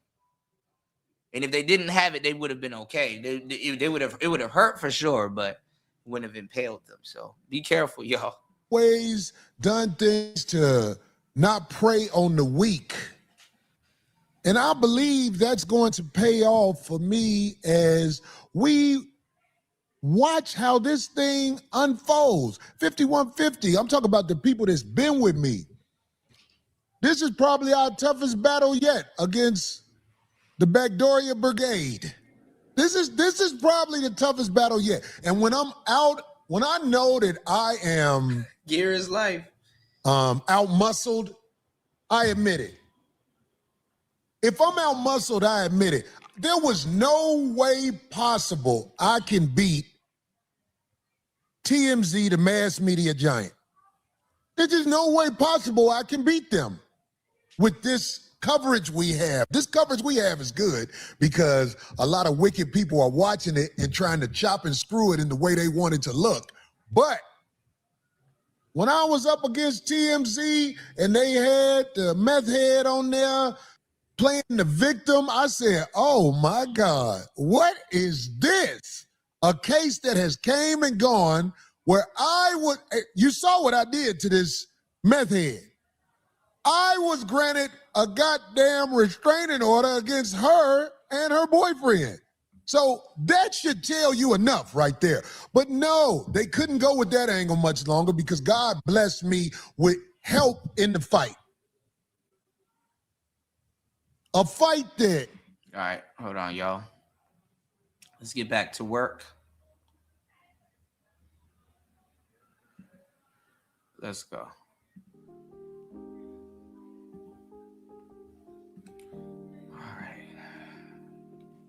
The person who helping me know I would really be in the hole. I would really be up against the wall where, Corey Holcomb would be jammed up if I wasn't blessed with a warrior to help me because I can't do it all by myself.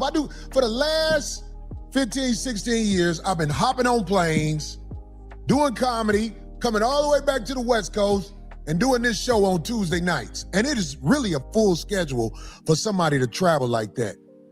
All right, so he's basically talking about, battling TMZ and getting thrown under the bus by them and a plethora of other content creators. he's also saying that, hey, you know, he's gonna go after content creators that, you know, that are using his likeliness and all kinds of stuff, you know. Kind of don't work the way that he's talking about it, but hey, we'll see, you know. And like I said, I didn't cover Corey in a, you know, a nefarious light, you know, and we actually went over all this stuff, and I gave it to y'all. You know, I didn't twist it. I didn't, you know, add in clips with no context.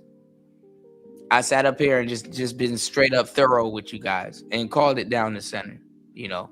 So shout outs to Corey Holcomb and the 5150 you know, crew, you know, because I'm gonna show y'all how he's being used, you know. But let's get into it. There's no way I could beat the mass media giant TMZ without help. And I'm glad I got help.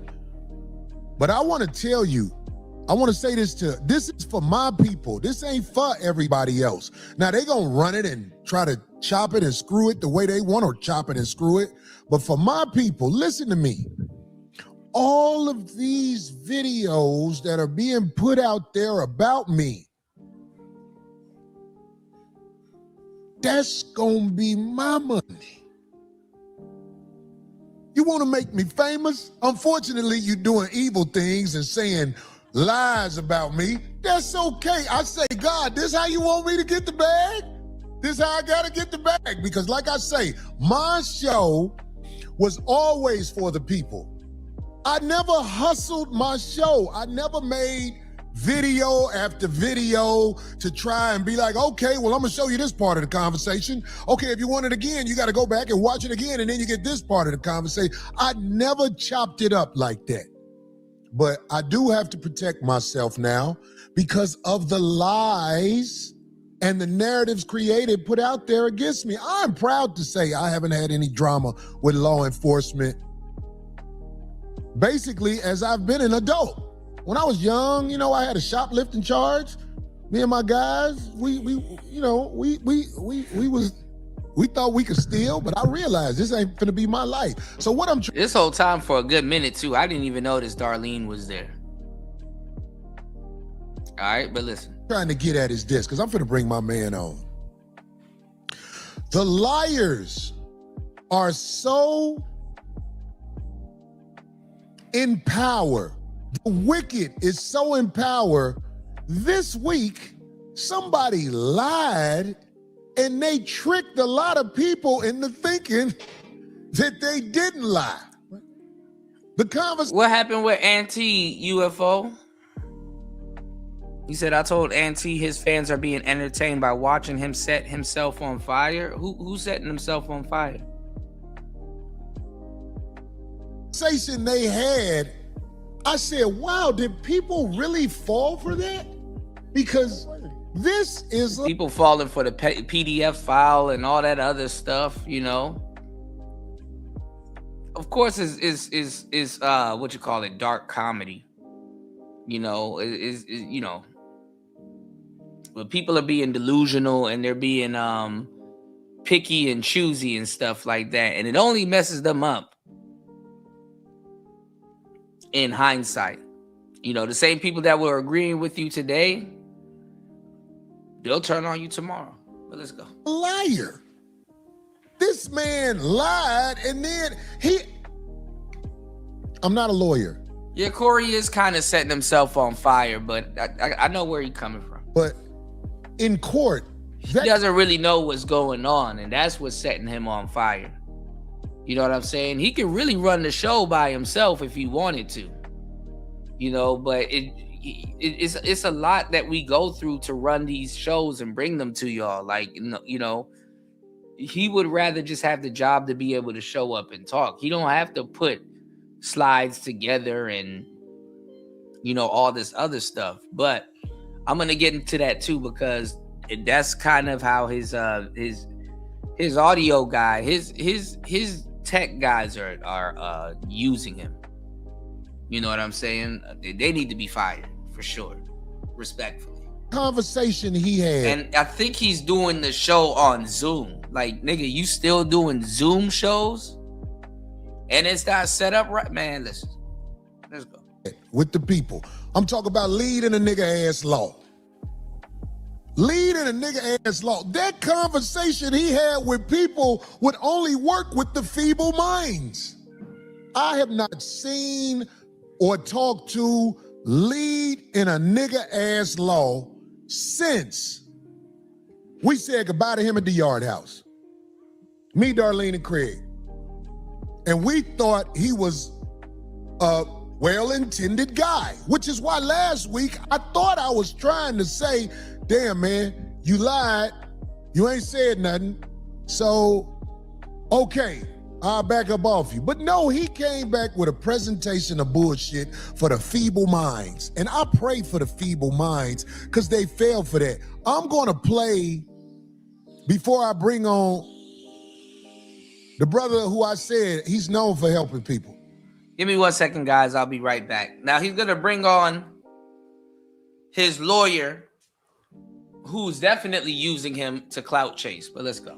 And trust me, I can't believe that I finally got somebody to help me like this, because it's hard to find people to help you like this. Hey, Abe, do you have that audio when the brother Derek Dion gave a call about leading a nigga ass law?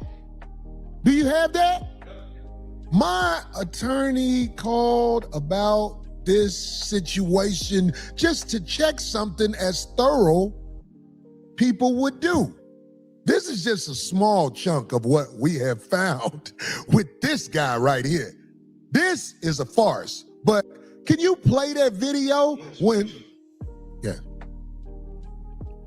yeah, play the video when Derek called about dude. Number 6, Rachel speaking. Yes, Rachel. My name is Attorney Derek Dion. I'm an attorney licensed down here in Houston, Texas. And I wanted to refer one of my friends to a divorce attorney in Atlanta, but I wanted to check his membership status first. Okay, what's the name? His name is Jameson, Jameson. Corey with a C, and last name Campbell, Campbell.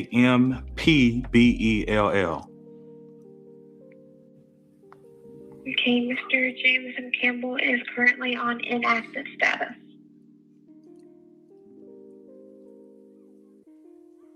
Y'all heard that shit? First of all, most of you motherfuckers didn't even know his motherfucking name, and you believed in this motherfucker. This nigga won your heart with a nickname. My name is Corey Holcomb. My attorney name is Derek Dion. This ain't the only thing we discovered about this leading a nigga ass law fake motherfucker. I don't want to take it all over. My brother has taken the time out his busy schedule to come on and talk about this with me. Brother Dion, can you hear me? Can you hear me? Brother Dion, listen. I'm gonna turn it over to you and just let you say what you're gonna say right now. But I gotta. All right. His lawyer looked like Dr. Umar's little brother. His lawyer looks like Dr. Umar's little brother.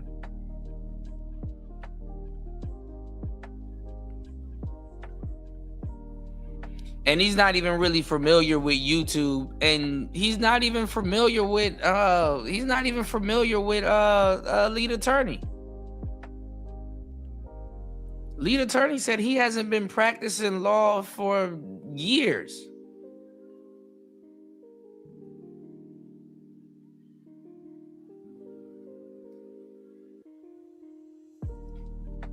And again, he said he hired a private investigator.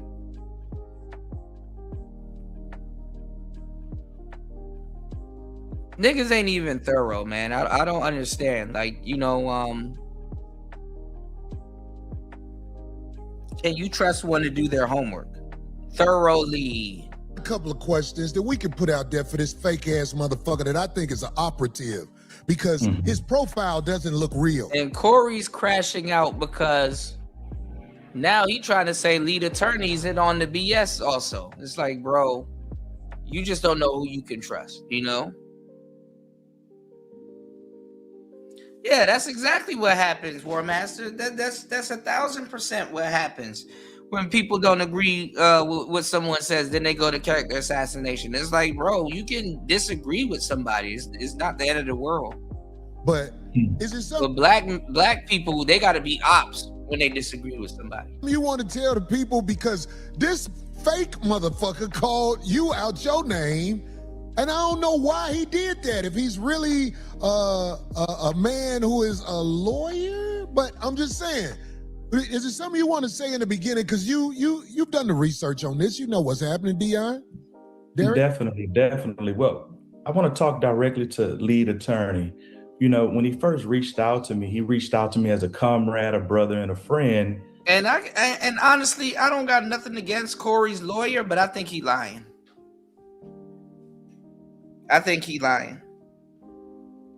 You know, I don't think he's being super truthful with Corey.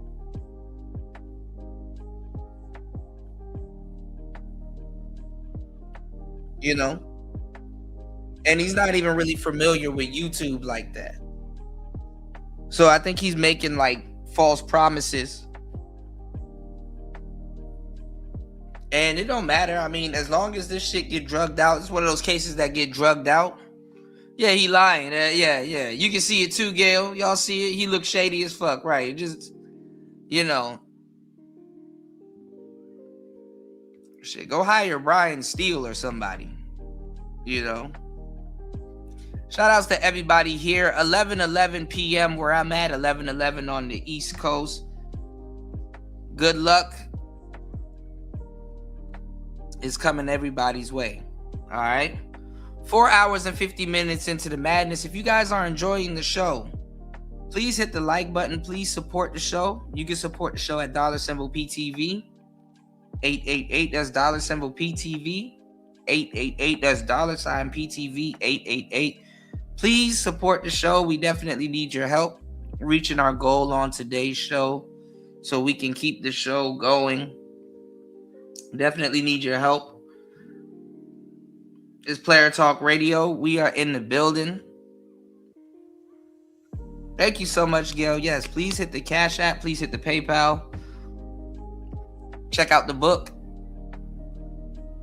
I got you guys. It's Player Talk Radio. We're going to thoroughly go through this. I'm not going to give y'all no clickbait. I'm giving y'all some real deal spiel and pointing out things that you may have not caught on to. And definitely give me your input. Let me know. Am I bugging? Or do you think his lawyer is looking out for him, being fully truthful to him? I think his lawyer not necessarily was in cahoots with the lead attorney, but I don't think his lawyer was super truthful with what he was telling Corey with the information that he's relaying, you know? And I think his lawyer is, you know, finna drag all of this stuff out. His lawyer is using him, you know? I mean, of course your lawyer is gonna use you, but damn, you know what I'm saying? Maybe the TMZ thing, he might have a little bit of a case, but the other stuff, I don't know. And you know, I trusted this guy. Gail says, I don't even know how he's Corey's lawyer when he's licensed in the state of Texas, not California. I want to even bring light to the antics. You know, I want to bring light to the antics that he's even using here to obtain information. Check this out. I never thought that he would use me for content. See, I'm a real trial lawyer. I'm not a YouTube lawyer.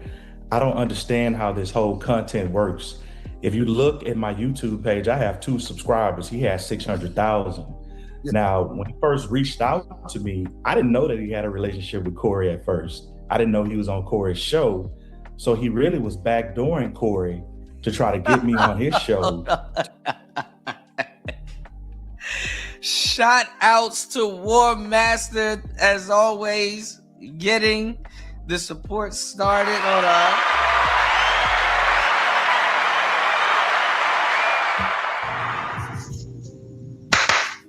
Raul.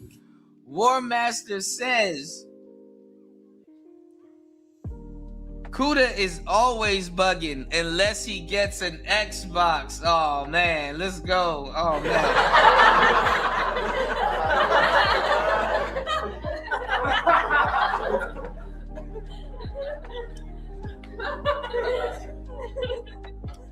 I've been taking up some extra work on the side, y'all. So hopefully after I do this cleanup, hopefully it comes through. I got this QuickBooks cleanup that I need to do soon. And if it comes through, definitely gonna have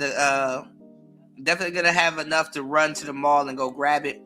Or I don't want to order it. I want to go somewhere where I can physically grab one, and I can actually film it, So hopefully I'm blessed enough for everything to go well, All right, closer to our goal. Shout outs to War Master as always. Dropping the huge.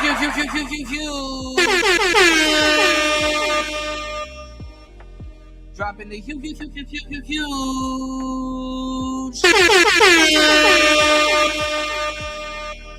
20 on the Cash App. Let's go. Let me update the contributor train. Let's get it.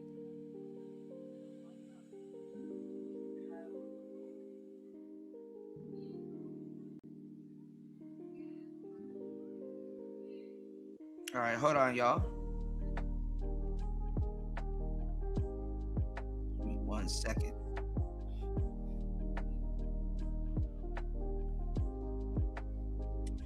All right, shit ain't working. Hold on, y'all.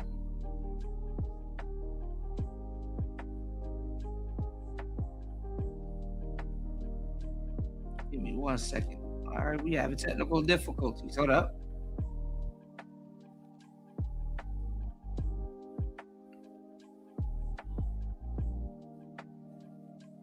All right, I'm gonna have to fix this. All right, give me 1 second. We're gonna fix this. Hold on, y'all. Player Talk Radio.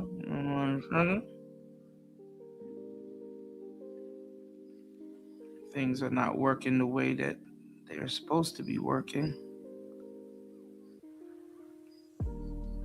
Give me 1 second.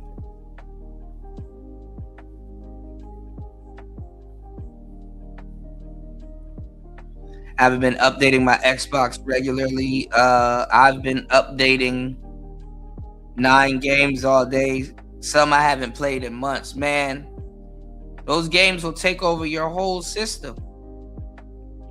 Hold on, y'all.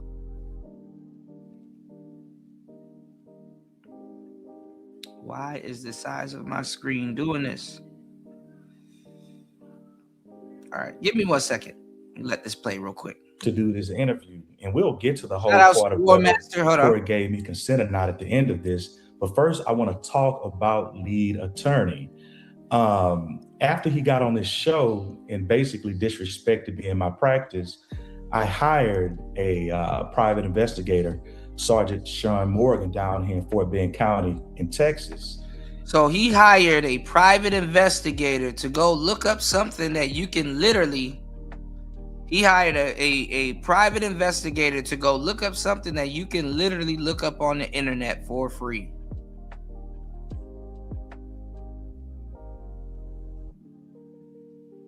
You can literally go look up all this stuff on the internet for free. And if you watch The Lead Attorney, you only got to watch like 4 or 5 episodes. He'll tell you what you need to know. He says it in the beginning of his show. I haven't practiced law in such and such years. So he hires a private investigator. Blew some money on that. He hired a private investigator to tell you guys what the average lead attorney fan knows. If you just binge watch 5 episodes, you would hear what you need to hear. So he hired a private investigator, and they went to I guess they what's the word I'm looking for? He's gonna play the phone call, and they called Georgia, and lied to the operator to get, the information, basically saying that, oh, I recommended a lawyer to my friend for his divorce case, and I wanted to know is his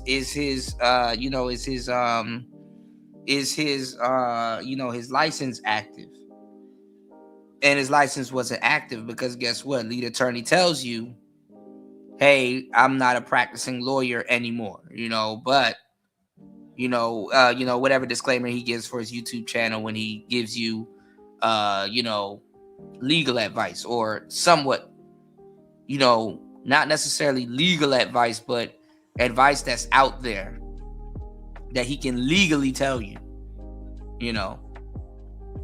So if you got your lawyers making this type of rookie mistake that can like literally just be done with straight up, with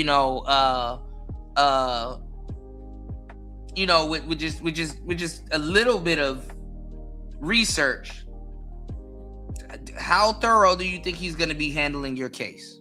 Let's go. And one thing that we noticed about Gail says he had a whole exchange with lead attorney and his phone number. Lead would have answered whatever questions he had about his license, etc. That's also true. That is also true. You say he didn't have to watch. He could have just called lead and got all of his answers in 5 minutes for free. Instead, he lied to cover up the other lie that Corey gave him the okay to do the interview, for sure. Our lead attorney is that, for the last 25 years, he's paraded around everywhere. And for like the last 5 years, going under the name lead attorney. But if you look at all of his products, services, everything. And then he dry doxes him. I want to see what lead attorney is going to say to this, because this was out of nowhere. He dry doxes him, but let's go. It offers. He's never used his real name. I bet you don't know his real name. So my private investigator found out that his real name was Jamison Corey Campbell, and I reached out to the state bar, and his license is inactive. I pulled the rules out of Georgia, even though I'm out of Texas. Your daddy don't care about. And then see, how is your sound man? Because this wasn't to cover up any information that he said. How is your sound man making this type of error? Look at this. Real name was Jamison Corey Campbell, and I reached out to the state bar, and his license is inactive. I pulled the rules out of Georgia, even though I'm out of Texas. Your daddy don't care about you. He a deadbeat. He be with them other kids by that lady he married to. Your daddy ain't paid no child support for you. How do you make this? How do you?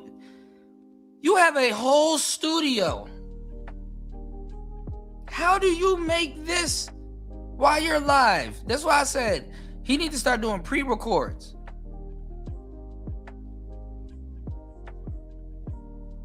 Or whatever. How do you make this type of error while you're live? For us to get stuff with.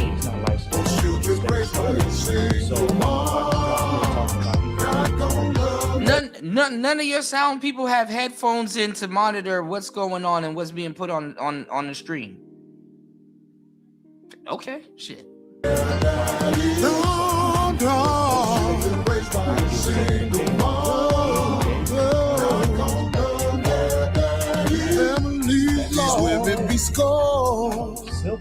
Irritated by the streets and the freedom of manhood. This guy's been on major platforms. He's been on DJ Vlad. He's been on Corey Holcomb show. He's been on a lot of people's shows giving legal advice. When this guy seemed like he did a different slide and the music came on, and he doesn't have no headphones in, so he didn't catch it. Like, and then his sound crew or guy or whatever, he's not even paying attention to the show. And the whole time he be panning the camera over to Craig and what's her name? Darlene, and Craig be asleep. License is inactive, and I will never accept being critiqued, judged, or ridiculed by somebody who's faking as a lawyer. Man, please hit the like button, y'all. 5 hours into the madness. Please support the show. Please become a contributor. I got you guys. It's Player Talk Radio. Let's get to our goal. Let's get it. I didn't even want to bring Craig B. Hive. I'm pretty sure. Pookie Production. Oh my God.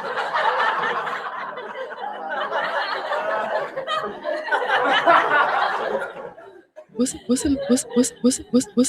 matter, Daddy? What's the matter, Daddy? Bust all in there.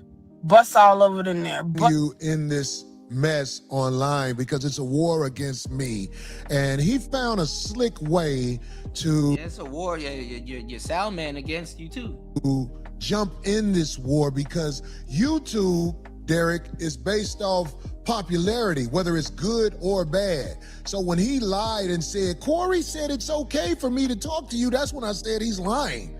Then he tried to switch it around like, Well, he has a text message from your lawyer saying that he's cleared. Hey, y'all figure out what that means. you lied when the truth is you never talked to him about my case. Am I right? Never talked to him about your case. See, the thing is that when he reached out to me, I was a little hesitant because his email, or within his email, signature block, there was no legal name, there was no office address, there was no office phone number, there was no office email. He emailed me from a Gmail account. I mean, I was just a little hesitant to deal with this guy because, I didn't know anything about him. I wanted to vet him. I'm a trial lawyer, right? I've closed out 1,088 cases, 50 appeals. My cases have been in law books as binding authority. So I don't just go on popularity. I want to look into this guy, vet him, and check him out. And I was hesitant from the beginning. Okay, so how long was it gonna take you to do that? And Corey got that 1,000 mile stare. When you being used, bro. He's being used. But, with him being an African-American lawyer, I'm seeing he has a big following. I'm like, this guy is legit. But because he lacked so many things, I was very hesitant. But ultimately, after he insulted me on his show, I hired my private investigator who I talked to, and he gave me some information. But I also talked to my good friend, Durante Partridge, who's an attorney in Atlanta, who stopped by lead attorney's office. And we have pictures. They say if you want something done right, do it yourself. Of this, only to find that he officered out of a trap house in Atlanta that has burglar bars. Yeah, it's a trap house, burglar bars on the front door. It's a commercial mail place. I mean, this guy he's had the whole world fooled, right? Yeah. No staff, law trapping. I mean, this guy. We got a picture of the place. Did you send them a picture of the place where his office is supposed to be? I surely did. That would be slide. That would be slide 15 for the engineer. You got that? Hey, because it's just like, I understand they're after me. They want me to look bad.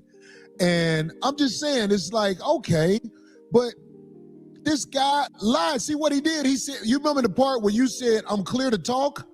I'm sure you were telling him, yeah, I'm clear to talk. Right. What about it? I will break that entire story down. So when he reached out to me, I said, hey, I need to speak to Corey first to see if I'm clear to speak about this. I ultimately learned that he had been on your show. You talked to him. You guys were good friends. I'm like, oh. I don't really trust a nigga that says I ultimately learn. What?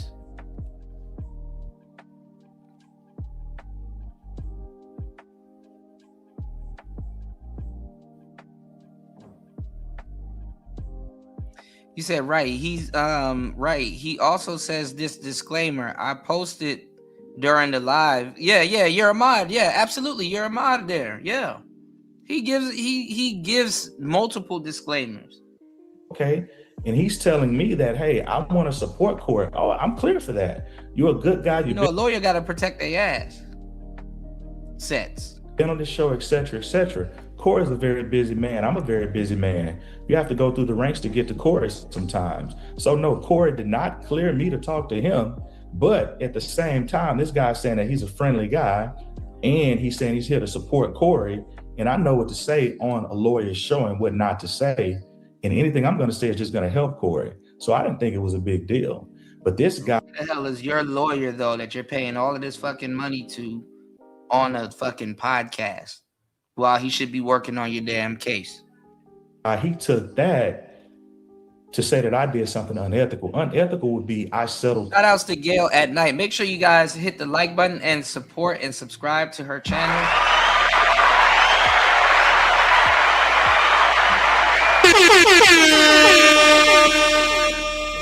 For his case without his permission.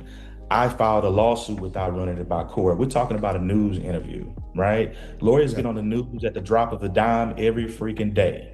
It's not a big deal. But when you're dealing with this YouTube guy, he's gonna take something small, right? Just to get clicks, likes, comments, and subscribes. Yes. But at the end of the day, you know, this guy's engaging in an unauthorized practice of law, which is illegal. So for him to comment on me, I mean, You think that he don't know that giving out advice on the internet is illegal, that he wouldn't have no type of disclaimers or anything in place?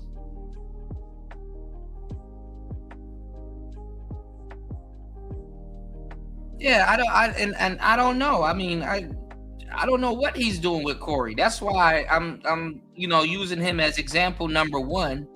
He's using Corey. Corey got a bunch of people around him using him.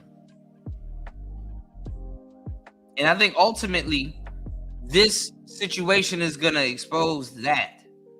You know, I'm not here to expose anything. I'm just saying, yo, he got a bunch of people around him using him. And the quality is janky. Sound man quality janky.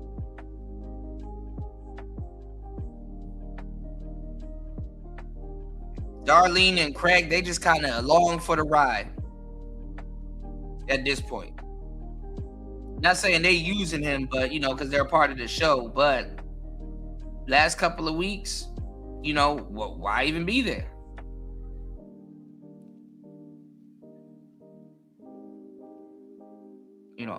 I was just a little bit taken aback and surprised.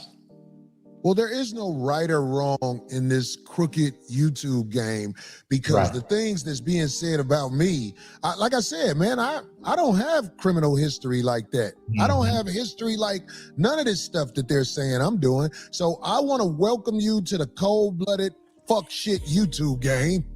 I see. I mean, this is worse than court.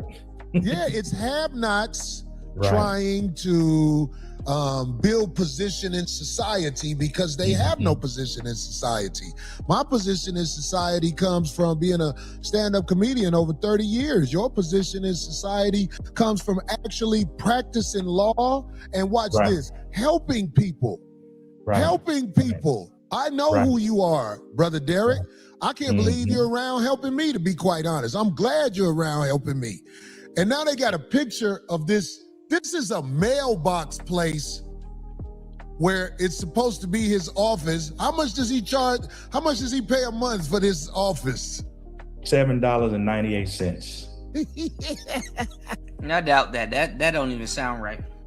No he joke. got a mailbox for $7.98, perpetrating like he's And see, it's like you do gotta have like a little office or some type of throwaway place because people they'll dox you.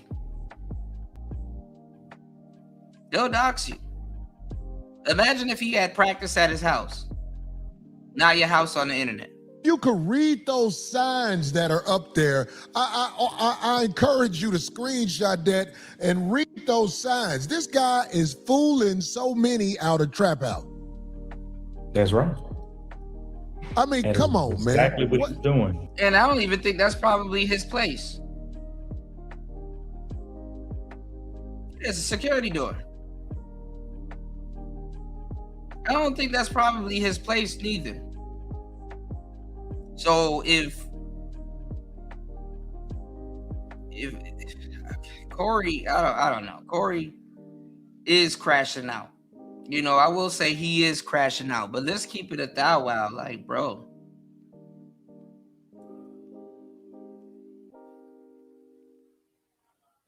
You're not getting anywhere beefing with a lawyer.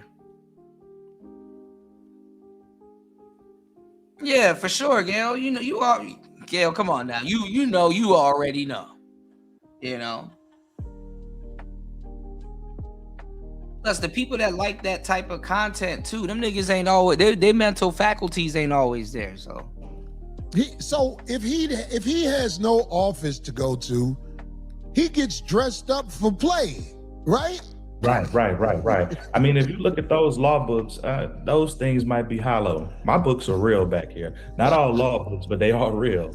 I don't know if that's a green screen. Every time I see his degree, I have to squint my eyes. Yeah. You know, this guy is, I mean, was he able to operate? I mean, was he able to activate some type of law degree this week? No. I mean, I called the bar today and his license is inactive. I called because, see, I found it online that it was inactive. Then I saw some stuff that said it was active. So, you know, I don't want to say anything about somebody, unlike him, that I don't fully vet, which is why I called the state bar, talked to Ms. Rachel, who's a part of the state bar membership department, and said his license is inactive. And if you go to his website, he's giving divorce advice and charging people for it. So, and that's illegal, right? That's every lawyer knows that. Every lawyer knows that. That is the unauthorized practice of law, and that is what he's doing. And, you know, I'm curious as to his response. yeah, this shit is ridiculous.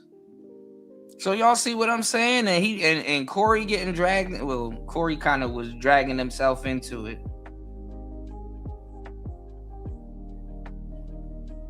He dragging himself into it.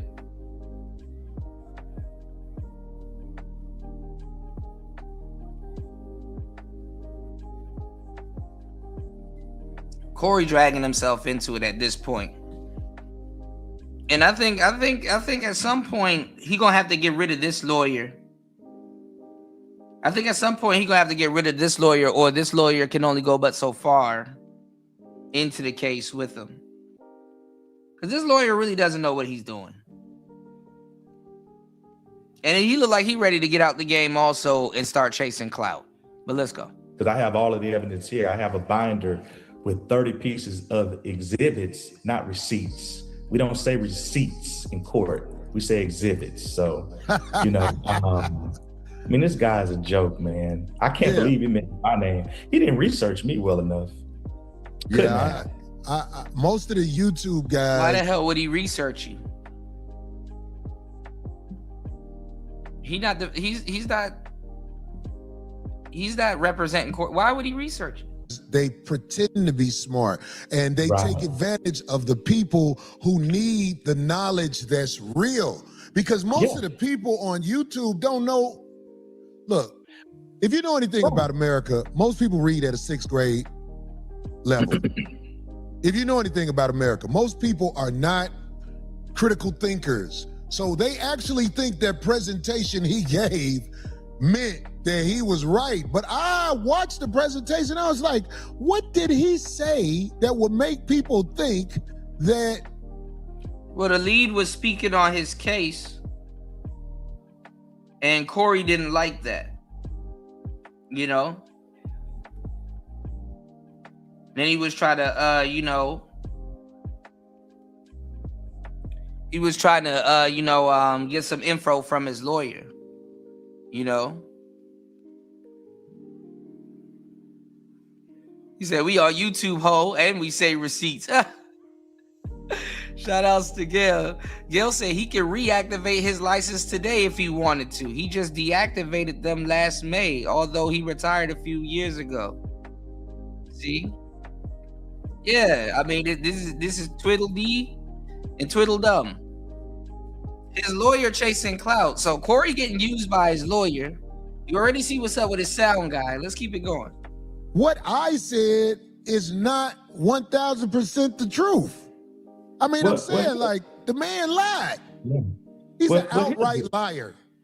Here's the main thing. On his website, he puts, I have 20 years of experience in the trenches of Atlanta, Georgia, practicing family law, et cetera, et cetera.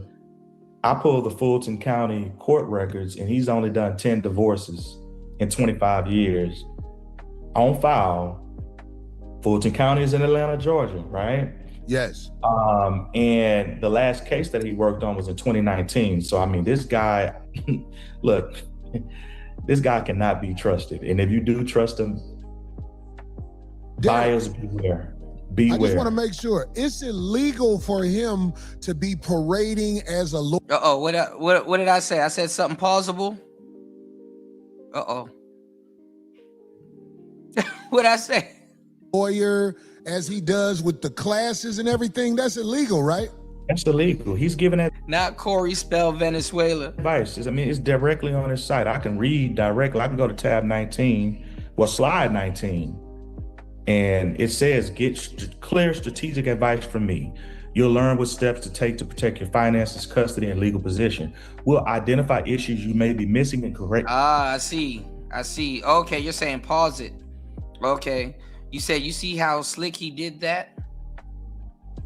He said Fulton County, Georgia. Georgia has about 200 counties. Lead is licensed in the state of Georgia.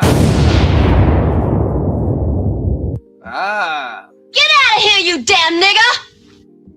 Now you know you gotta break the game down a little bit more because they might be slow.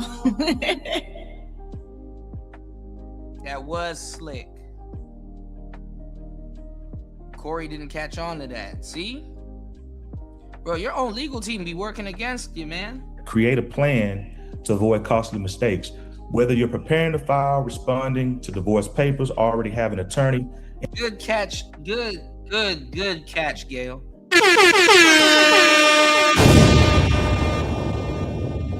And watch this, need a second opinion. Now, if you're getting a second opinion, you're giving a second opinion as a lawyer.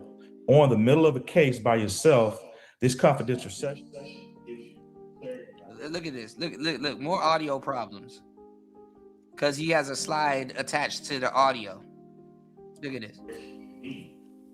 So this guy is practicing law. Here's the dangerous part about it. If he's not a lawyer and you're telling him things, right? And on his site, he's saying. Yeah. They'll just it'll be a whole boulder in front of them that's a point, and they'll just act like it don't even exist. Like it's not even there. 10,000%. This is the thing that is so weird. On his site, if you turn to, then they're not even thorough. We find and be advising you wrong.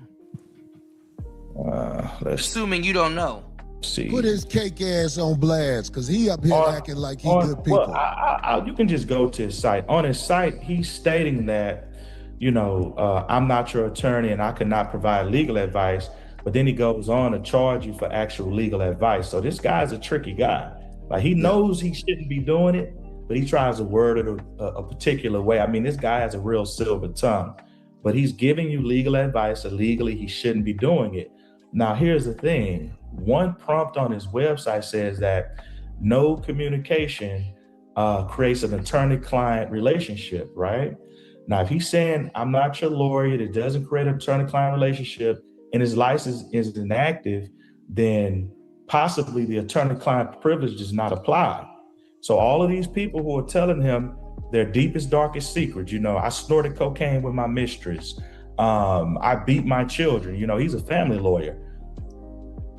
He may be subpoenaed to testify against them because the attorney-client privilege doesn't apply. Do you know how deep that is, what you just said? He can't be subpoenaed to talk against them because he's not a lawyer. He's not a lawyer. Wow. That's in his website says it. It says it. And that's the thing. This guy is a dangerous guy. He needs to be stopped. He shouldn't be worried about it. That's what I'm trying to say. If he was breaking the law, he would have already been reported. 1,000%. He would have already been reported. So here you go. You got this new guy that doesn't know how lead attorneys, how his model on YouTube is set up. He's not familiar with YouTube. He's probably not even familiar with YouTube laws. He probably hasn't even read I mean, he's not a YouTuber. So he wouldn't know. He hasn't read the terms and conditions. Right. Consultations, So he doesn't know.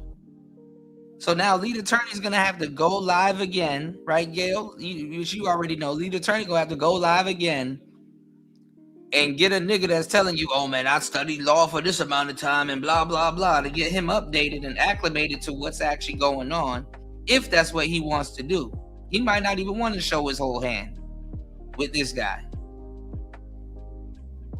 Again, Corey is being used and doesn't even realize it. But let's go. Me in an interview. He should be worried about the illegal things that he's doing, and he knows that.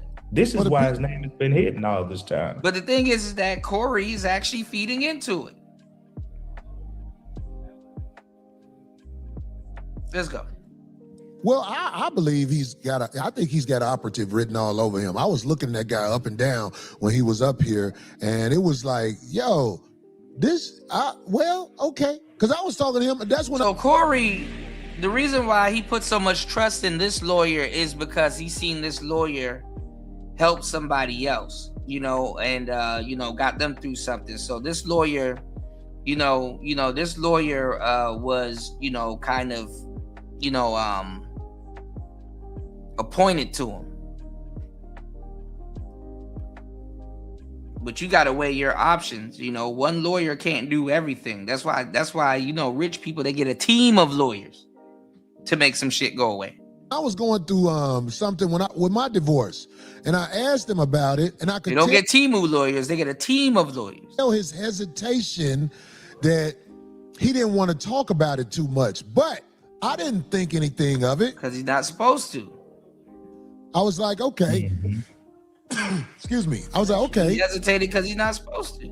This guy is not really he didn't want to dive into what I was getting into with a divorce, you know what I'm saying? But that's not for me to judge against him. But now that the work has been done on who this gentleman is, I just want to say to everybody who divulged. And see, even Corey don't even realize that you can't be doxing people on the internet to try to say, oh, this person is a fraud. It don't work like that. You got to be a little bit more tactful. You got to be a little bit more graceful with your presentation. You can't just outright do some shit like this. Sensitive information to him, you're fucked if he gets subpoenaed. Or at least put this shit behind a paywall or something. Right. Because he will have to talk, and he can talk. Anyway, Derek, is there something else I'm forgetting about this guy that you want to say? Because, it's like the public, even though, do you know we are still supposed to save the public, even though the public will turn on you in a minute? They're fickle. Are you aware of that? I am aware. One last thing I want to do is pull up slide 10, and then I think I'll be through. Hey, so get slide 10 together. Get that on the screen, guys. I want to make all of this stuff should have already been queued up. Sure, he got everything. What's happening? Y'all got it up there? Okay, go ahead, Derek. If you look at slide 10 on the website,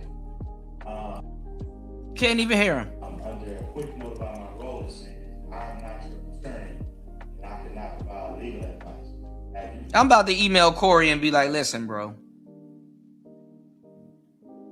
Just take me on. Just hire me, bro. I got you. We'll just change the whole format. We'll do a dry run, pause. You know what I'm saying? A pre-record. I'll be throwing signals.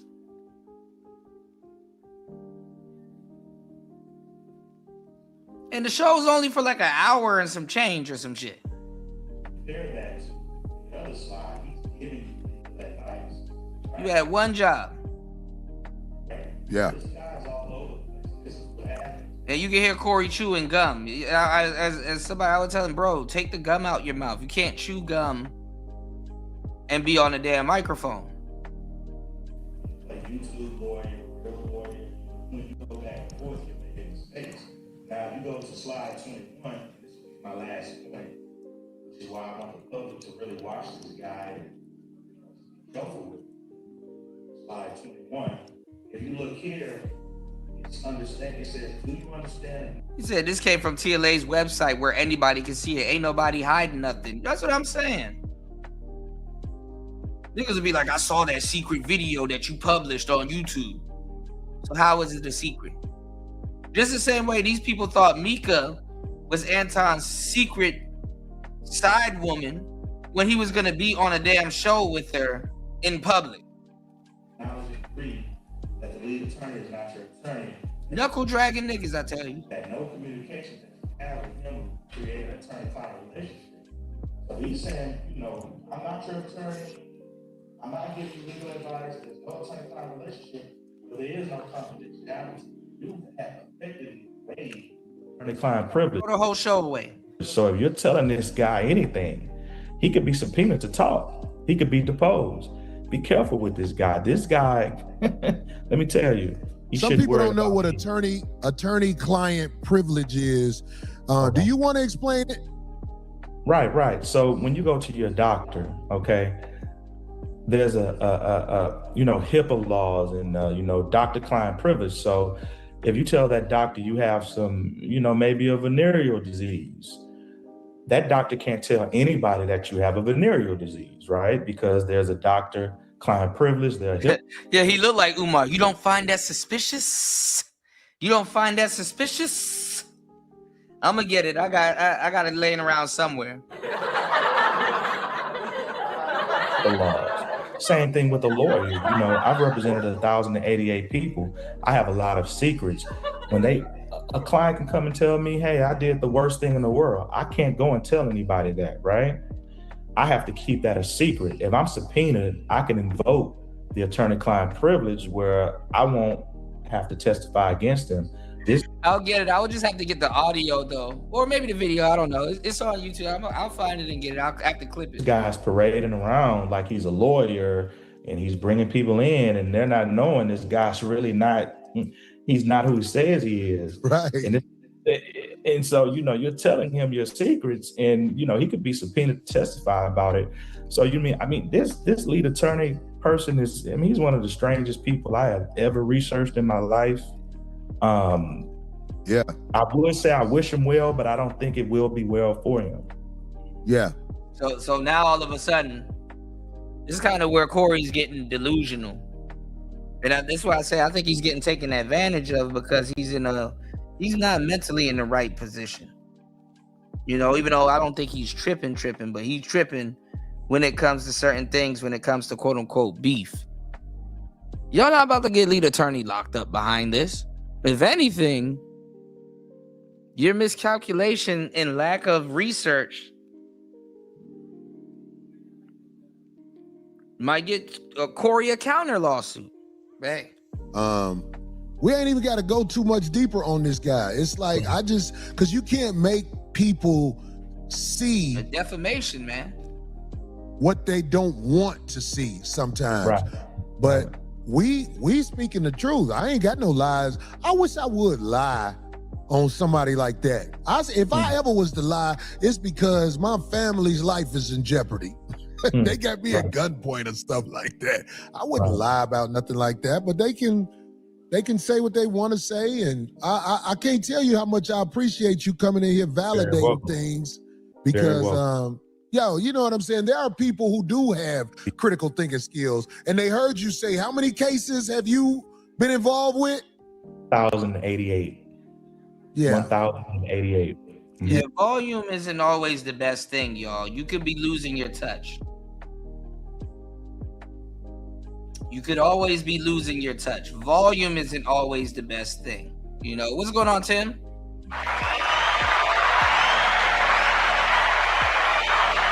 Yeah, I gotta ride with lead on this one.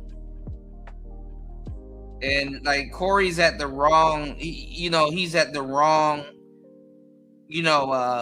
like his lawyer's not steering him in the right direction. And his lawyer's chasing clout also.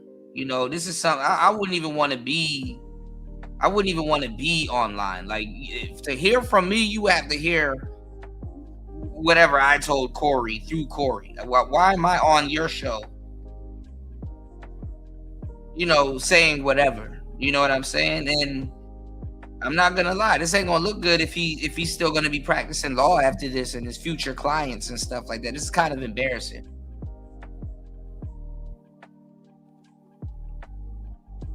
It's kind of embarrassing. I wouldn't even want my lawyer out here like this. It's like, listen, make sure you get the case right. When we win, then maybe you can show a face. But it's going to be embarrassing. Because I think him and his lawyer going to fall out. You heard it here. Yeah. Exactly. I'm proud of you, brother. Thank you, sir. I'll talk to you tomorrow because I know it's late out there where you at. It is very. Man, thank you for coming on and bringing some clarification to the situation because it was needed. You're very welcome. Thank you. I talk to you tomorrow, brother. Gotcha. Love, one love, man. No, Tim, the lead attorney already responded. The lead attorney already responded. He already responded. That is and he had the best response out of everybody. And he didn't run around call Corey a PDF file or any of that stuff. I'm disappointed in black men behind this shit, but let's go. Brother Derek, Dion. Please hit the like button, y'all. Please support the show. 5 hours and 34 minutes into the madness. Let's go. Yeah, his lawyer is, man, listen. I'm waiting for him to respond to this clip. He responded to the last one, Tim. And you know what I'm saying? It's like, it's a cold world out here, man. It's a cold world. Listen, his lawyer is advising him wrong. Like, as a lawyer, this, something is up. Like, even I would be a little bit, taken aback if my lawyer was doing what his lawyer is doing. Tube is full of shout outs to War Master. I was gonna definitely go look for it. It's a long clip, but hopefully this is a short one. People don't really want to believe is operatives. Have you ever seen anybody create a lie like they are trying to create on me? Have you ever seen this done before?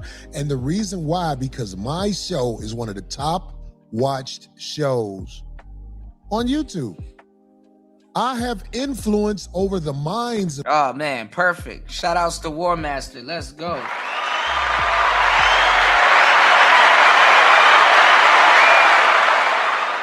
Bust all in there. Bust all over in there. Bust it all in there. And I realize now, wow, they're gonna throw the kitchen sink at me. If it wasn't for that, brother, TMZ would still be lying with a base head talking about, oh, she said you had a gun. They can't do it no more because that brother stepped in and put forth what needed to be put forth to stop the nonsense. But I'm not gonna lie, this media giant has other ways of getting at me, and they getting at me. But I'm telling you, all you bloggers, you can stop it because you belong to me. In a week or two, you're going to see all this stuff you did to make me famous. It's unfortunate because I was lied on, but that's going to be my money from my videos. I never did this before because I never had to. But I'm like, oh, y'all gonna lie? Okay, you think you could just say what you want to say with my name and likeness and nothing happens? You'll see. That's gonna be my video you made. So please keep it up. Don't let up this week, next week, or the week after that. I need this money. I'm trying to pay off this other property I just got.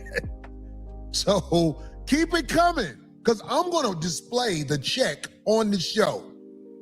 And listen, all my 5150 people, I have created an email where, wait a minute. First of all, I don't want to forget this about leading a nigga ass law, because I said something else. But here's an email. Listen, the email is 5150submit@gmail.com. 5150submit@gmail.com. All of these bloggers that you see lying about Corey Holcomb and the way he does things, because I've been doing these jokes for a long time, and I live a real good life doing these jokes. So you can say whatever you want to say about me and the jokes I crack. Okay? But if you see these bloggers and they have a significant following, I would say at least 500 or more. Really, I want more than that. Matter of fact, if they got over 1,000 people listening to them, I want you to send an email to that address. This is where we're collecting them, where I'm going to collect my money. I think we need to have a big 5150 party after they have to start sending checks to me. And I'm talking about, I am so glad I did this research to find out about this stuff. But here's another thing about leading a nigga ass law. Abe, you know what video I'm talking about, right? Gail says, oh, all he probably did was a cease and desist.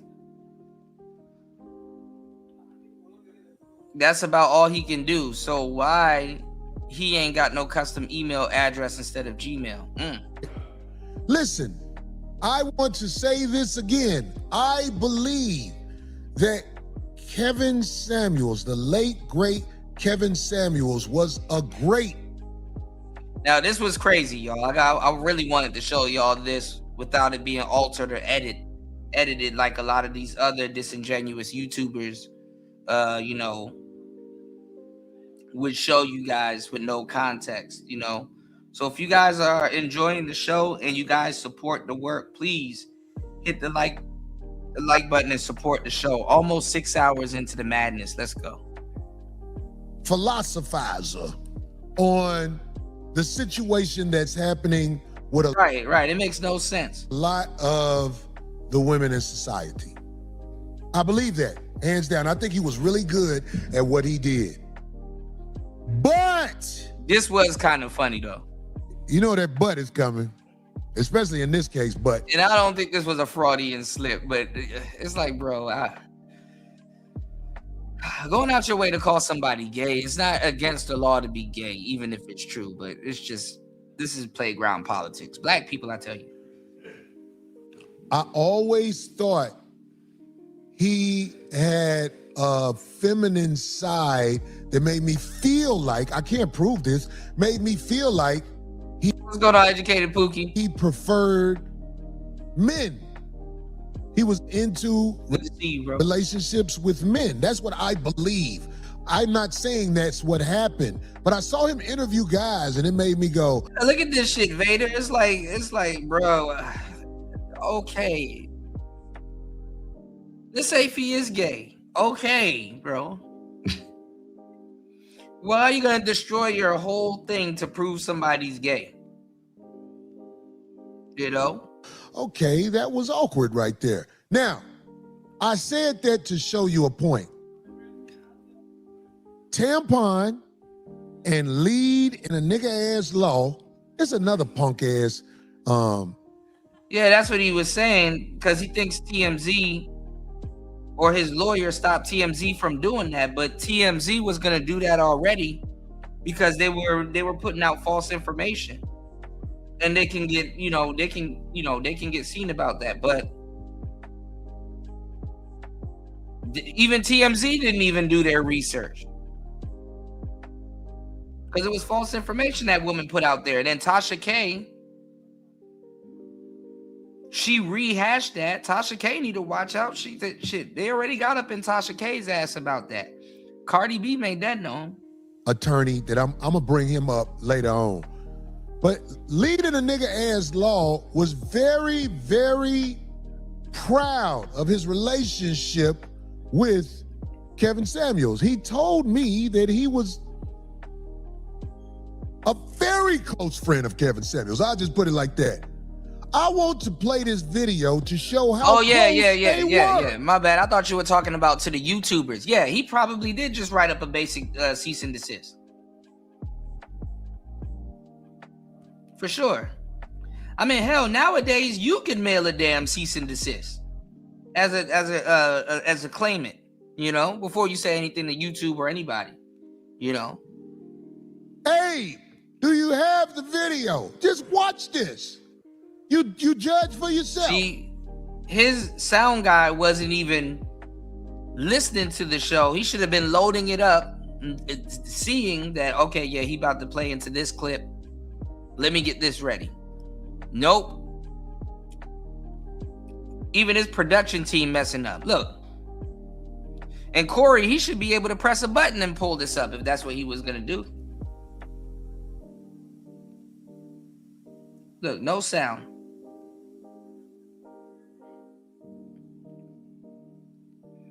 Shout outs to Tim. Yes, hit the like button and all the notification icon buttons and share this content to as many people. Absolutely. I'm not editing this. This is the raw show. I don't got to do no clickbait, no any of that. All right, please support the show, y'all. Please hit the Cash App, hit the PayPal. Let's go.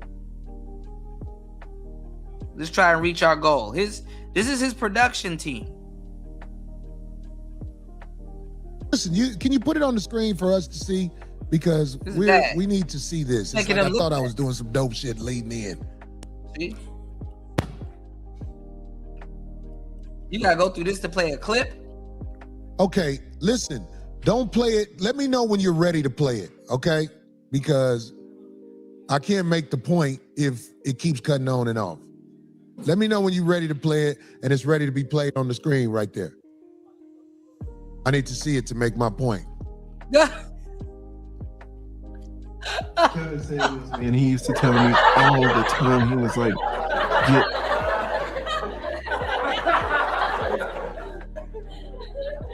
I kind of walked into that one, War Master. Shout outs to War Master in the building. Let's go. Listen, can you put it on the screen for us to see? Because we need to see this. Now, I ain't gonna lie, y'all. I kind of laughed at this because it was a Freudian slip. But I mean, it wasn't a Freudian slip, but that's kind of the effect that he wanted. But let's go. It's just like I thought I was doing some dope shit leading in. All of this shit is a reach. Okay, listen, don't play it. Let me know when you're ready to play it, okay? Because I can't make the point if it keeps cutting on and off. Let me know when you're ready to play it and it's ready to be doesn't know how to attach the sound with the slides that he got. Played on the screen right there. I need to see it to make my point. See, Corey bleeding money. This is why I said, Corey, you're getting used, bro. You're getting used. The man only got to hold his job together for a little bit over 2 hours. And that's hard. You're getting used, man. Kevin Samuels, man, he used to tell me all the time, he was like, get out from around these niggas. That it will keep you down. YouTube is humongous. I had a girlfriend at the time when I was dating Kevin. When I was dating a girl when me and Kevin started communicating on the phone. That man just said when he was dating Kevin.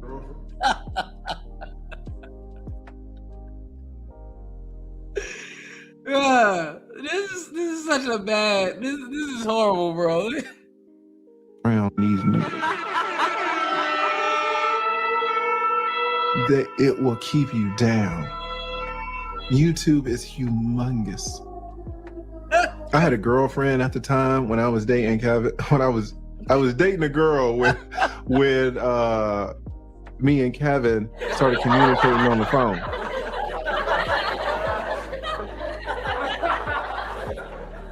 Yeah, KS was correct. That's what he was doing with the manosphere. Right. That's what he was doing with the manosphere. Well, look. Put it like that. I want to play this video to show how close they were. Hey, do you have the video? Bro, this is the biggest reach if I've ever seen one, all right? Y'all hit the like button, support the show, y'all. If I made you laugh, you owe me a like, man. Please hit the like button and support the show, y'all. This is the biggest reach if I ever seen one, y'all. What's this? You judge for yourself.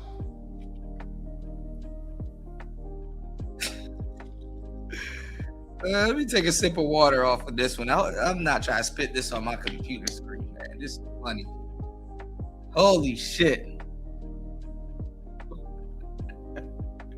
And he said it in the most zesty way ever, man. You know, he said it in the most zesty way ever. So it's like, it's a reach, but I got it. Get out of here, you damn nigga! No, you're absolutely right, War Master. But you know what I think he's using? Because I think he was saying it. I think they're using Zoom. They're using Zoom as a podcast provider. And yeah, you can use Zoom, but your Zoom got to be set up correctly. You know what I'm saying? Your Zoom got to be set up correctly. You can't be introducing slides and then your audio is cutting off and guest audio ain't coming through, and then and then whoever you got doing, your Zoom, like, come on now. Your audio man shouldn't be, if anything, Corey or Craig or Darlene, instead of just sitting there not doing nothing, honestly, falling asleep or being high as hell, one of them need to work or do the computer. Let's go. Can you put it on the screen for us to see? Because we need to see this. It's like I thought I was doing some dope shit leading in.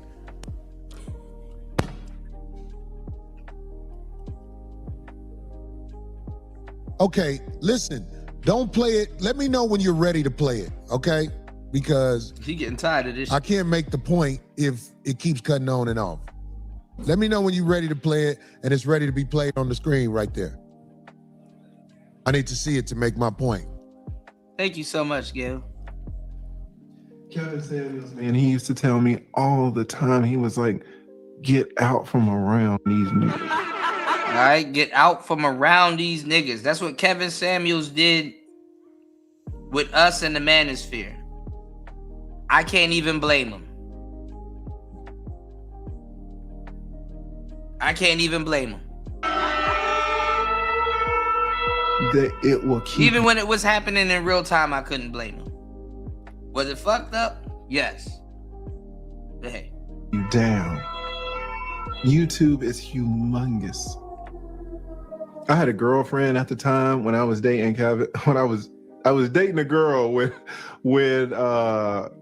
me and Kevin started communicating on the phone. That man just said when he was dating Kevin. The truth fall out your mouth sometime. Play it one more time where it go all the way through it. Kevin Samuels, man. This is a reach. I just, what's going on, bro? This is a reach, bro. If it wasn't a comedian, this kind of, but. Get out of here, you damn nigga! He used to tell me all the time, he was like, get out from around these niggas. That it will keep you down. YouTube is humongous. Listen, Kevin Samuels, I know y'all say he's zesty. A lot of people believe that he's zesty. Cool, I get it, right? I've been hearing that shit for years too. I've heard all the jokes while he was alive, while he was gone. I'm gonna just say this. If it was true, I think somebody would have been came out already. And I gotta treat this as a reach.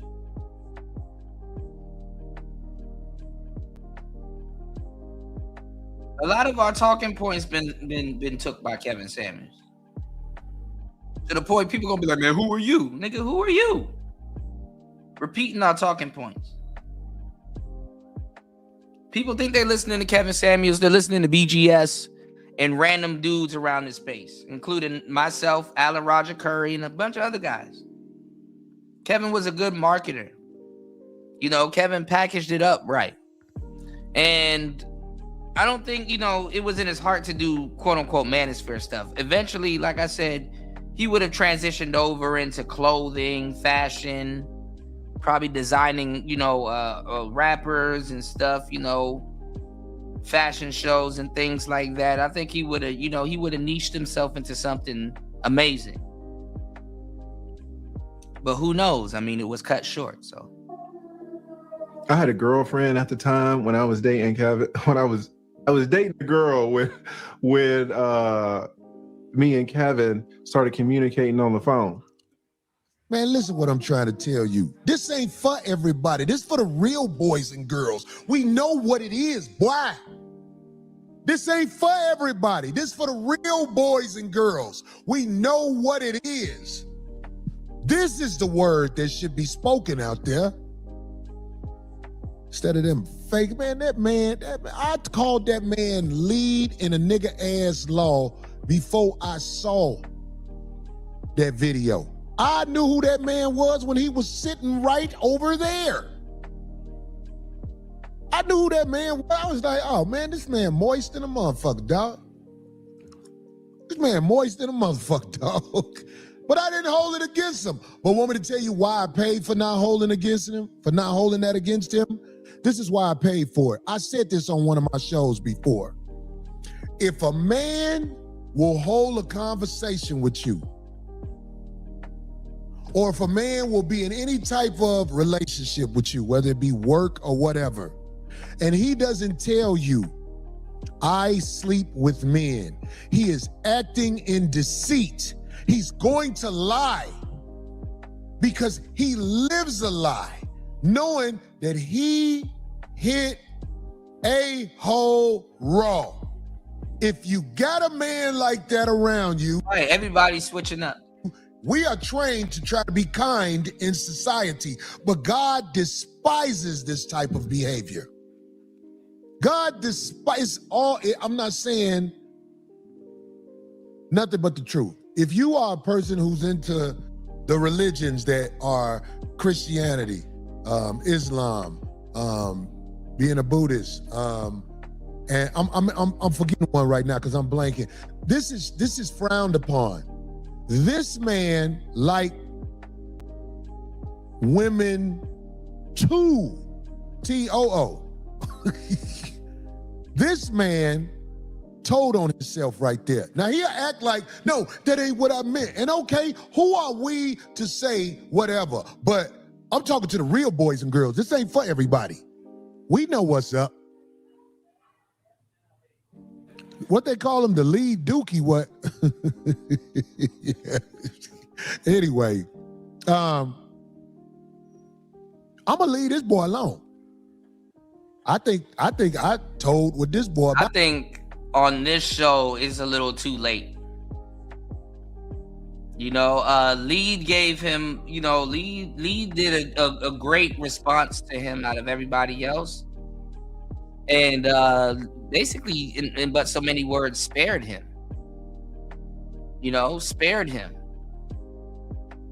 But let's go. Out right here, you know what I'm saying, as far as I go with my impersonation of him. And online, there are warriors, there are soldiers that are able to see what some can't see and what some don't want to see. And I found one of our online warriors, and this is my first time seeing this brother. I talked to him on the phone, but this is my first time seeing this wise brother. And you bringing up random dudes. Never mind. Look, y'all see for you. I heard things he said before it all went left, and I was like, oh, he got some knowledge. But now that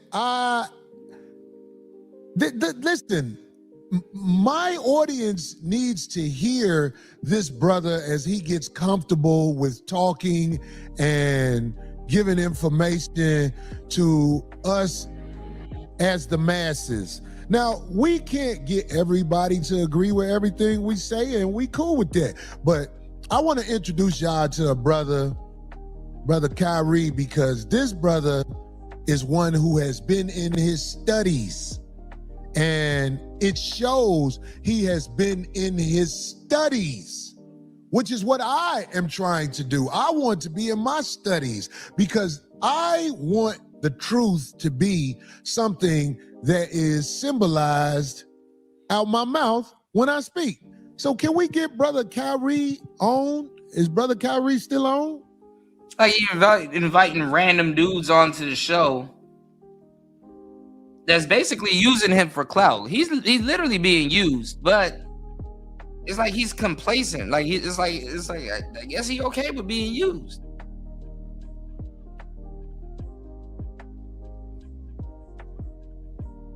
Instead of brothers just saying, yo, just kind of switch the subject.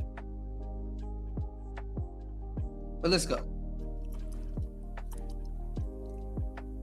I don't even know why you chewing gum in a microphone, but okay. Let me know when y'all got it. Is he on? Brother Kyrie, can you see me? Yeah. Man, this man got Skin Bone's brother. Meat Bone. Pause. See you, bro. What's up, man? What's up, Corey? What's up, Darlene? Hey, you. Hey, bro. It's like, it's so weird. Like, I saw you when I first came in today because they was getting the Zoom together, man. I want to tell you. He using Zoom. Hey, come on now. Something, brother.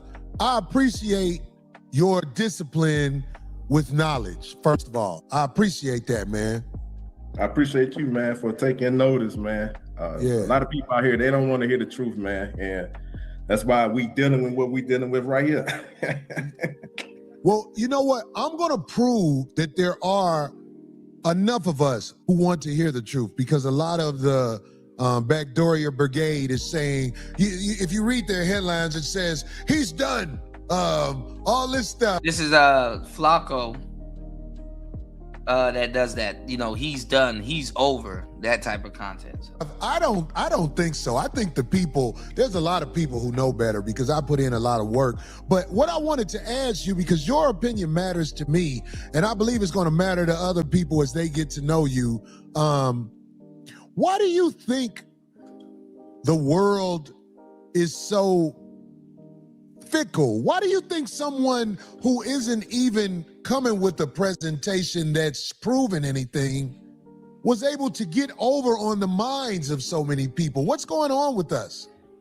See, the problem is when somebody's dealing with the truth and exposing not only the people, but society, the systems that we're dealing with, it's easier for people to look at that person and hate that person because it requires change.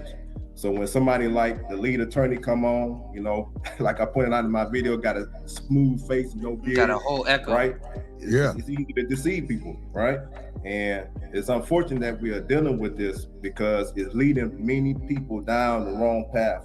And this situation right here is exposing, and I'm gonna say so-called black people because I know who he is according to the scripture, but so-called black people is exposing people right down the lines. And how much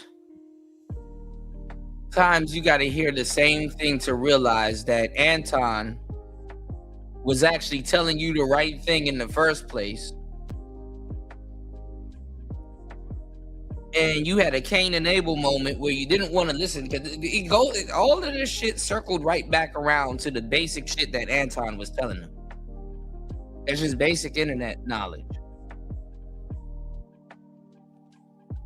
You had Corey trying to defend black people, thinking that he was going against Anton and his own people, the ones that's doing them in. Do you something nasty, roll you in a guard, let's go. Skin Bone. Especially here in 2026. So you got people that's standing on the righteous side, and you got people that's standing on the unrighteous side.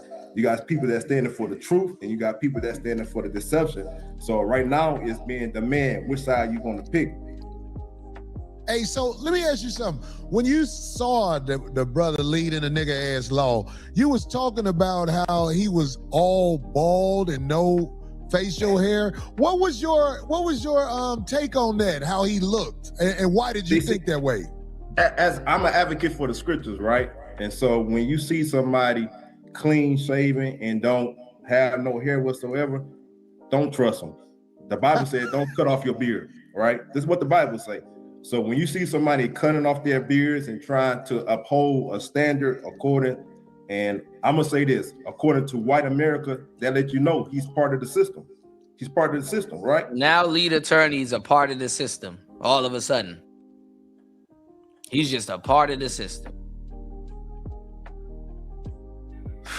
Can't make this shit up, man. Get out of here, you damn nigga! Even when you look out in the wild, if you see a full-grown lion out there without his mane, you're gonna look at it funny, right? Yeah. Yeah. So if he don't got his main, how in the world can I trust him? See, I never looked at it that way before I heard you say that, because like I said, I learn a lot when I listen to you talk, brother. You know what I'm saying? So according to the Bible, a naked-faced man is deceptive. It's deceptive. When you look at 2 Samuel chapter 10, right? The followers of David, the scripture said when they had their beards cut off, they couldn't even come back into the kingdom. David told them, listen, stay outside until your beard grow back, because it was a shame not to have your beard. And so when you go down through history, look at the serial killers, look at the molesters, majority of the time, how they look. They look like leading a nigga ass law. Right. And they love being around kids. I mean, y'all can fact check me. This is all known facts, man. You can fact check me, man. Well, right now, there's a lot of people who don't care about the facts. This shit is defamation right here.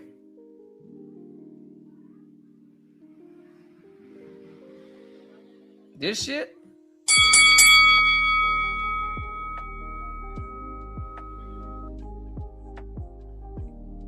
This is defamation right here.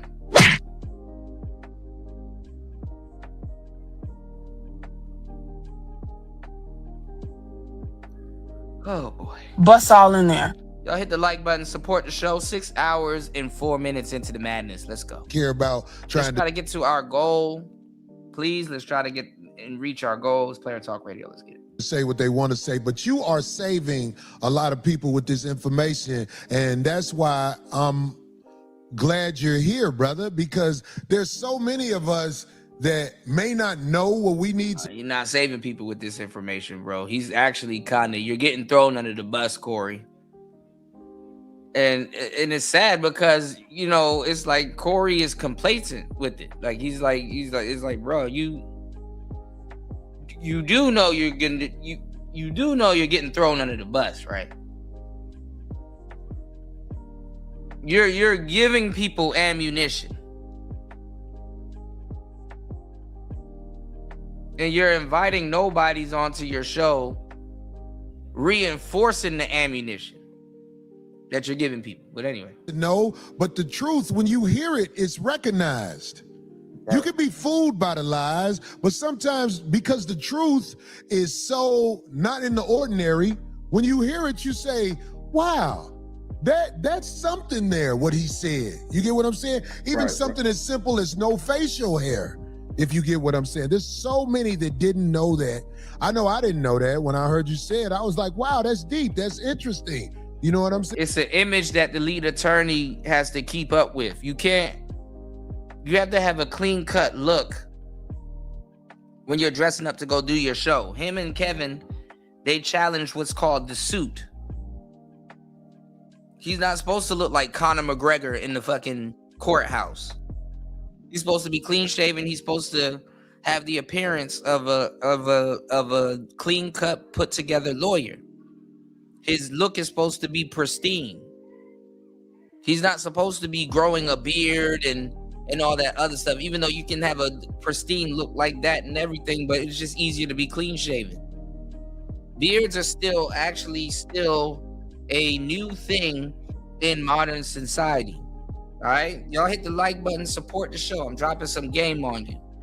In the late 2000s and mid 2000s, like 2015, 2010, maybe 2013, that's when dudes start wearing beards again and rocking man buns and stuff like that. In the early 2000s and in the 90s and in the 80s and stuff like that, if you had a beard, you were considered homeless. If you had a stubble, yeah, you could have been a movie star, but you were considered a renegade or like a, you know what I'm saying, or like a Chuck Norris type nigga. Like having a beard meant that you were unkept. 5 o'clock shadows was a big thing. You know what I'm saying? So this is why you had the clean shave. Yes, even in the military. Yep, even in the military or the police force and stuff like that. That's why like guys like Chuck Norris and dudes that were detectives, they kind of had a beard and stuff like that, just to kind of distinguish them as you know, differentiate them, you know. So some of those traditions still carry into this day. But let's go. Yeah, because I'm new to this Even Kevin Samuels, he had to have a low beard. Bible study. Right. And go ahead. But let me ask you a question. I've come to the realization that the word pastor is not in the Bible. Right.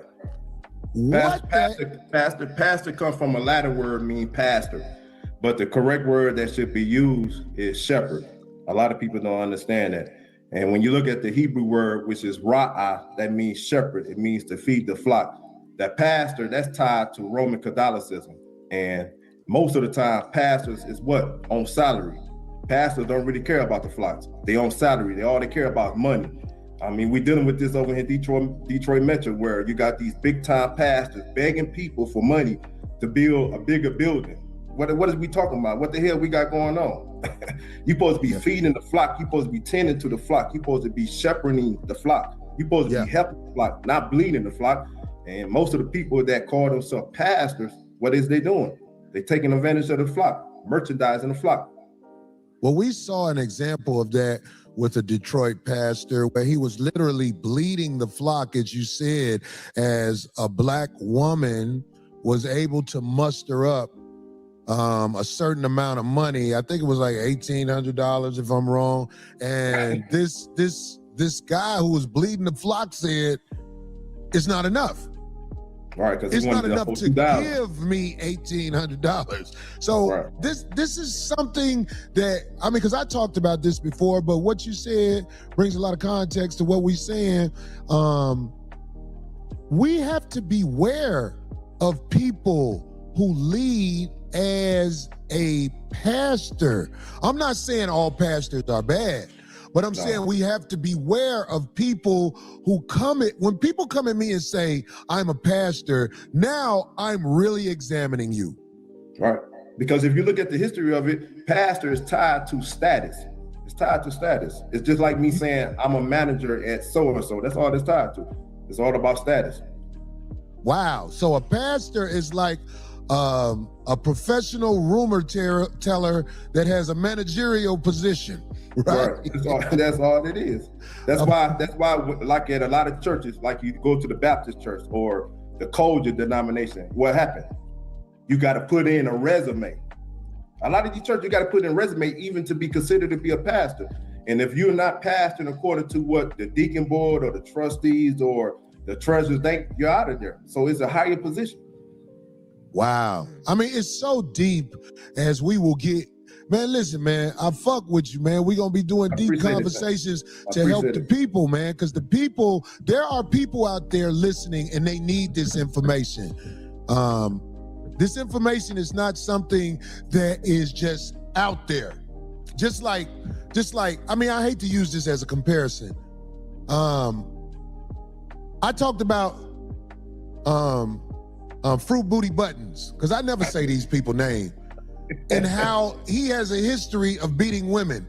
That's not what some people are after. But there are some people that are like, is that true what Corey said? You get what I'm saying? Just like, there's a comedian. We call him the Gooey Raccoon. He got beat up here one day when he was talking crazy to somebody in their face. I know because talking crazy to somebody in their face is a lot different than you talking about Aries Spears. Talking crazy about them online. You know, the woman on Godfrey's show was getting at him. So, you know, Corey gonna respond to her on the next show. Shit. Right. So he was talking crazy about somebody on the show in his face and got beat up. Now, I heard that this guy is very elated with all the drama that I'm getting online right now. But this guy has real pedophile court documents going on. Yeah, I think him and Tiffany Haddish caught some wild shit recently. Love, y'all. This guy has real pedophile, the Gooey Raccoon. If you look up his court documents, he has real pedophile things going on. I'm putting these people on blast to show you. Right now, the media firestorm coming at me and 5150 is intentional. And most of these guys, as I look at them, they all seem backdooria. Right. I agree. I watch them talk. Now, let me tell you something, Corey, even the ones who are able to hold their voice straight without moving their head, I'm like, yeah, I still see it in you. But I'm just saying, man, yo, we have to be the ones who get the bad press. We have to be the ones that aren't adored by the people that want to be part of the system. Malcolm X had to stand at his window with an AK, and he had young daughters in his house. So I'm not worried about what's happening to me. Just imagine being a man. That wasn't an AK, it was a rifle, but it wasn't an AK. Okay. Man who got to stand at his window ready to get down with an AK, and he got young daughters in his house. Yeah, but the question is why? The question is why? What's the why? Well, what do you think why? The reason why, because they said Malcolm X was the most dangerous man at that time in America. So when you become dangerous to the system, they have to use media. They have to use the propaganda to make you look bad. Or, I mean, you can use your common sense and say they have to use black people to get you up out of here. How about that? How about that? Did it ever cross your mind that black people got Malcolm up out of here? Attack your character, because most of the time the system operates off fear. It operates off fear two ways. They want the individual to be afraid. In this case, which is you, right? Want you to shut your mouth, want you to silence, want you going about your business, and they want people to be afraid to mess with you. I mean, hey, Shannon B, you never know, man. At this point. So that's why you get all the cancellation. That's how the media operates. They want to program my brother Love people into fear, and we call them over here fear mongers. Yeah, I want to say to my 5150 people, listen. Like, what was his name on the Black Panther? Was it T'Challa? T'Challa. Let me tell you something. I never yielded. I stood on everything the fuck I did, including with the goddamn meth head in front of the club. It could happen again if a dangerous meth head is in my face. Like I said, she stabbed the motherfucker that took up for her. Y'all motherfuckers don't understand, when you really a soldier, goddammit, you gonna do some things. And whatever you watch on video and judge a video that's literally, 30 seconds to a minute? If you wanna judge me off that, you be down. But it's a lot of people who don't judge me off that, and I'm gonna show you how. TMZ was going behind my back, doing dirt to try to get gig canceled. You YouTubers ain't shit. Y'all ain't got no power. I'm gonna show you ain't got no power. Even though I know you guys are incentivized by TMZ, and that's why they're gonna have to give me a check for that. They have to give me a check for that. But you YouTubers who used your little power to try and bring drama to me, your check is mine. All right, you're talking about Flacco. I just didn't know how to do it before. Now we got the game down packed. In a couple of weeks, you're going to see 5150 collect checks from these cake-ass YouTubers. I never chased it like that. That's why I didn't know. I just thought, I'm going to do my show and give it to the game. But there's a way you can make it where when people use your name and likeness, you know what I'm saying? That's to be taxed, especially if they got sponsors. Oh, my God. I'm counting the money. But anyway, Kyrie, listen, bro. I don't think his lawyer told him that YouTube don't work like TV. That there's ways around that shit, but let's go. We plug now. You know what that means? I appreciate you, man. We plug, man. I'm gonna be fucking with you, man. The information that you have is going to help me and the people who are about. Yeah, I mean, if he keeps going this direction, it will stun his growth, but all attention is good attention, shout outs to him, but that shit is crazy. Yeah, AKA stop talking about me. Yeah. And bold enough to live a righteous life, because we're gonna get attacked. I ain't worried about it. I never worried about Thank you so much, Gail. If you guys are enjoying the show, please hit the like button. Please support the show. Help us reach our goal. Please hit the Cash App. Let's get it. It's Player Talk Radio. Please hit the PayPal. You support the show at $PTV. If people 888, that's $PTV 888. That's $PTV 888. Not giving you guys no angles, not adding anything to it. Giving y'all the video straight up and not adding any narratives. Okay? 5150 all day. Been rocking with 5150 since the Ustream days, 15 years ago. Yes, sir. Yeah. But like I said, Corey, he's getting used, man. You know, he's getting used. He's getting used by the sound guy.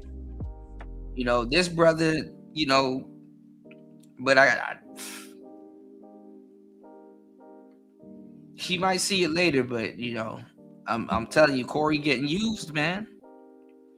You know, he definitely needs some people around him that'll tell him, like, hey, bro, your lawyer using the fuck out of you. Your sound guy getting over on you.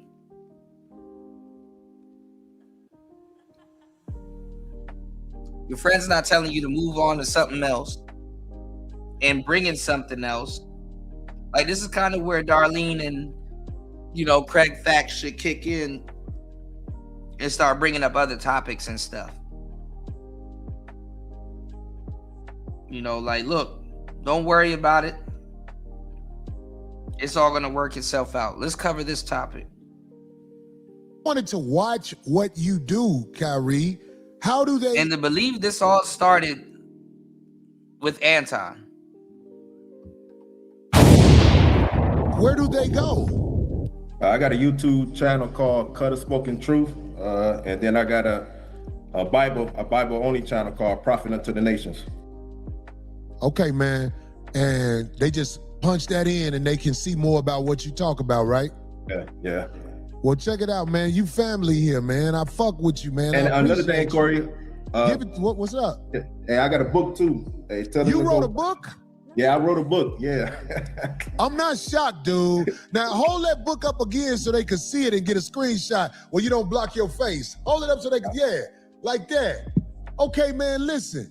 I want y'all to support my brother right here. It says what is that, Diaries? Mm-hmm. Yeah, Alpha Diaries, the keys to being a self-sufficient man and a leader within a relationship. Hey, man, look. How do we, is it a place where, are you ready to say and put the book up now? Or is it where you need a week or two to prepare to receive people coming to get the book? It's on Amazon right now. Okay, it's on Amazon right now. You can get his book.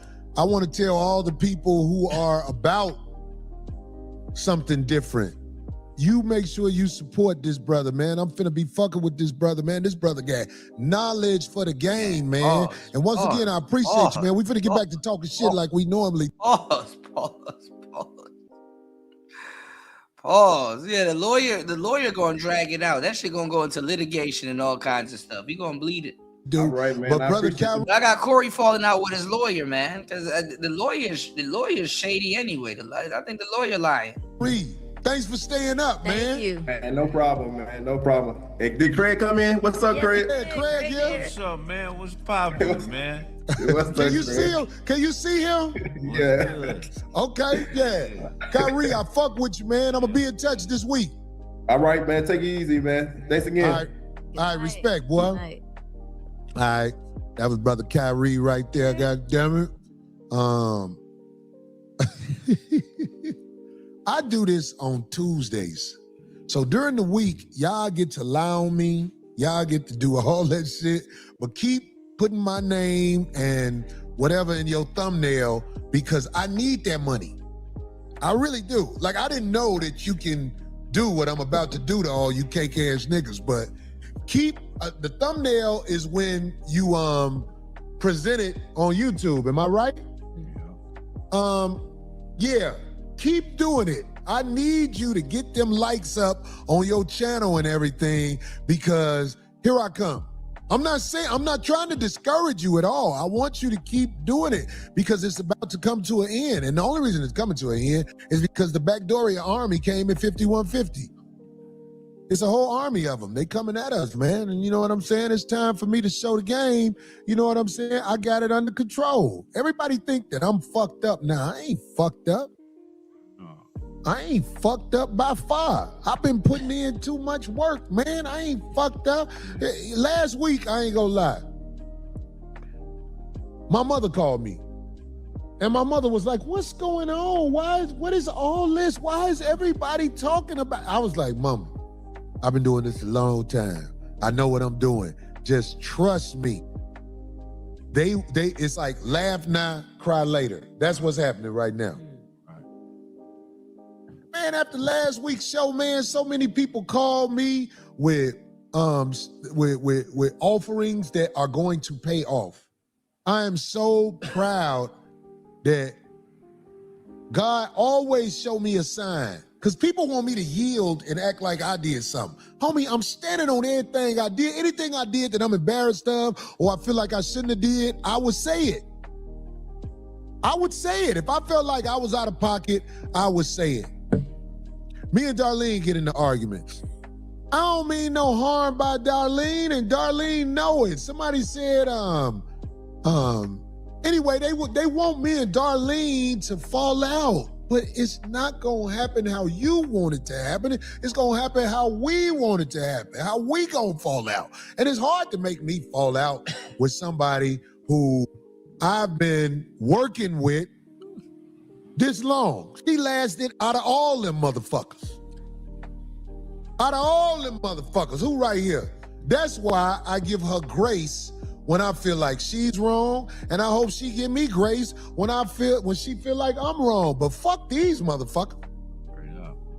Fuck these motherfuckers.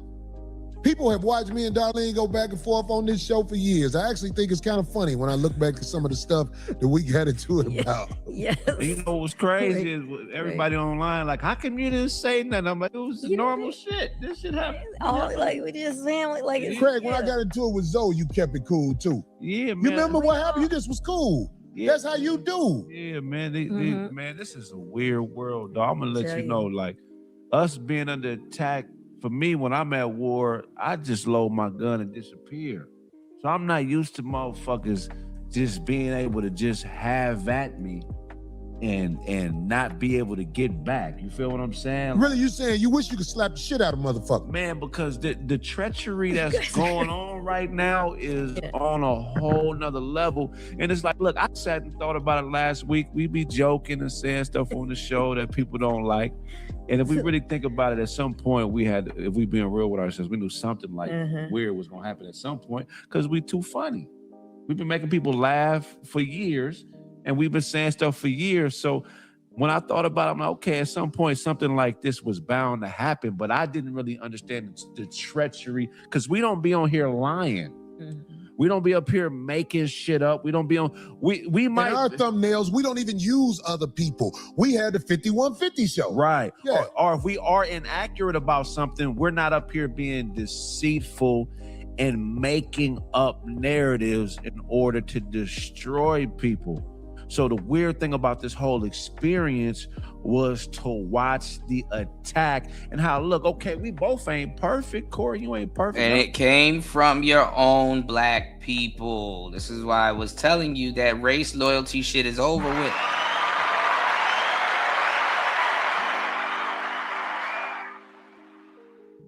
The internet divides people. People, they, you gotta be loyal to your tribe, which would be the 5150 tribe in this case.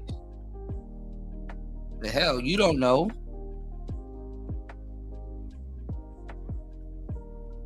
And then these people are fickle. They'll be 5150 one week,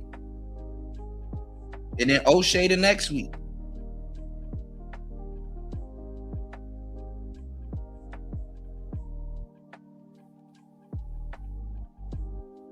Filter.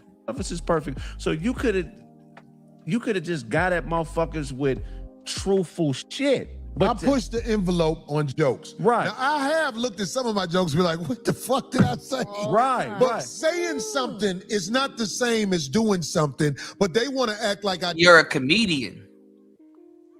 You should be you should have the grace to be able to tell jokes and try out jokes and stuff like that. And listen, if it bombs, it bombs. If it goes good, it goes good. That's why I was playing that Patrice O'Neal thing for you guys, so y'all will understand the theater of mind that a comedian has to be in, and even the audience.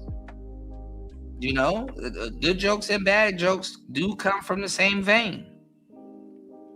If the joke landed, it would have been the greatest joke ever. If it didn't land, oh, it's awful.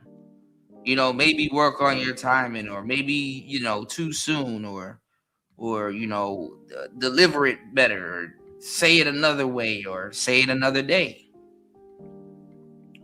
So all these people, they fake, you know, and it makes no sense try to run around, make Corey seem like a PDF file. That's why I was super disappointed in a lot of the brothers that, you know, sat up there and reacted to a bunch of clips taken out of context. But what he said fucked up? Yeah, what he said is fucked up. Definitely you don't say that shit at church or in certain settings and stuff like that. We all got some fucked up shit we done said on the damn internet and tweeted and posted and stuff like that. And everybody, even civilians, it ain't got nothing to do with content creation.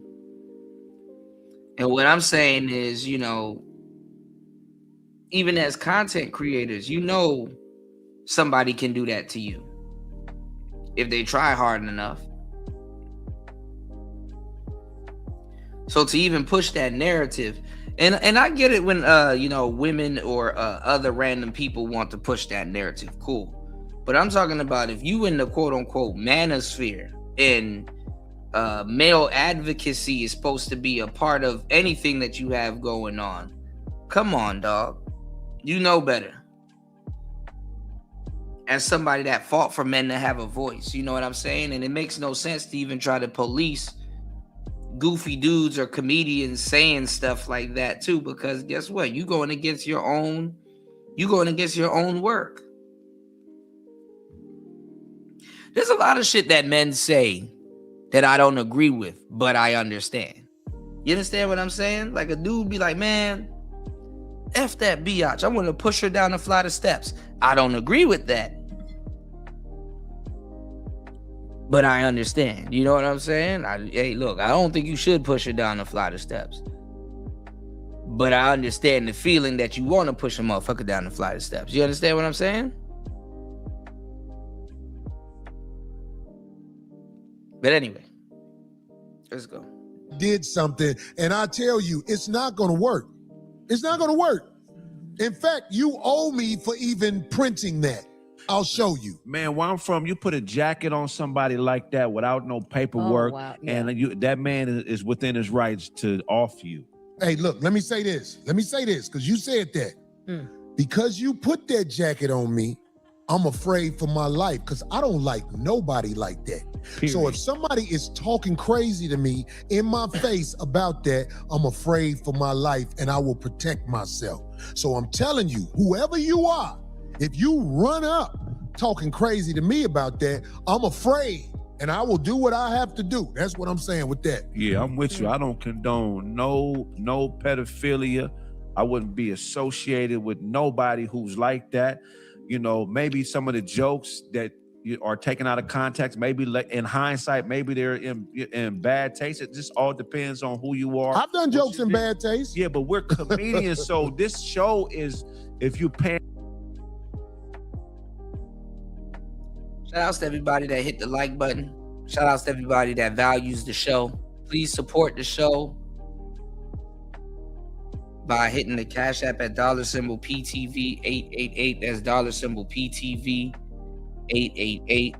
Giving y'all some good content. 6 hours and 32 minutes of pure game. Please support the show if you value the show. Let's go. Player Talk Radio. Please hit the PayPal. You can also support via PayPal. Definitely it keeps this show going, and definitely trying to reach our goals, man. We're trying to I'm really trying to take this show to the next level, man. I'm not trying to have this be an obstacle. Please, if you guys really enjoy the show, please support the show. Let's go. And attention, this is comedic expression. We're working ideas and coming up with jokes from shit in the media. Half the time, I come on this show with no plan. I'm just bouncing off the homie, he bouncing off of me, pause, and we just figuring out comedy. This is a vulnerable comedic situation where we just trying to find jokes. So when that word start getting thrown around, me knowing you, knowing the caliber of man you are, knowing that you're not like that shit bothered me, dog. Only a bitch or a bitch nigga would push something like that. Because eventually, because niggas don't play like that. That shit is not there. That shit ain't a joke. I'm talking about men. I watch the men pushing it. Them bitch niggas. Cause you not finna do that standing in front of me. Cause I got something for that. I got something for that. Play with me like that in my face. And shockingly, I had to say it was a bunch of dudes pushing it. It was a bunch of dudes.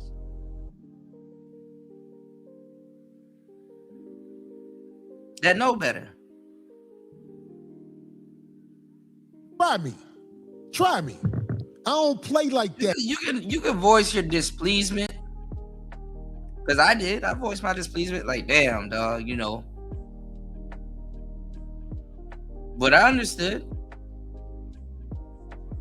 I wasn't gonna sit up here and say, "Oh man, he a PDF file." That's not how that works. That homie. I don't play like that. Play like that in my face. You could clout chase. All these motherfuckers who broke on the internet who saying my name, I'm not finna say your name. Cause y'all can perpetrate like y'all got it going on, but I know you popped off. That's why I ain't saying your name. If I say your name, it's like blessing you. Here's the thing too, it's like, man, you know, I always speak on fallacies, I always speak on narcissism. This is an ad hominem where you attack a person instead of the argument. Real recognize real. Go ahead, my bad, Craig. So when you attack a person instead of the argument, so the entire time I'm trying to figure out, okay, from the but I mean, that's what I'm saying. I mean, and I called out that Corey tried to bully Anton and it backfired. That's literally what happened. Corey tried to bully Anton and it backfired. You know, he not gonna admit that. He probably gonna be mad if somebody point that out. But it's the truth. You try to bully Anton, it backfired. And now, it caused this situation because niggas want to see somebody, they want to see somebody crash out. Yeah, Tim, they even struck my channel on the other show, man. Yeah, they trying to get your boy up out of here, man. They trying to get the veterans up out of here, man. If you definitely want to support the show, if you could please hit the Cash App or the PayPal on the coffee store. Definitely, I even have my book over there too. If you would, if you want to purchase some literature, from a young author. Yeah, man. Thank you everybody that supports the show. Thank you everybody that's holding the wrench and definitely doing their part. Definitely gonna have something special for you guys, and shout outs to War Master as always.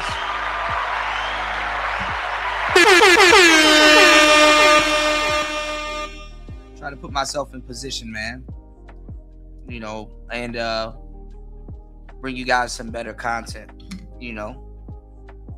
It's just that I got my hands tied at the moment and for a while too, but they're almost untied. So, your support definitely speeds it up. All right. I appreciate everybody here. It's Player Talk Radio. Let's get back into it, man. Like I said, it's just disheartening for brothers to even, have fall for that, being that they're content creators, you know what I'm saying, themselves, so. The opposing side, what is the argument? when it's just attack, that's agenda based. Okay, so everybody is just willing to jump on the agenda because of this current of Yes, not everybody, but those who have bad intent. Do you realize how long we've been doing this? And people who have insecurities about things we say, go back down. They're going to have issues. This is their chance to ride the surfboard. Right. Like a gooey raccoon who knows he really on the pedophilia side of the game. What you say? So this has been a common theme. Craig sat quietly while Corey disrespects his girl and his kid. Who is that? I don't know who. No, I'm saying, like, what did I do? Craig sat quietly when Corey disrespected his girl and his kid. Who? I disrespected your girl and kid? No, man. So that's what I'm saying. I think you're talking about Anton, but see, they don't know how to interpret this stuff. See, they still. It don't really matter how long you've been on air. If you're not up with the times, you're gonna misconstrue a lot of stuff. You're talking about Anton and his kids. Craig sat down while you were dissing Anton and his children. It's interesting. The nigga, it's Craig very... ain't gonna let me disrespect his girl and his child. Craig ain't finna let me do that. Let me tell you something. Craig is not, I don't see motherfuckers talking crazy to Craig in his face. No. I see bitch niggas online saying shit. Listen. I know you safe at home typing. Y'all gonna have to pick up on shit quick. Cause you will do a whole show misconstruing a whole bunch of stuff, and Corey has done whole shows misconstruing a bunch of stuff. See, if he don't have people around him to tell him this and bring this to his attention, man, he just straight up getting used, man. You get what I'm saying? But I could vouch for Craig when I say this. We got to offer. I tell you, I look out for brothers. Bro. Giving y'all the game. Let's get it. Reward, Corey. I don't think Craig will let nobody disrespect him or his people face to face. Yeah, they just let them run off confused, on a false pretense. They letting Corey go off on a fool's errand. You talking about Anton and his kids. No. If I did something too out of pocket, Craig would be like, because we know each other, you'll be like, hey man, let me holler at you, man. Yeah. Look, check this out. Woo, woo, woo. Because that's how men do it. Right. Bitches gossip and blame like that. It ain't nothing. If I got a problem with Craig, I'm going to call Craig or meet up with him and talk to him, and it's probably going to get fixed because it probably wasn't intended like that. Right, 100%. Yeah. If I got a problem with Darlene, I'm going to meet up with Darlene. What was we at? Where they say they caught us at? What's the restaurant? Chris. We and Darlene going to Roof Chris, and we gonna talk about what the fuck it is. I go to restaurants with Craig. I go to restaurants with Nail. I would be scared to be at a restaurant with Abe by himself, because that'd be a date. But I'm just Abe fucking up your audio though. So you need not to be afraid to tell him to go work with somebody or holler at me. I'll give him a easier workflow. Just saying, I'm fucking with you, Abe. But I'm saying, homie, you know what it is, Craig? You can unfreeze it. Nice. Listen to me. Look, I'm gonna call Big Brother rank on this.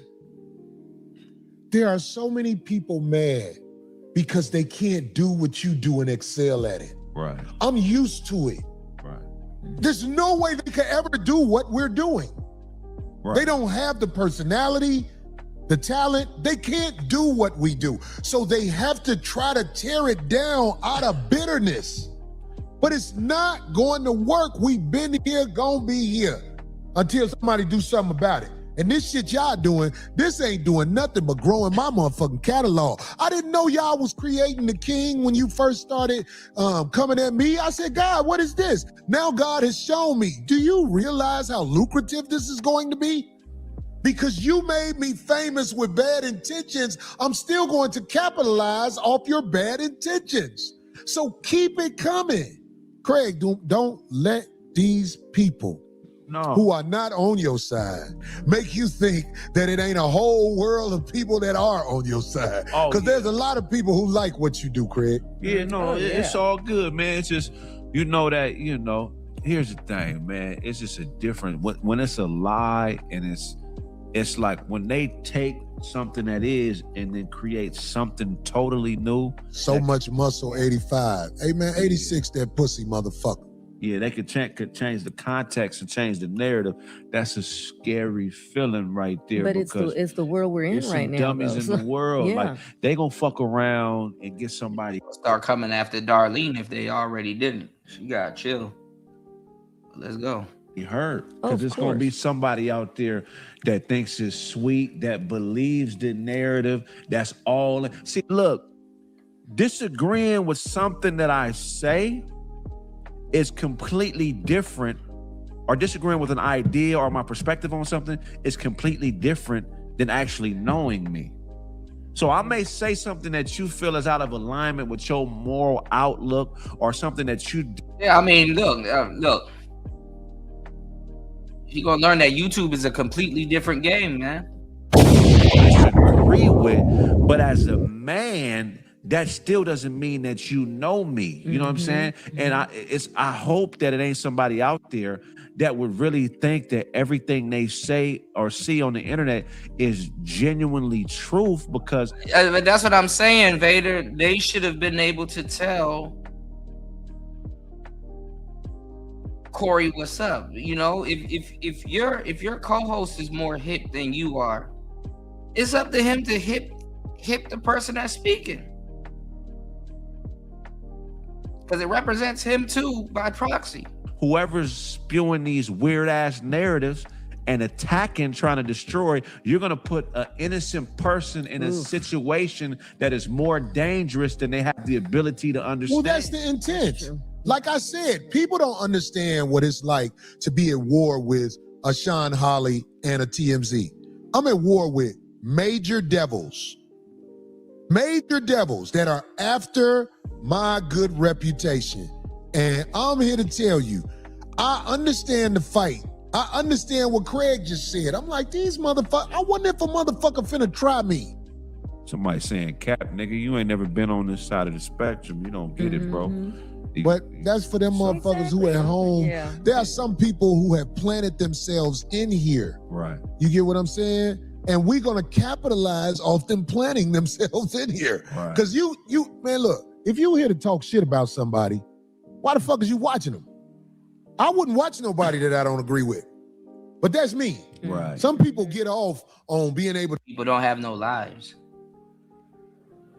I don't know how you don't understand that right now. People don't have no lives, and they will dedicate whatever little life that they have to destroy what you have, because they think that will get them what you have.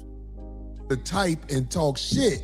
And I guess that's okay online. And they're hoping they get your attention and get. I mean, we need to offer a reward. If it's a comedian that deals with hecklers, they just be yelling. They don't got shit to say. They just want to be a part of the special or get a reaction out of you. You deal with hecklers like. Any hackers out there, man, we need to put up some money. If you can find the origins of who's ever putting these videos out. You want me to tell you how you find them? Let me tell you something. I learned this from the OGs in LA. Do you want to know who somebody is? Put a case. They ain't got shit to do on them. And you know that's why they said that they were gonna. That's how you find out. Your lawyer gonna tell you everything about them. Right. If you really want to find out who somebody is, unfortunately, you got to put a case on them. The OGs in LA told me that. You want to find out who that motherfucker is, put a case on him. Your lawyer gonna be able to have, he's gonna be privy to information about who the fuck. Your lawyer don't, the lawyer that's using you, you don't know how to do research, proper research. Why would you hire somebody to do something you can go look up yourself in like an hour of research? For sure, Vader. Absolutely. He is. Because there's been cases put on some of these hoe ass niggas. What Denzel say? I'm putting cases on all you bitches. I didn't want to live like that, but I want to know who you are. Because I know who a lot of you motherfuckers are. Now, some of y'all straight bums. It's ridiculous. I'm like, Corey, it ain't even worth fucking with this nigga. Man. Like I said, that motherfucker, it's this one dude, his name Kevin Tate. And one day he went to one of the motherfuckers' house who was mainly talking shit about him. And he went in his garbage can, and it was all these alcohol bottles. Right, for sure. And all these AI is definitely gonna be in court. New lawyers. People don't think. First is Google. These people it's too cumbersome to think for yourself. So shit motherfucker was a straight degenerate. For half these people. And when he knocked on the door and the dude opened the door and saw it was him, you're able to say, I'm here to talk about Jehovah. That's legal. You could go to somebody's house as long as you say you're here to talk about God or Jehovah or somebody like that. Right. So you could show up and see who this motherfucker is. And most of the time they bitches. Right. Who typing in a fucking computer. So Craig. It's not even a damn computer, it's their phone. The phone made everybody on the phone put everybody on the grid. Men used to have to go to therapy for being addicted to the internet. You don't think women nowadays are addicted to the internet? All the pictures and stuff that they did, never mind. Let's go. That's what I'm saying. If you see this is the work of a coward who has the time to talk negatively about a man that he's spending so much time watching. Right. I wouldn't watch you. I know why you here though. And I'm saying, I know why they doing what they doing online. I'm saying I'm going to show the check to show how that fame got me money. Cause I ain't never really made no real money off YouTube. I mean, I made some good money, I ain't gonna lie. If this once a week I do, I'm here on Tuesdays, by the way. This once a week I do, it do all right. Like when I see it, I'll be like, oh, that's cool. Especially these weeks since the shit jumped off. It's been all right. So y'all motherfuckers do what you do. I appreciate you. I encourage you to make me fortune. And Craig, I'm gonna say this, cause you know what I'm saying? I ain't seen you in at least 2 weeks. Craig, I'm so glad that you be here, bro. And when you're not here, it's a naked feeling. Because really, Darlene been on my right-hand side for a long time. Out of all of the hosts, co-hosts that have been on the show, I mean, I feel like you bring the most. Now let's talk about the one who was good as you. Zoe. Zoe was as good as you. Legendary. Zoe. Yeah. Man. Yeah. Zoe. And yeah. You know what I'm saying? It's like Zoe don't get bad recognition from me. I don't have nothing bad to say about Zoe. Whatever happened with me and Zoe, it is what it is. And I have done things since then to show Zoe my good intentions by him as a black man. Right. But I'm saying, I'm glad you're here, man. I know life is hard. You got a brand new son. Yes, he does. I ain't tripping on you, homie. But I'm saying, like, I got real love for you, G. Just know that. Because motherfuckers out here, the bitch-made niggas, will try to cause separation in a solid union. And I know you old enough to know better, but I don't want you ever to guess shit. I said it right here, and I've done things to show it. I think. For sure. I've done things to show, nigga, I fuck with you, nigga. For sure. You know what I'm saying? So bitches online, and I'm not talking about females, we expect a bitter bitch who ain't got shit going for her to talk shit. And by the way, that money gonna be mine too. If my name is in your thumbnail, it belongs to me. But I'm just saying, Craig, motherfuckers don't know, man. Darlene, motherfuckers don't know, man. Motherfuckers try to hustle our relationship and hope it dissolves so they can run with that. You get that? Yeah, no, yeah. People need content, man. People need content. Yeah, I get it. I mean, shit, it's a cold world, man. It is cold. That was my lesson. I had never been through something like that. You know what I mean? That was my lesson. Like, oh, okay. I ain't taking nothing away from Nate. Nate was great. Oh my God, yeah. Nate was great. I'm talking about, did you hear the word I said? Great. Yeah. But I ain't gonna lie. My chemistry with you, I feel like it's unmatched. Sometimes you say things, I'll be like, this motherfucker. You need to just go on stage and play your greatest clips on 5150 sometimes. I'll be like, because you know how to play off me real good. Yeah. And it works, bro. Yeah, man, it's legendary, man. It's a cold game, man. Did we get that video to play for the subscribers during the break? Huh?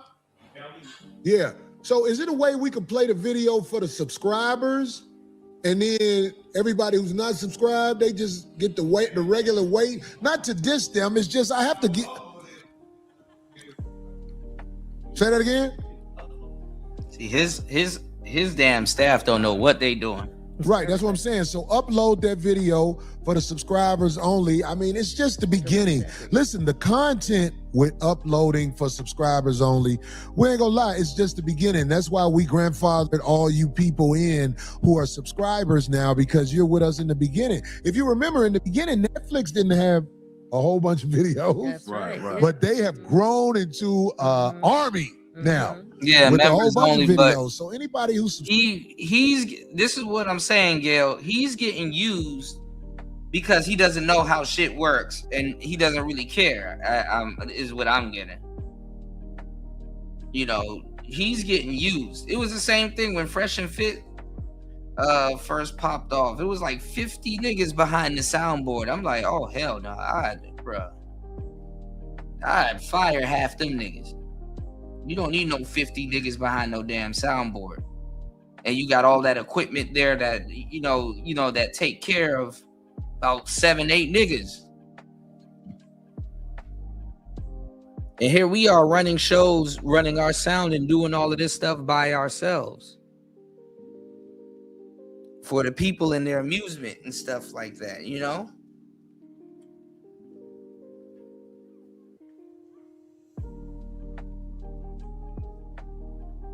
Corey get the support that he need, you know?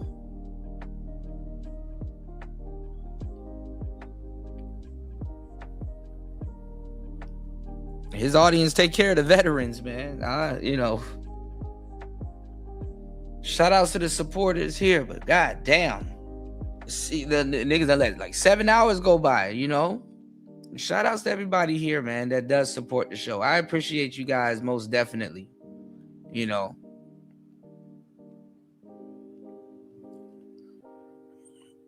All they have to do is upload it to members only. There you go. But see, he got people that they're not giving them all the information, or you know, they sandbagging. So hey, he just gonna have to overhaul everything, you know.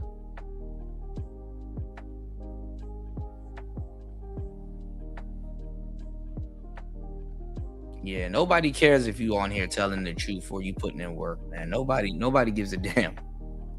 The next, that's what I said, niggas are only as loyal as the next nigga to go live, bro. The next nigga that go live that's gonna say and do the exact same thing that you're doing, bro. It's like, damn, really? You know.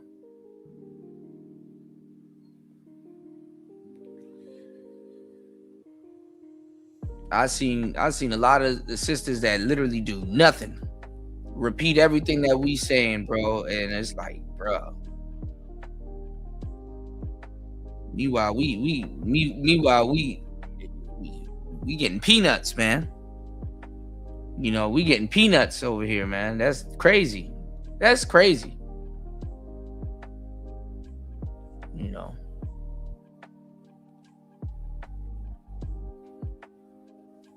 $7 hours. Let's get it. I'm about to I wanted to get into another segment, but it's not making any sense. But let's get it. Subscribes to us now. Another segment I want to get into, because I'm not gonna play this whole thing. I think I covered the parts that I wanted to show you guys for the most part. I think I got some bullet points here that I covered, but let's go. You're basically supporting us now, and I appreciate you. And we're just gonna, I'm just gonna throw this one video on this week, but we finna get the video game. I mean, not video games.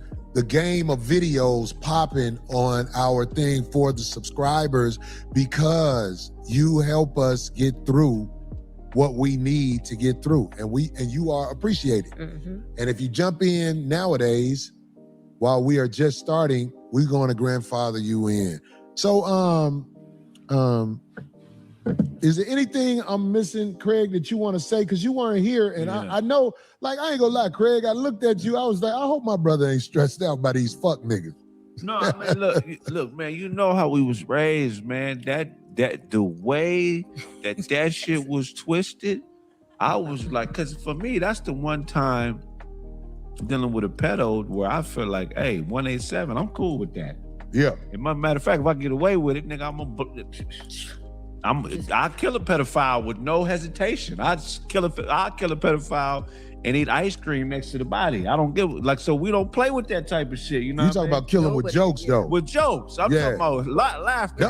Hey, the people who matter understand what it is. You know what I'm saying? We gonna demonstrate on pedophiles. You get what I'm saying? But Yeah. you'll kill them with the jokes. Yeah, so it's like to match that level of lying and deceit and manipulation, you would have to be a person with no moral compass at all. You would have to be a person that doesn't care about humans, that doesn't have any empathy. You said females make money easily on social media. Yeah, but you know, listen, I've been super thorough. I guess, man, I don't know, man. I really don't want no situation to make me into a damn liar, man. I've been playing the full show. I didn't clickbait none of y'all into this shit. Even the whole Mika interview, I didn't sit up there and run no narratives. I didn't clickbait. Y'all support the people that clickbait y'all more than the people that telling y'all the damn truth. Y'all support the people that'll spin you before they tell you the damn truth. We sat up here, had a blast, and broke that down. I didn't have to run with no narrative and you know, do some fucking thumbnail. Oh shit, he's done. Anton was cheating and stuff like that. I didn't run with no little fucked up narratives. Gave y'all the real game, and then gave y'all time. I gave y'all time to sit there right after and go watch all the fake people hours later report on the same shit that I reported, and you can see the clarity.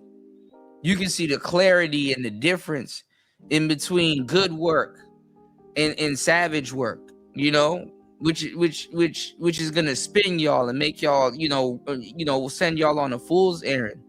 And the thing is that I gathered the information. I really learned. I'm like, damn, you know, a nigga will get a 4-course meal and then just fuck it all over with just foolishness after that. You know what I'm saying? That nobody, you know, a nigga will be giving y'all a 4-course meal, and niggas will spend the rest of the day just because they want to watch or hear something, and just listen to disingenuous content after that. You know, niggas won't be like, nah, nigga, no, Anton didn't say that, and no, and Mika didn't mean that, and no, Shorty's married, no, she's not his side chick. All of that's debunked. But y'all will listen to a nigga that'll lie to y'all all day after y'all done got this thorough walkthrough, not no clips, none of that, not no dumbass thumbnails. None of that. Y'all will listen to the exact opposite and be okay with that and support that, knowing damn well that content, the content created that you're listening to is damn near wrong as fuck and really trying to spin y'all mind into a fool's errand, into a conundrum. You know, the nigga that sat here and really combed through the shit and gave y'all the truth. Peanuts.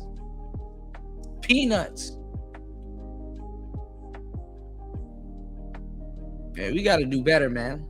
You know, shout outs to everybody that appreciates real content and good content, man. This shit is peanuts, man. This shit is peanuts. And then I give you the news before everybody. Listen, I'll be giving y'all videos and breakdowns of the first videos and breakdowns. Them niggas be sleep. Them niggas be sleep. Them niggas be sleep before they wake up and decide to lie to y'all. You know? Them niggas be sleep before they wake up and decide to lie to y'all.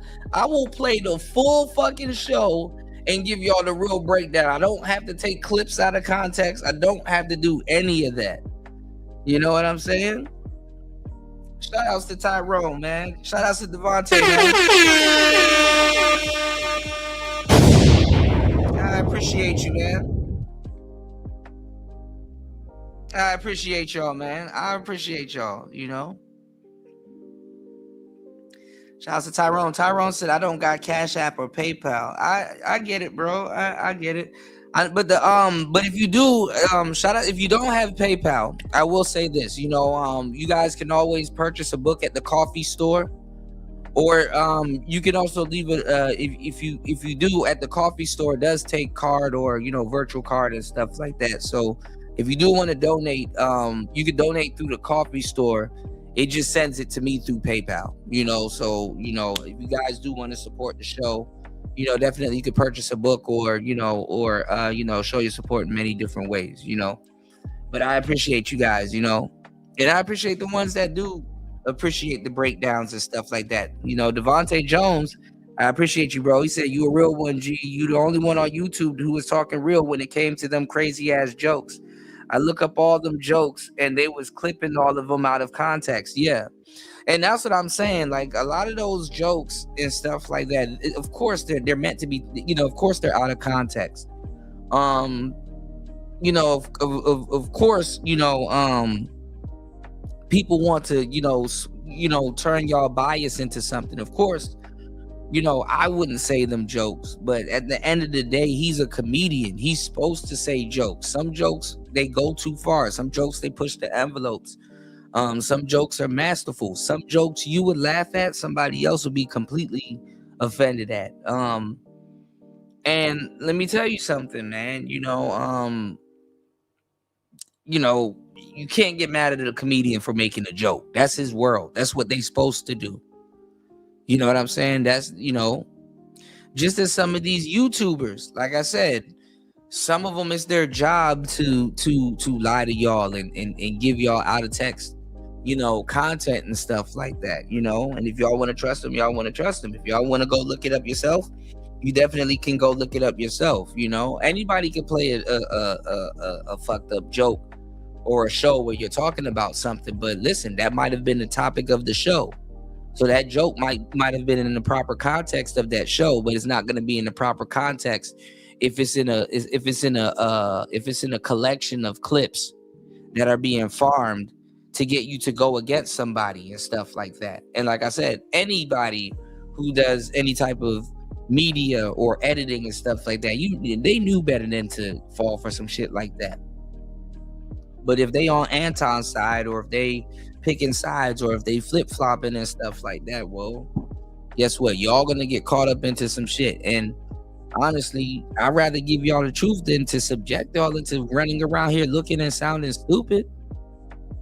You know what I'm saying? Look at what O'Shea has done, bro. That shit is embarrassing. But people forget. People don't care. They're just gonna fall into the next BS. But it's cool, you know? You know? People forget. Shout out to Tyrone. Tyrone been here, you know, he know. They forget. They just, you know. And this is why I don't do exposed content. I think exposed content to a certain degree is some low down dirty shit. You know, if you would do that to somebody and put somebody's family or life at jeopardy in jeopardy like that, you know, calling somebody a PDF file, bro. You never know who's gonna run up on that person on your behalf. You never know what type of person is gonna leave a fucked up comment on your behalf or do something on your behalf and stuff like that, you know? So weaponizing your audience in that way, that's basically somebody sending you off on a fool's errand. I can't sit up here and tell y'all, hey, y'all got to be careful with these women. I look out for men and I advocate for men and stuff like that. And I know women be lying and stuff on y'all. What I look like turning into that same biatch that lie on y'all?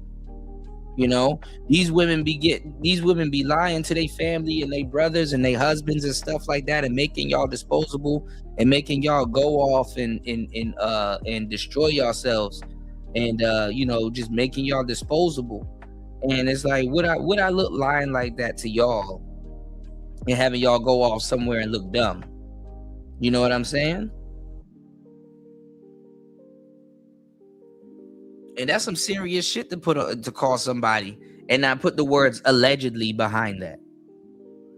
You know, so if Corey's lawyer that's using him, which is what I'm pointing out, and just giving y'all the real and not picking sides and stuff like that, I'm just giving y'all the real game. You know, if Corey's lawyer that's using him is not being sloppy as fuck, maybe he could find people that's, you know, taking stuff out of context and not using the word allegedly and stuff like that. He will have a case, but his lawyer don't seem thorough, you know, and going after TMZ, like, come on, dog. You need a team of lawyers to go after TMZ, man. You know, it doesn't care about anything to match that level of lie. That's what I'm saying. And that shit was, like a Monkey K. People talk about he called black women Monkey K, motherfucker. And that shit was I stand on it. I ain't fucking taking my shit back. That's a monkey bitch who mad that she ain't no bad bitch. And she got to pay for motherfucking, she got to pay for sex. You got to pay for sex. You a monkey. Monkey K. Oh, Corey said monkey. Said it again. Guess what? You got something to run with. Monkey, monkey, monkey. Yeah. Oh, look. That's so ignorant for him to say that. Get your cake ass up, nigga. Type. Yeah. Type and talk. Yeah, but I'm good. It was a lot, though. It was a lot, man. And then with the whole Button situation, you know what I'm saying? Like, I'll beat that nigga ass. Yeah. I was like, man. With jokes. It was just a lot of chaos. I'm like, man, this is... Yeah. You know what I mean? So I just need to get some clarity, man, because if somebody run up on me with that, I can't tell you what I'm gonna do. Hey, I ain't gonna lie. I'm telling you, I'm afraid because that was something forced upon me. So if you come at me with that, and I'm telling you, I don't care who you are. If you come and see, this is where Corey has to be more smarter, because we live in a day and age of crash outs. We live in a day and age of crash outs. You don't openly tell somebody, hey, yo, I'm just gonna openly crash out. Because guess what? Somebody gonna get you to crash out. If they know the whole point is to trick you out of your position. So you don't, I mean, obviously, yeah, you can say, yo, I'm afraid. But you know what I'm saying? This is gonna get you to crash out. And that's why I said, black men, you got to be careful if you're gonna be practicing quote unquote race loyalty. Look at what happened to Corey. This is a cautionary tale of what happened to Corey and Anton. It's Cain and Abel all over again. You understand what I'm saying? So listen. If you gonna crash out behind your quote unquote people and run that whole, like I said, black men don't have no footholding in the fucking black community. You understand what I'm saying? They don't have no footholding in the community. So if you want to sit up here and render yourself disposable like any other trash bag or simp out here, man, listen. You can't say you haven't been warned. Your brother Kuda keep it 1,000 with you, bro. Gave you the game. You know what I'm saying? Let you know, hey, bro, you as a black man, don't throw your life away. You have value. You made it to this fucking age. You've accomplished all of this stuff, and you gonna throw your shit away just because you know what I'm saying? Just because you could, loose lips sink ships, man. You couldn't be quiet enough to let people know, hey, bro, I'm not gonna crash out behind that. I'm gonna be humble. We're gonna get through this. This is not making you look any better. And that's the thing. Black people, they don't understand. They go by the court of public opinion.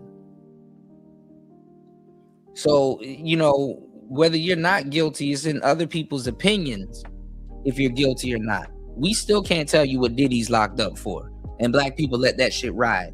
Because in the court of public opinion, he's guilty. What the hell did Diddy do? In all honesty, what did he do?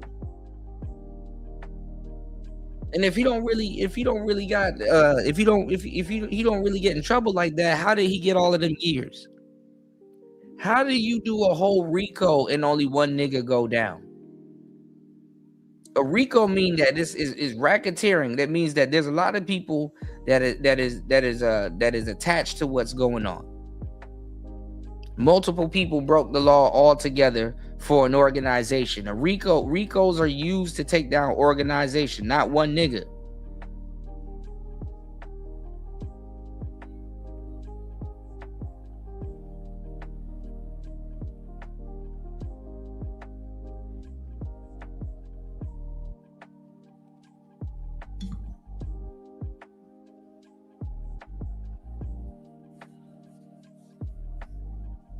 And y'all listening to niggas that ain't even as loyal as they want you to be. They want you to be loyal to a fault. When in the end, it's gonna be them going at, it's gonna be them but black people getting at you. I haven't seen a white person jump in this. I haven't seen a white person jump in this bullshit since yet. The white people are sitting back laughing at this.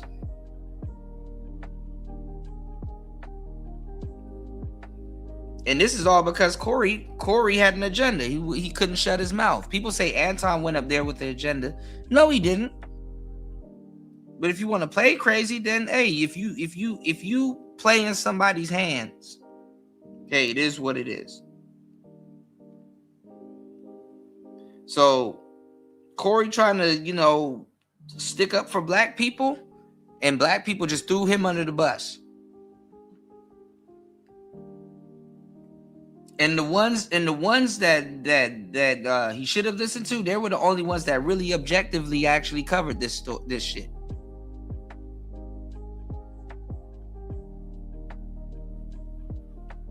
Crazy how that works, huh?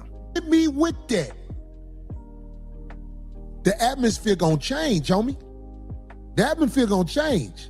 Because, like I said, it's a couple of guys who get money by making appearances on people's shows. Right. And I don't care if you make money about making appearances on people's shows, but you ain't on my level. Some motherfucker, one of them little online motherfuckers say, Corey missed his gig.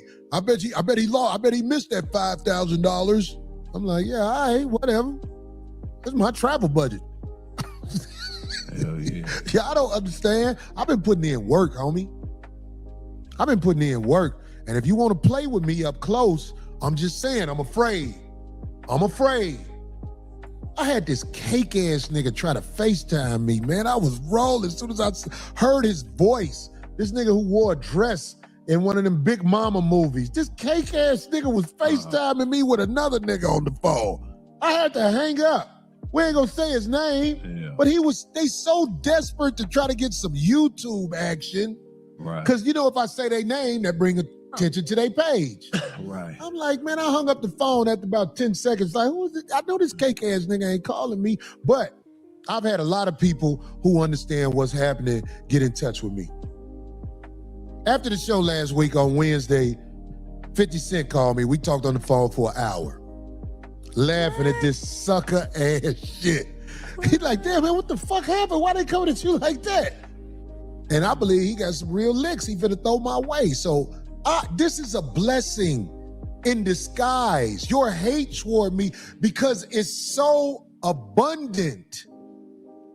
People are starting to be like, oh, damn, what the fuck? Why they doing this? You get what I'm saying? Right. So it was overkill with the hate. 50 just like me. He troll motherfuckers that he got issues with. So you motherfuckers, hey, let me ask you something. Has our videos haven't been flagged or anything, right? No. You want me to tell you why? Because I don't drop everybody's name. I got a name for the lames. Now, you did dox a couple of people. You did dry dox a couple of people, but hey. I don't need to say your name to get the paper. People know who I'm talking about. You have to say my name. That's why I'm going to have access to what you do, because you have my name and likeness on your shit. Welcome to the game. You thought you was gonna win. I'm gonna win with the money. I'm gonna get the bag. Thank you. Keep it coming. Don't let up this week. Keep it coming. The more videos that you put into that, I have a Gmail account for all the people who got a substantial amount of followers. Don't forget that. Let me say that email once again. Mm-hmm. If you see somebody talking all that sucker shit, if you know what I'm talking about. That shit that they know they wouldn't say in nobody's face. And they got more than 500 people have watched it. I want you to send that email to 5150submit@gmail.com. Send the pictures. Just take a picture of it and send it, because that money belongs to the people who's been victimized by it. Me. All the motherfuckers, get your little laughs on now. Some people got served already, and they already know what's up. I ain't got to put your name on blast. You know who you are. You will say it before I say it. Some people got served. That's only the beginning. You owe me for lying on me, and I know how to collect. And the only reason I know how to collect is because all y'all started lying on me, so I had my people did the research. Do you know you have to know what to do to make sure people who use your name and likeness, I mean, you can't do it unless you have a show established. You have to be a real entity. Right.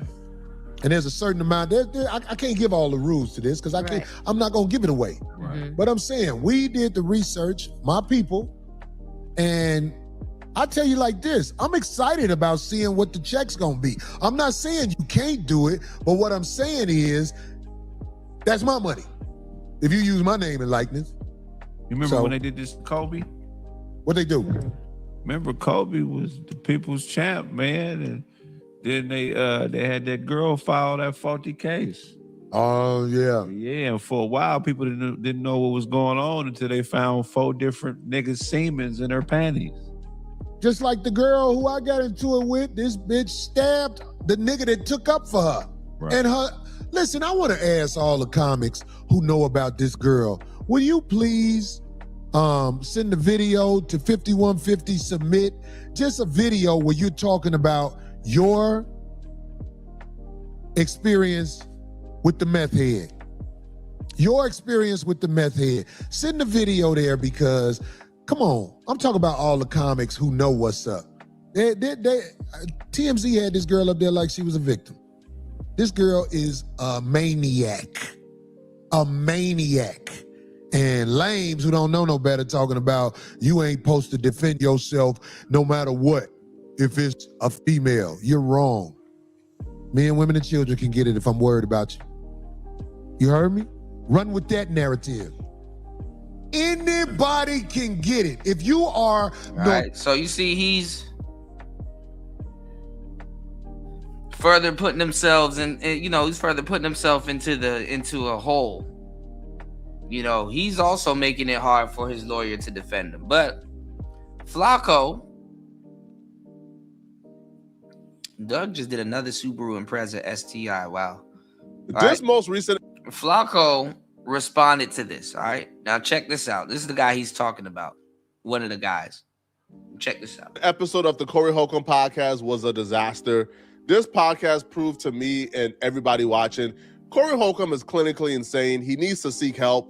He keeps getting more... They were agreeing with him before when they all were coming together for their hate for Anton, but now he needs to clinically seek help. Okay. Hinged as the weeks go by. We'll get back to the video shortly, but I wanted to let you guys know this video is being sponsored by Kalshi.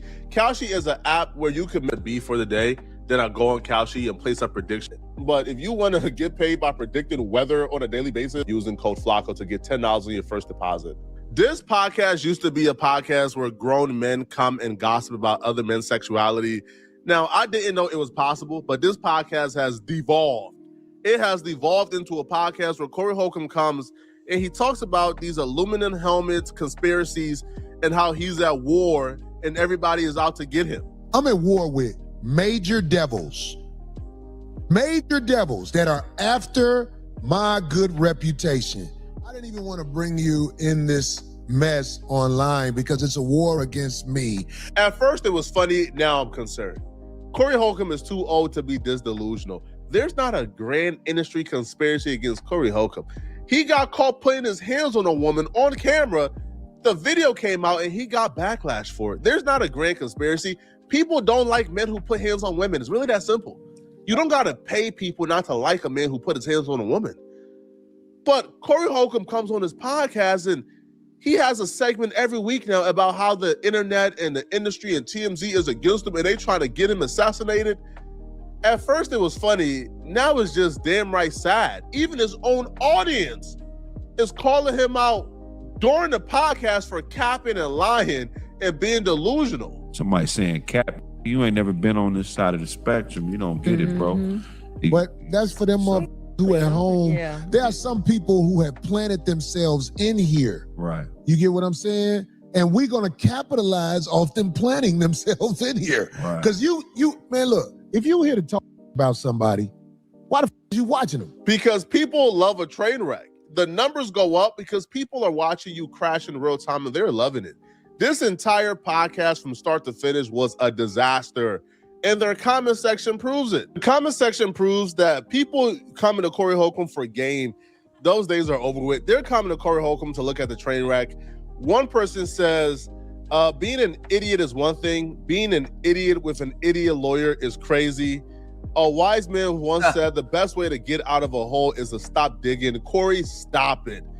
Corey and his attorney both look like they're related to Dr. Umar. You don't have influence over minds. We enjoy the train wreck. That's a fact. One person says, this is exhausting. Corey's loose talk about BS is really over. Corey has severely passed the point of bowing out gracefully. Might as well torch the place. He ain't effed up, LOL, but he on here explaining it every week. Corey is operating as if everybody else is the gesture and he's like the puppet master when it's the opposite. Like Corey Holcomb, oh, y'all making me famous. Y'all making me famous. That was what he kept repeating during the entire podcast. Not understanding that you're Corey Holcomb. You were supposed to already be famous. You are becoming a locale. You went from being an esteemed member of society who people came to for advice or came to listen to you give opinions. Now they're coming to see you whine and complain. But Corey is operating as if he don't have a pea brain. And no, that's not why people went to the 5150 show. They went to the 5150 show to laugh. He's not a he's a YouTuber, but they went to the 5150 show for comedy, to laugh. You know, people are still laughing at what's going on, but it's an era of seriousness behind it. And that's what's kind of, rubbing the audience that came there to laugh. What's going on, King Picks? That came there to laugh at the that's what's rubbing them the wrong way. Because there's an air of seriousness behind it. And they want Corey to get back to the jokes. But this is affecting him, and he's been talking about it week in and week out.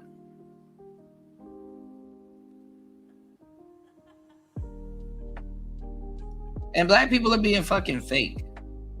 You got niggas that get on here and YouTube and talk crazy. Oh man, Corey shouldn't do this. He shouldn't do that. And that nigga beat his wife and his kids when he get off air.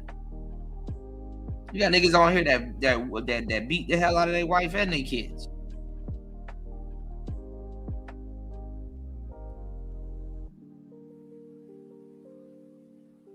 A low IQ, he's operating as if he's smart. So Corey brings on his lawyer in the beginning of the podcast. Now his lawyer comes on and they attempt to manipulate us and to convince us that Corey Holcomb is not a fraud. So the lead attorney, who's another content creator, he exposed Corey Holcomb for lying on him. The video of the lead attorney exposing Corey Holcomb did 285,000 views, which is why he exposed his lawyer, honestly, for lying on him and passing false notes. Corey Holcomb felt the need to do a hit piece on a lead attorney. Everybody know who we talking about. Lead in a nigga law is part of the crew to come at a. Yeah. Y'all was with me the whole time we saw him. Did we do anything to that man? No. I thought we showed him love. Right. Yeah. Man, this lying like a on the internet. This telling people, yeah, so I called Corey's lawyer and I told Corey's lawyer that Corey said I could talk to you. I'm like, man, what is wrong with this man? Why is this man lying? Your attorney represents you and you alone. So the only person that can give him permission to talk to me is you. So he says right here, he says, let me check with Corey and I will follow up with you. But Corey, what do you think he responds? What do you think he says to me? Let's scroll down and take a look. He says he's going to check with you. And then a day later, he says, I am cleared to speak with you. That means he checked with you, checked with Corey, and now he's cleared to speak with me. So now, Corey, who is the liar? It's either you or it's either your attorney. This is why I didn't say anything, because I didn't want to embarrass you. I didn't want to have to go and show DMs. Your attorney right here in black and white is saying that you gave me permission to talk to him. He can be on my show. I can interview him, and you were the only person that can give him that permission. This is what it says in black and white, but what are you going on your show and saying? I did not give him permission to talk to my attorney about nothing. And he said I did. And I believe he saw that and knows that. That was through the attorney. God damn. You getting spun around. Again, Corey Holcomb is being used. To be true. What the lead attorney actually said was he was in contact with Corey's attorney. He might be interviewing him soon because Corey gave the attorney permission to speak to him. And that was facts. So instead of Corey Holcomb coming back and addressing how he got exposed, how him and his team, one of them lied to the lead attorney, either the lawyer lied. I'm telling you, I got Corey falling out with with his attorney. His attorney's not going to ride with him to the end of this lawsuit, or he's going to switch. Let's go. Lied about getting permission, or Corey lied about giving the lawyers permission. Corey Holcomb came on his podcast to dig the hole deeper for himself. Instead of addressing the receipts and the things that matter, Corey Holcomb got straight to personal attacks. But the personal attack wasn't landing how he thought it would land, because the fans could see right through it. The fans could see that he was slinging mud everywhere to take our minds off of how he got exposed and to deflect from the actual receipts and the actual conversation. I said, wow, did people really fall for that? Because this is a liar. This man lied, and then I'm not a lawyer, but in court, that conversation he had with the people, I'm talking about leading law. He came back with a presentation of bull for the feeble minds. And I pray for the feeble minds because they fell for that. I'm going to play. Instead of telling us exactly how the lead attorney was full of bull crap or what exactly the lead attorney said that was untrue, Corey Holcomb thought he was slick enough to throw mud in front of us and we'll be distracted.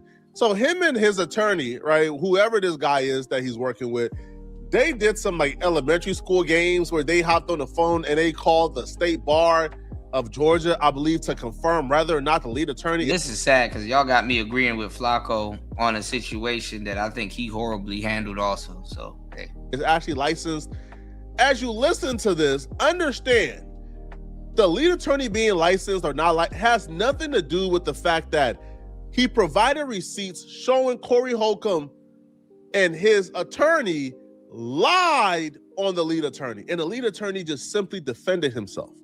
So all this other mess and nonsense is them trying to save face from being exposed as frauds. My attorney called about this situation just to check something as thorough people would do. This is just a... Now, I want y'all to pay attention to how this is chopped up after we damn near watched the full thing. And this is taking advantage of you know, you wanting quick, concise, quick food, quick, concise information.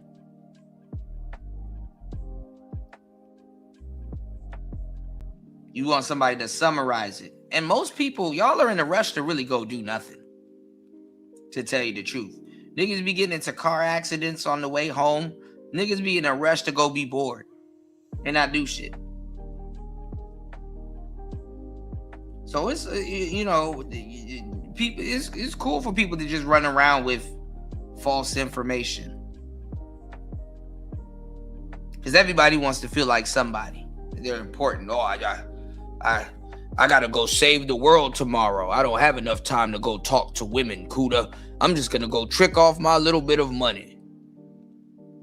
Because I don't have time to build a relationship. But I'm gonna get on here and cry that I'm not in one because I didn't take the time to do one because I'm just such a busy man. I gotta get on a Learjet tomorrow, Kuda.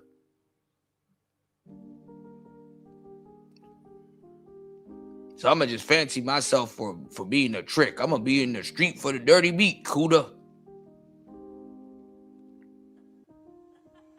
I'm just such a busy person. I don't have time. Fuck out of here. And people don't even care about the damn truth.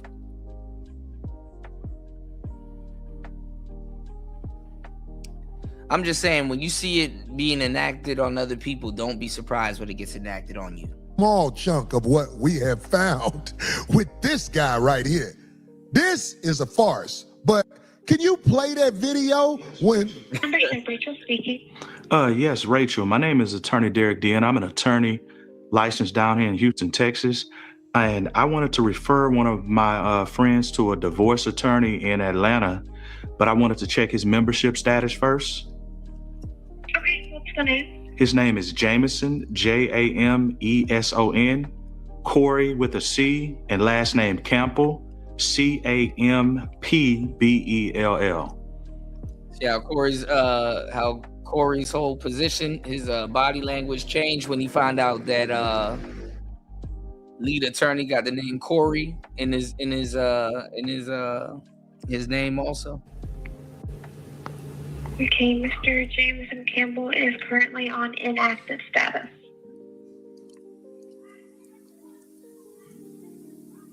Y'all heard that? First of all, most of you mother didn't even know. It's funny because the lead attorney said that he's inactive. Like you didn't need to do all of that. You could have just did a little bit of asking around. You could have just watched 3 episodes and known all you need to know as a lawyer. Imagine paying somebody top notch, top dollar for some weak research. His mother name, and you believed in this mother. This won your heart with a nickname. I have to reiterate, Corey Holcomb is... You could have just read the description. You don't read the description? The disclaimer is in the description. 60 years old.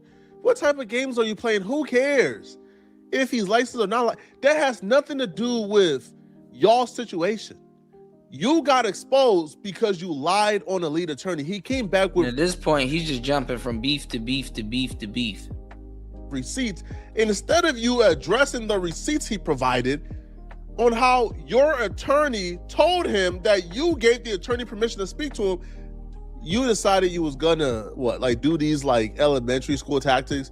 So he brings on his lawyers and they start to gossip like elementary school girls about, oh, we pulled up to his place and his place was in the ghetto. Like, it was like, bro, this is, and he's doing this thinking he cooking, but the whole time his entire chat is just roasting him, destroying him.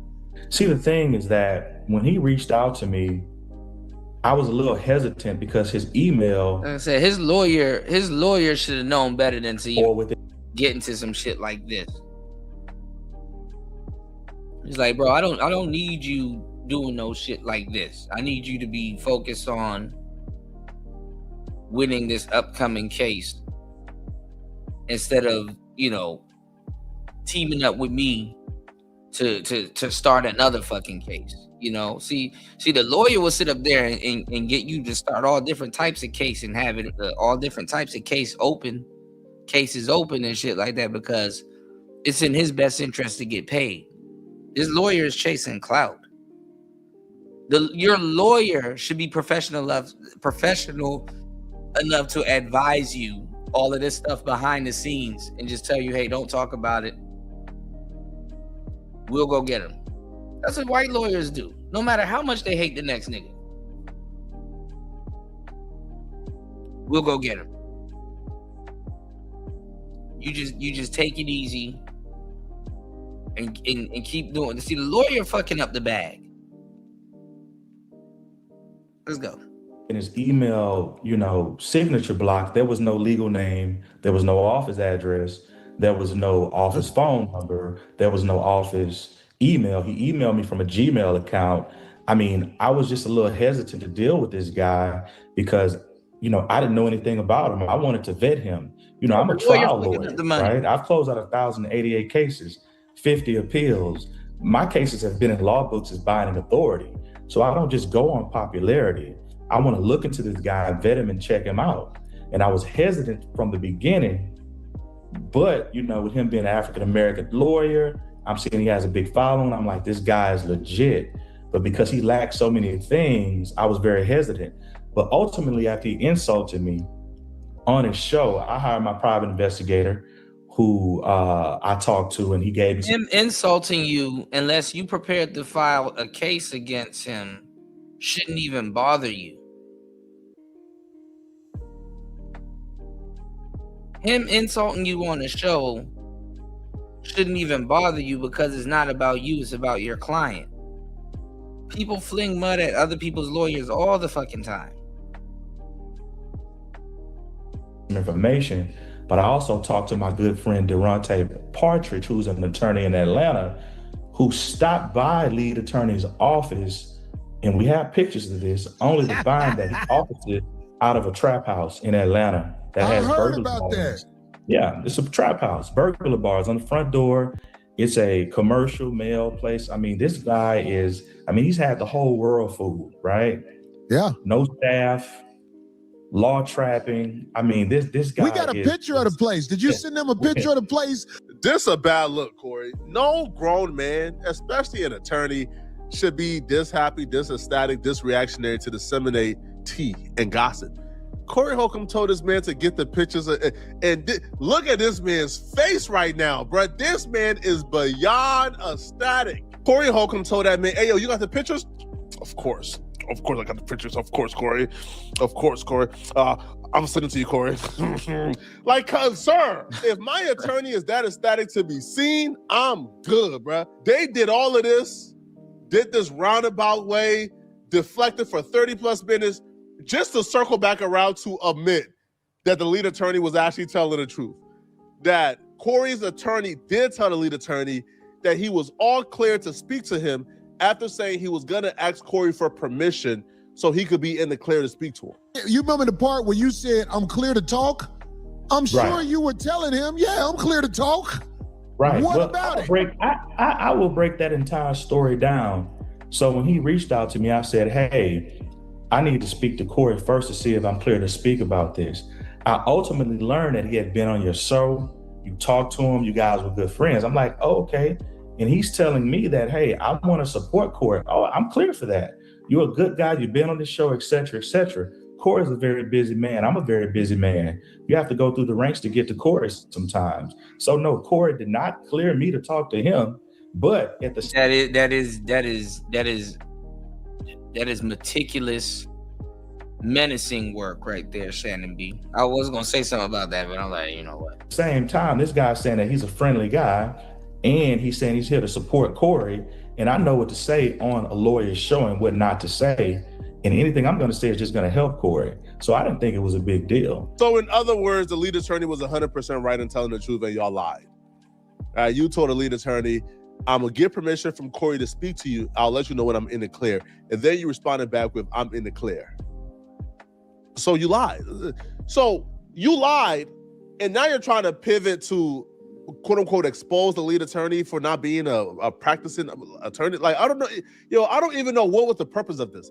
Lead attorney. I mean, and he got so many open pending beefs, and he just keeps racking it up. Joe Budden, Anton Daniels, Poetic Flacco, O'Shea Duke Jackson, lead attorney. Come on now. Attorney has been told that, like everybody, that once he started YouTube, he stopped taking cases. Way more people. Other comedians. That lady, Aries Spears, Godfrey, the lady that's on Godfrey's show. And a bunch of other people. He's a full-time YouTuber now. Like, he don't like practice law like in that sense no more, right? You know, he's not taking new cases or trials. He's a full-time YouTuber. He already admitted this. So I don't even know the purpose of this. It makes no sense. Now, this segment was foreshadowing for how disastrous the rest of the podcast was going to be.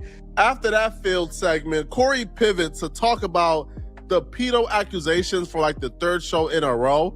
Literally, the last 3 shows has been TMZ is after me, pedo accusations, freestyle, show over. So, right in order, all right? TMZ is after... Poetic Flacco, you were the one that put out that false information. Out of context. Me, lead attorney, pedo accusations. So while talking about the pedo accusations yet again, Corey didn't offer anything new. This time around, Corey starts cosplaying as a tough guy. Starts telling people if they run up, oh, you know, there's going to be consequences for them running up. As if we didn't see Anton Daniels chump Corey in real life. Saying something is not the same as doing something, but they want to act like I did something, and I tell you, it's not going to work. It's not going to work. In fact, you owe me for even printing that. I'll show you. Man, where I'm from, you put a jacket on somebody like that without no paperwork, and that man is within his rights to off you. Hey, look, let me say this, because you said that. Because you put that jacket on me, I'm afraid for my life, because I don't like nobody like that. Period. So if somebody is talking crazy to me in my face about that, I'm afraid for my life, and I will protect myself. So I'm telling you, whoever you are, if you run up talking crazy to me about that, I'm afraid, and I will do what I have to do. That's what I'm saying with that. You not finna do that standing in front of me, because I got something for that. I got something for that. Play with me like that in my face. Try me. Try me. I don't play You welcome in more cases now. Like that, homie. Where did this tough guy act out? Of course you play like that. Anton Daniels told you that you suck D in your face. And when you got up to try to give more face-to-face, he told you, let's go outside and squabble. And you ain't leave your seat, bruh. You almost 60 years old. You don't want to squabble, bruh. You don't want to fight somebody, man. What are y'all doing? What podcast, bro? About what boomers podcast? You 60 years old, man. Podcast about AARP or something, man. You podcasted about running up in street fights when we seen your temperament when somebody says suck my, we see the temperament. They tell us every week that they're not bothered, and then they come on a podcast to demonstrate how bothered they are by the YouTube critics. Corey Holcomb is gonna get himself hurt badly, or he's gonna get himself in a lot of legal trouble. The way he's becoming more unstable as the week goes by. I mean, we need to offer a reward. If it's any hackers out there, man, we need to put up some money. If you can find the origins of who's ever putting these videos out. You could go to somebody's house. You just do your research. Poetic Flacco, who Corey has a beef with. As long as you say you're here to talk about God or Jehovah or somebody like that. Right. So you could show up and see who this mother is. And most of the time they... Instructing your audience to hack into your YouTube critics to find out their identity is not a great idea, and it's not wise if you want to keep your YouTube channel. That's not wise, Corey, all right? That's illegal. That's a federal crime. Also, like, say you're gonna pull up to your YouTube critic's house to unmask them and to check them, and it's perfectly legal as long as you say you're a Jehovah's Witness. Do that and see how that plays out, bro. It's never this serious, man. This man, you would think he has not been a celebrity for almost 3 decades. You would think he's never been criticized. Corey Holcomb is now fully on the brink of a meltdown. He wants to pull up to YouTube critics' homes because they're criticizing him. I don't know what Corey wants to be, bro. On one end, he's a street dude who hangs out with all the official guys in LA. If you pull up on him, it's going to be smoke. And then on another second, he is breaking down how the guys in LA has taught him how to snitch on people. I learned this from the OGs in LA. Do you want to know who somebody is? Put a case on them. And you know that's why they said that they were going to. That's how you find out. Your lawyer gonna tell you everything about them. Right. If you really want to find out who somebody is, unfortunately, you got to put a case on them. The OGs in LA told me that. Hold on, Corey. I don't think you should be saying that out loud, bro. The OGs of LA told you how to rat on. Oh, no. That's it. This ain't good at all, man. Not one bit. All right. So y'all let me know in the comment section, man. What do you guys think of this, bro? All right, y'all. Well, unfortunately, we're 7 hours and 48 minutes into the madness. You know, if you guys enjoy the show, if you guys appreciate the show, if you guys enjoy the clarity, please support the show on air, off air. You support Player Talk Radio because you care. I appreciate you guys for rocking with me. Thank you, everybody. Shout outs to War Master as always. For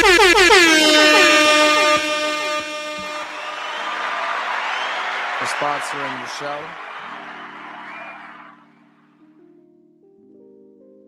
I appreciate everybody that respects, honors, and sponsors and supports the show. Whether you share, whether you like, you know. Thank you guys. It's Player Talk Radio. We'll see you guys on the next one. Peace.